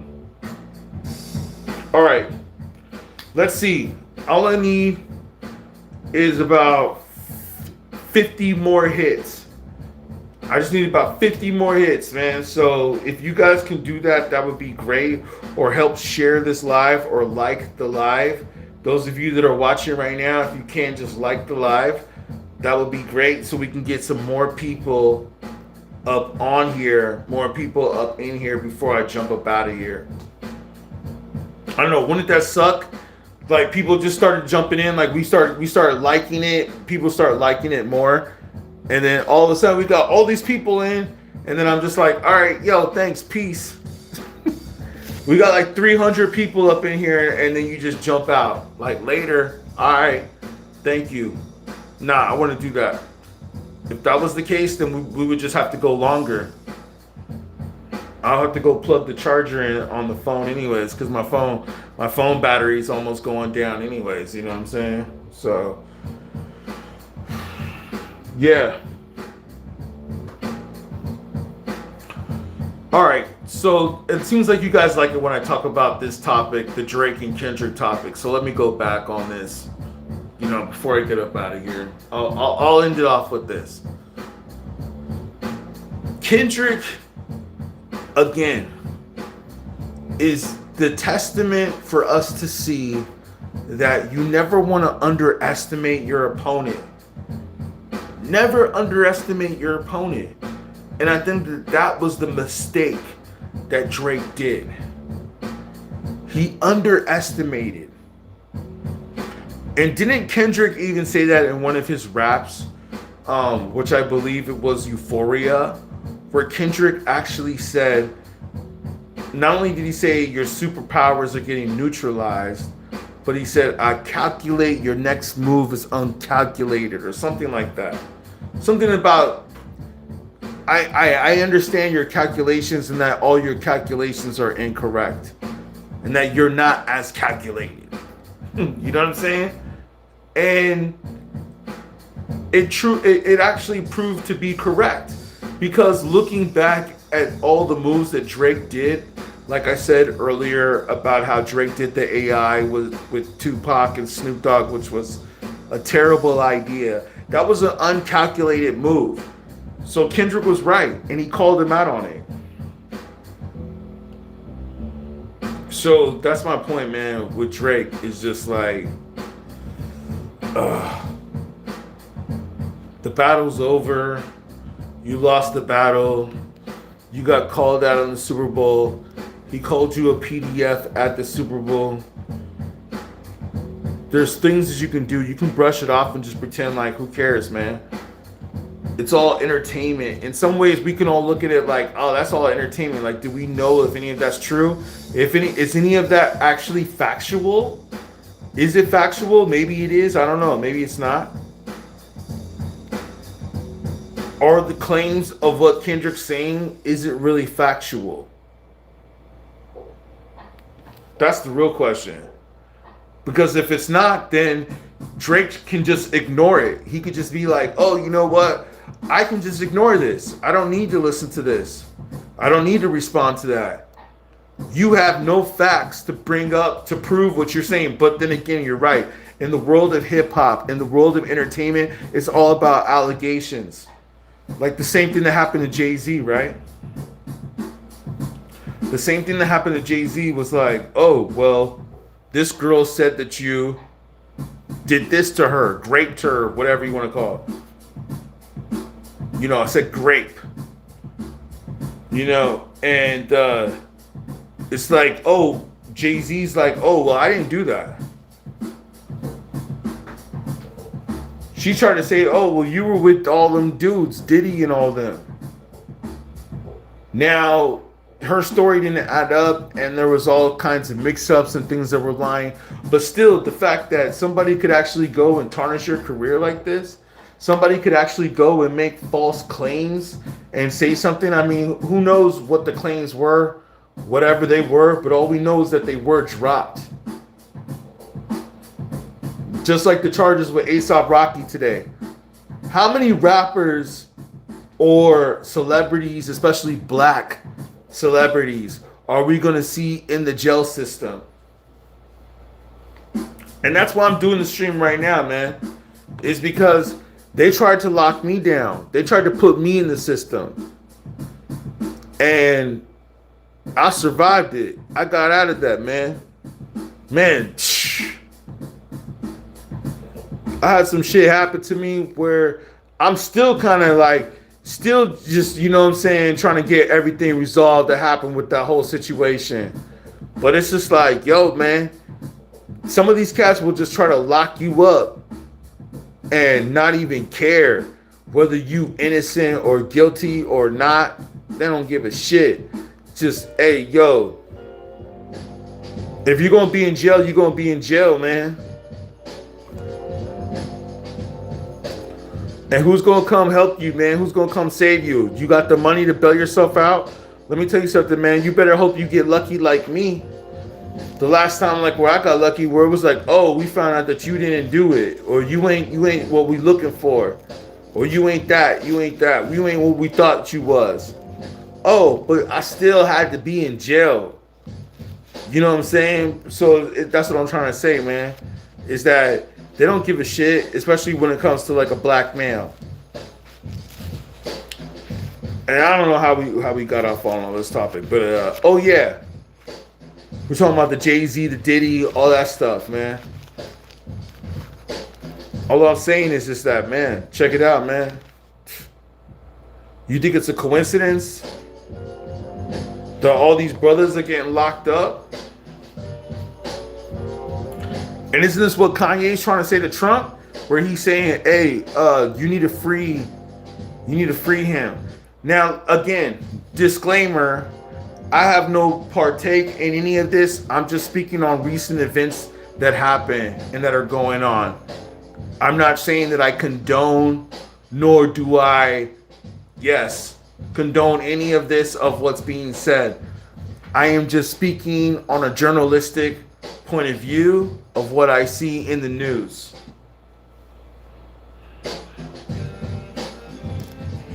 Yeah, trying to see if we can hit it to 1,000. We almost there. It's like butter. It's like butter.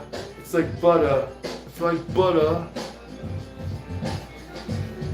Yeah, man. I appreciate all of y'all again, man. All y'all that are watching, all you guys that have liked the video, all you guys that have subscribed to the video. Yeah, I can't even believe I've been doing it for this long, man. I'm about to break a record right here. About to go for 4 hours in about a minute. We will break. Well, I mean, actually, I think I've done 4 hours before, but you know what I'm saying? It's been a minute since we've gone live like this. But it's cool, man. I just want to test these features out, test these new waters out, you know what I'm saying?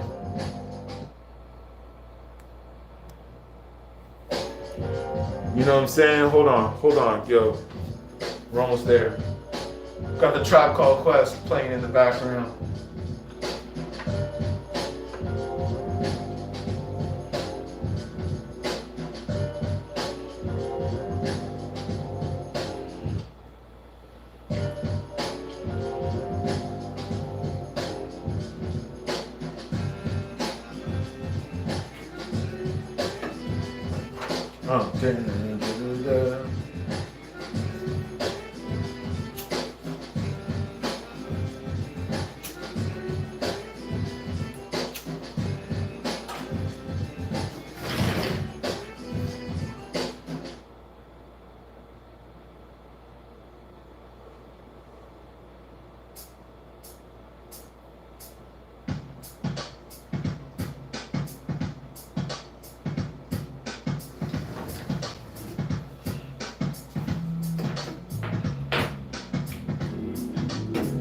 right.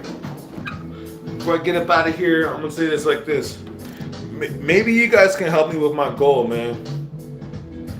I have a goal right here that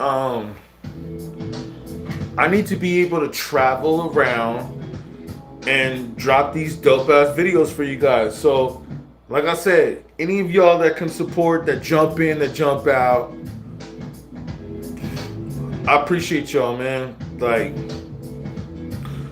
don't forget, even $1 helps, man. Yo, we have like over 1,000 people watching. Not that we got to do the math and all that, but I'm just saying, if we got over 1,000 people that have been watching overall this whole show, just donating $1 is like helpful, man.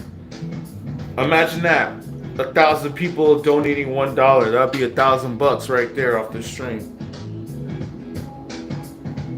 We got to start supporting each other, man, because let me let you know that thankfully for YouTube, thankfully for TikTok and all these other platforms, Facebook, whatever, you know what I'm saying? Thankfully for all of them, we're able to get our message out there and get our message across. But I want to say that it always helps to where you guys can support the creators directly. That's what's always helpful too, though, you know what I'm saying? It's actually more helpful if you guys could do that, because we have to always split the proceeds with the third party and the people that put us in contact with you or put us in connection with y'all, shall I say. But if you guys come through and support us directly, that actually helps us creators to be able to produce more content and the things that we do for you. So I just wanted to let you guys know that, you know what I'm saying, real quick. Not to bore you with that, my bad, but you know what I mean. But yes, congratulations. We just made it over 4 hours. We've been on the stream for 4 hours. Congratulations. Here. I feel like I gotta hear something hype. I gotta hear something hype since we just hit our 4 hour mark. I gotta hear something hype real quick. Let's go 14 KT. Where you at? He's a dope ass producer, up and coming producer, or you know, he's out there. Yes, thank y'all, man. We hit the 4 hours. Or let's listen to this Drake one right here. The cameras.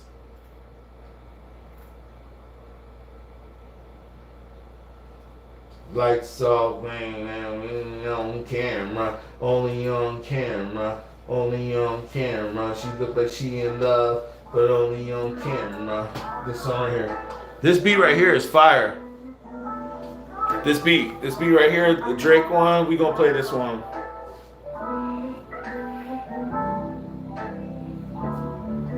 Whoa. That's what I'm saying, man. If Drake comes with this type of stuff right here,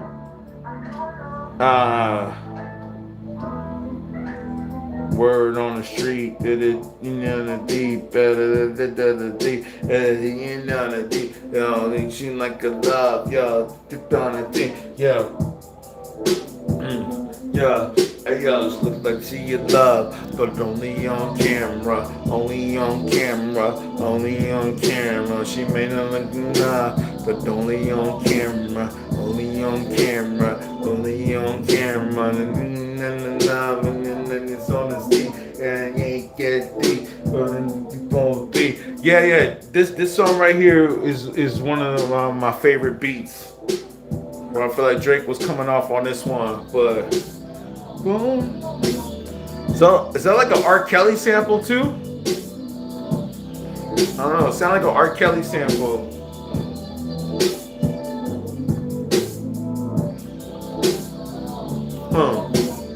Word on the street. She be looking like a star. She be looking like a star. And only on camera. Only on camera. Only on camera. My milk could be in love, but only on camera. Yeah, this shit's banging.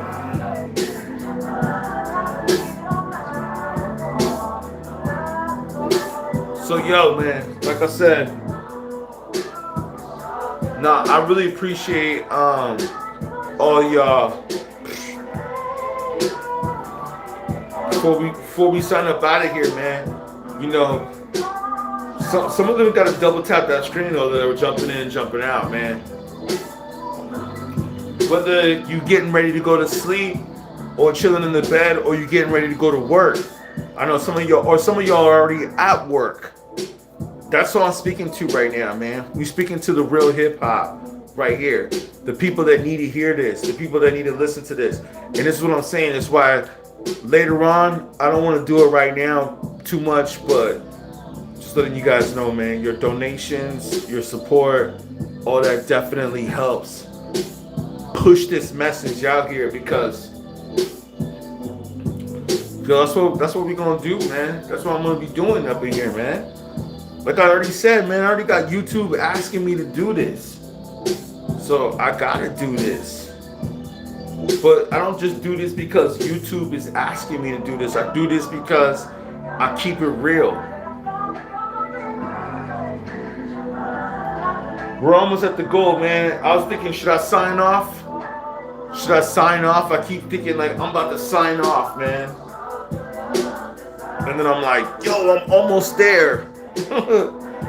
We're about 20 views away, man, from hitting that goal.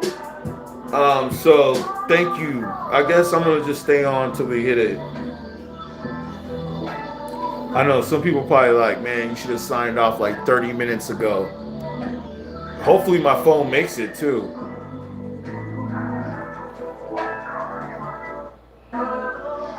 Okay, so speaking of which, we'll say this before the phone cancels out.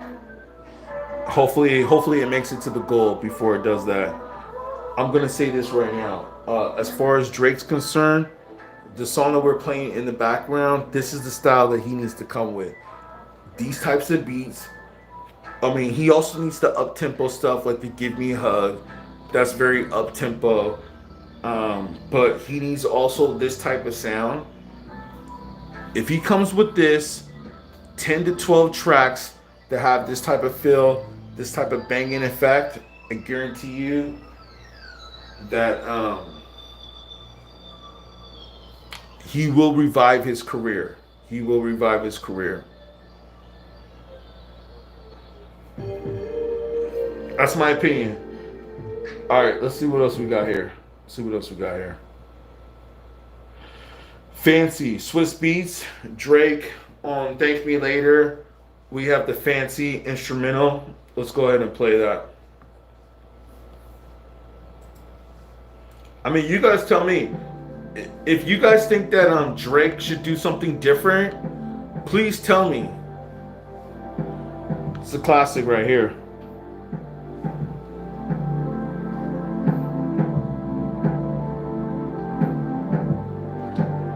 I mean, you can tell the cat remade it, but it still sounds dope. Let me see you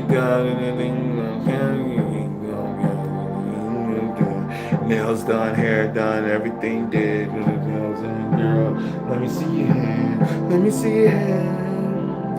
My nails done, hair done, everything did.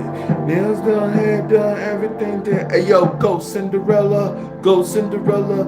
You're the tight dress and I'm gonna kill her. Ain't no Miller, and ain't nobody iller. You're a tight dress and I'm gonna kill her. Go, go, go, go, go, go, go. Showtime, go, go, go, go. Guys, we proceed. Getting your nails done. Getting your nails done. Getting your nails done. Getting in the sun. Getting in the girl, you got the ball. You know what I'm saying? Drake was just in that sonic, that frequency. Can y'all hear the beat? Nails done, hair done, everything did. Nails done, hair done, everything did. Nails done, hair done, everything did. Yo, go Cinderella, go Cinderella. You in a tight dress and yo, you a killer. Ain't nobody illa, ain't nobody illa. You're a tight dress, yo, you ain't nobody illa. Yeah, They got down on that song right there, man.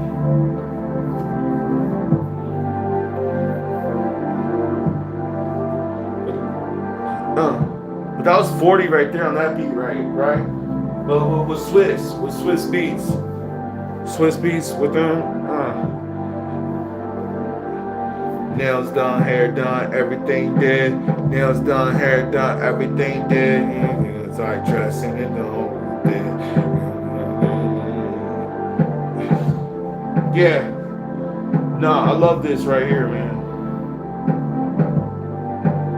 Yo, that's the beauty of music. Music like takes you back to a different place. Like I remember like hearing this when Drake first came out.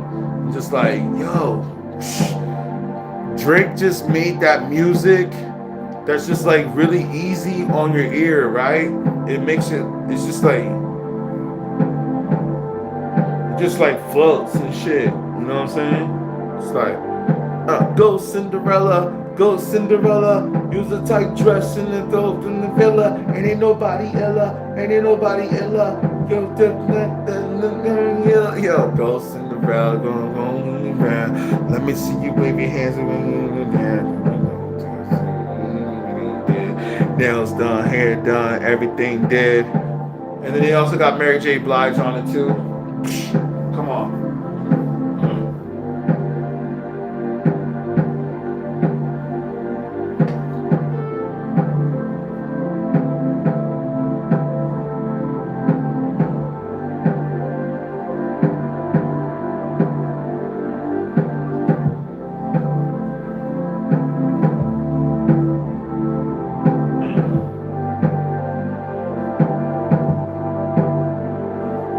Yeah.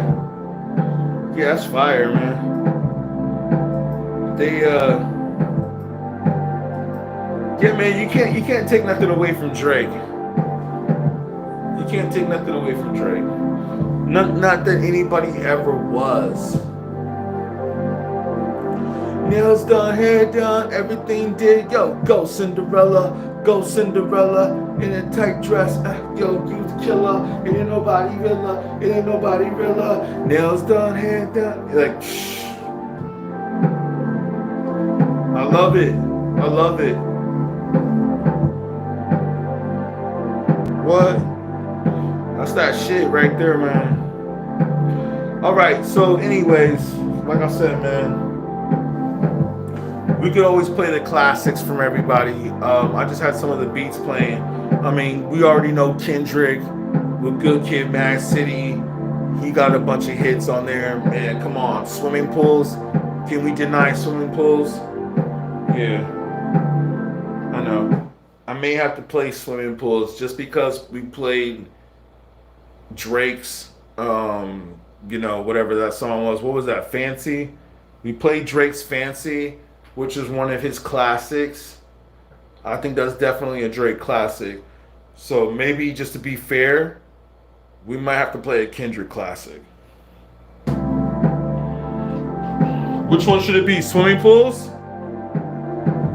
Yo, I appreciate y'all YouTube. Y'all just vibing out with me right now, man. I'm vibing out, listening to some music right now, right? And I appreciate y'all. Why not listen to the music with y'all, right? Right?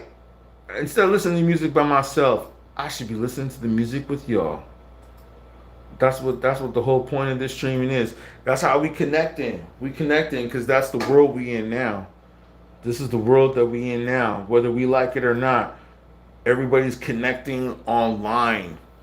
I just had a meeting with a bunch of other people, and I had a meeting with YouTube as well, which is pretty cool. But it's like, yo, I think there's doing some stuff in person, which is cool, but you have to be invited. But other than that, it's like, and you also have to be invited to the calls that they do.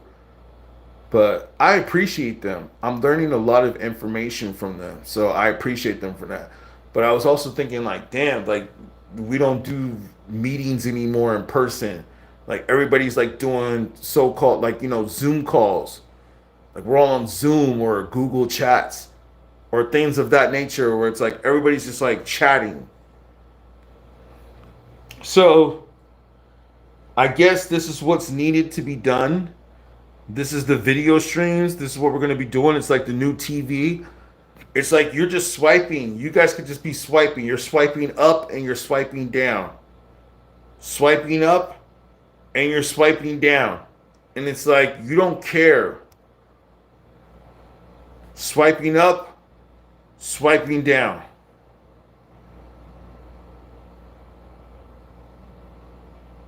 Swiping up, swiping down. Swiping up, swiping down.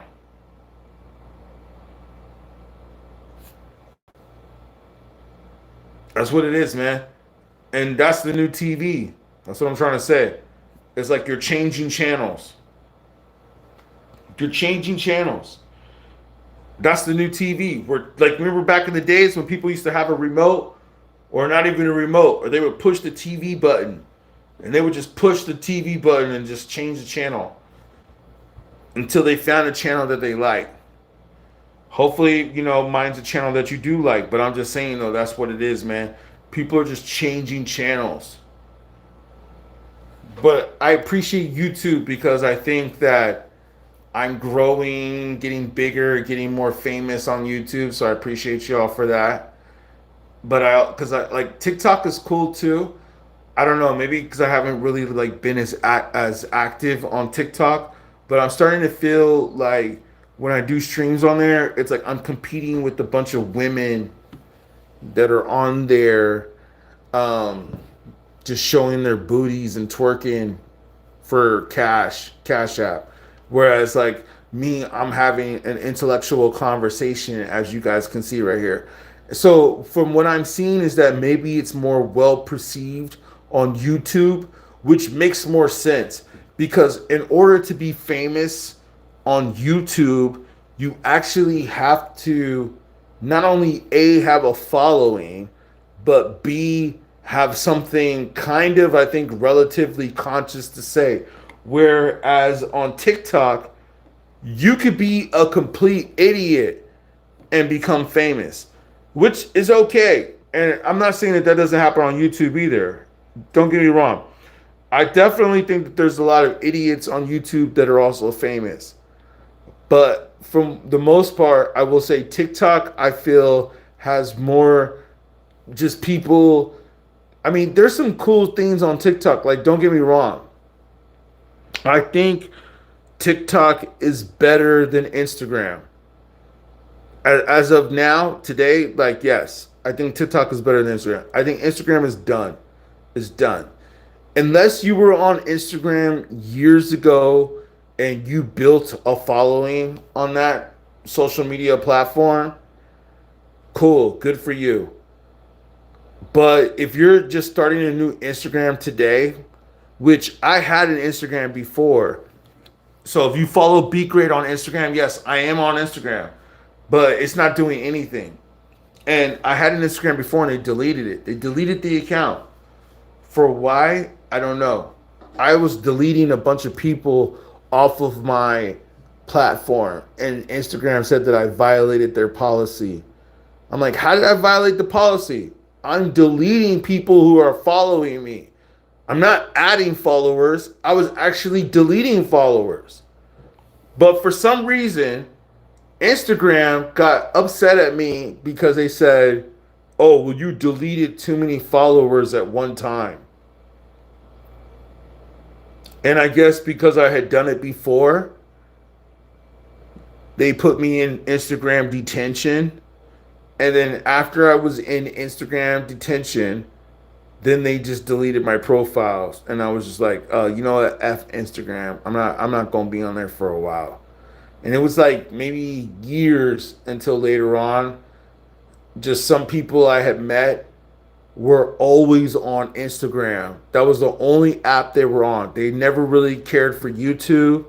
They didn't care for Twitter. They didn't care for Facebook. They didn't care for Snapchat, even though I don't know if anybody really cares for Snapchat anymore. But you know what I'm saying. They didn't care for any of those other apps. TikTok, well, I mean, maybe a little bit of TikTok, but not really.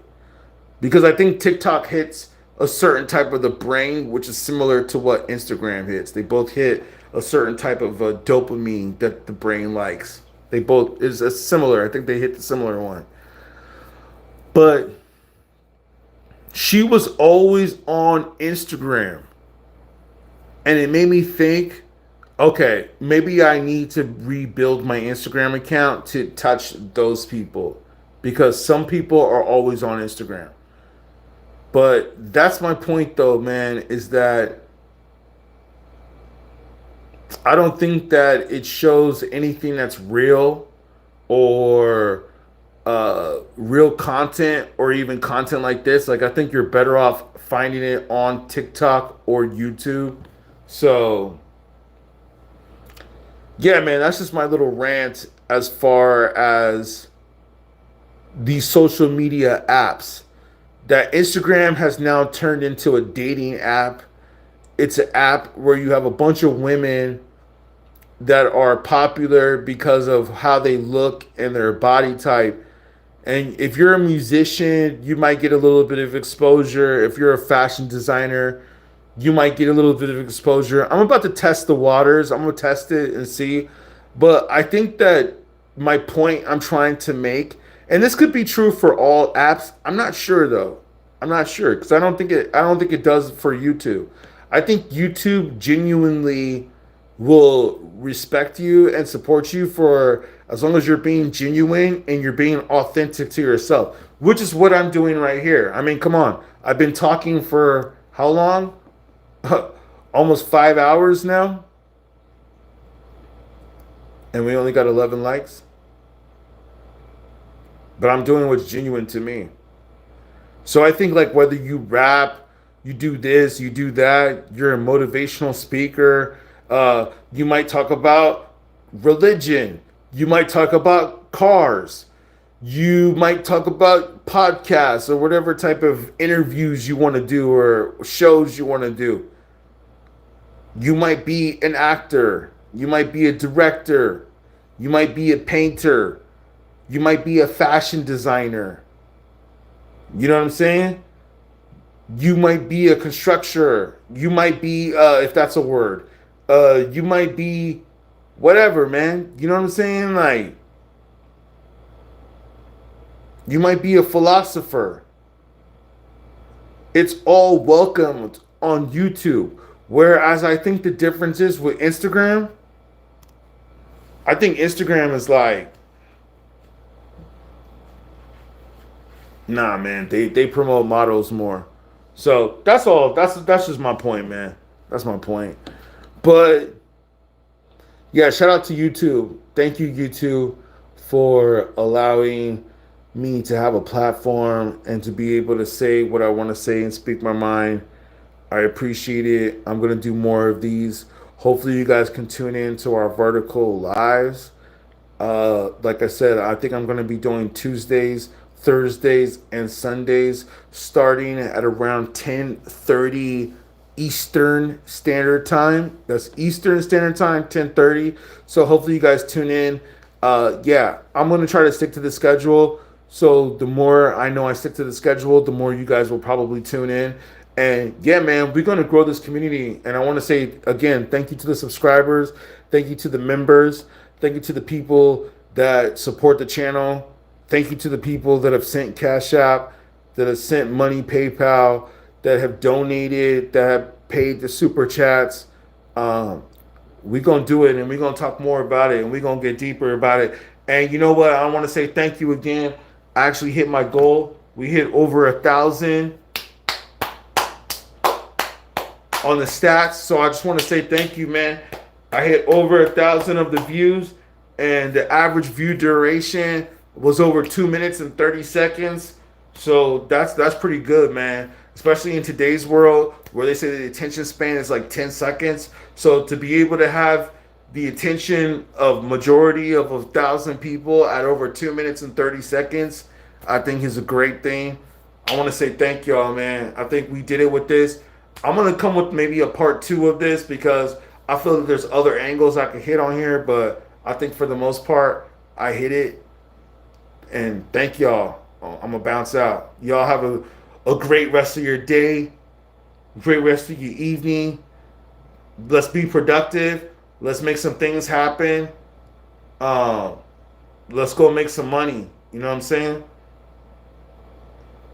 And before I get up out of here, hold on. All right, y'all.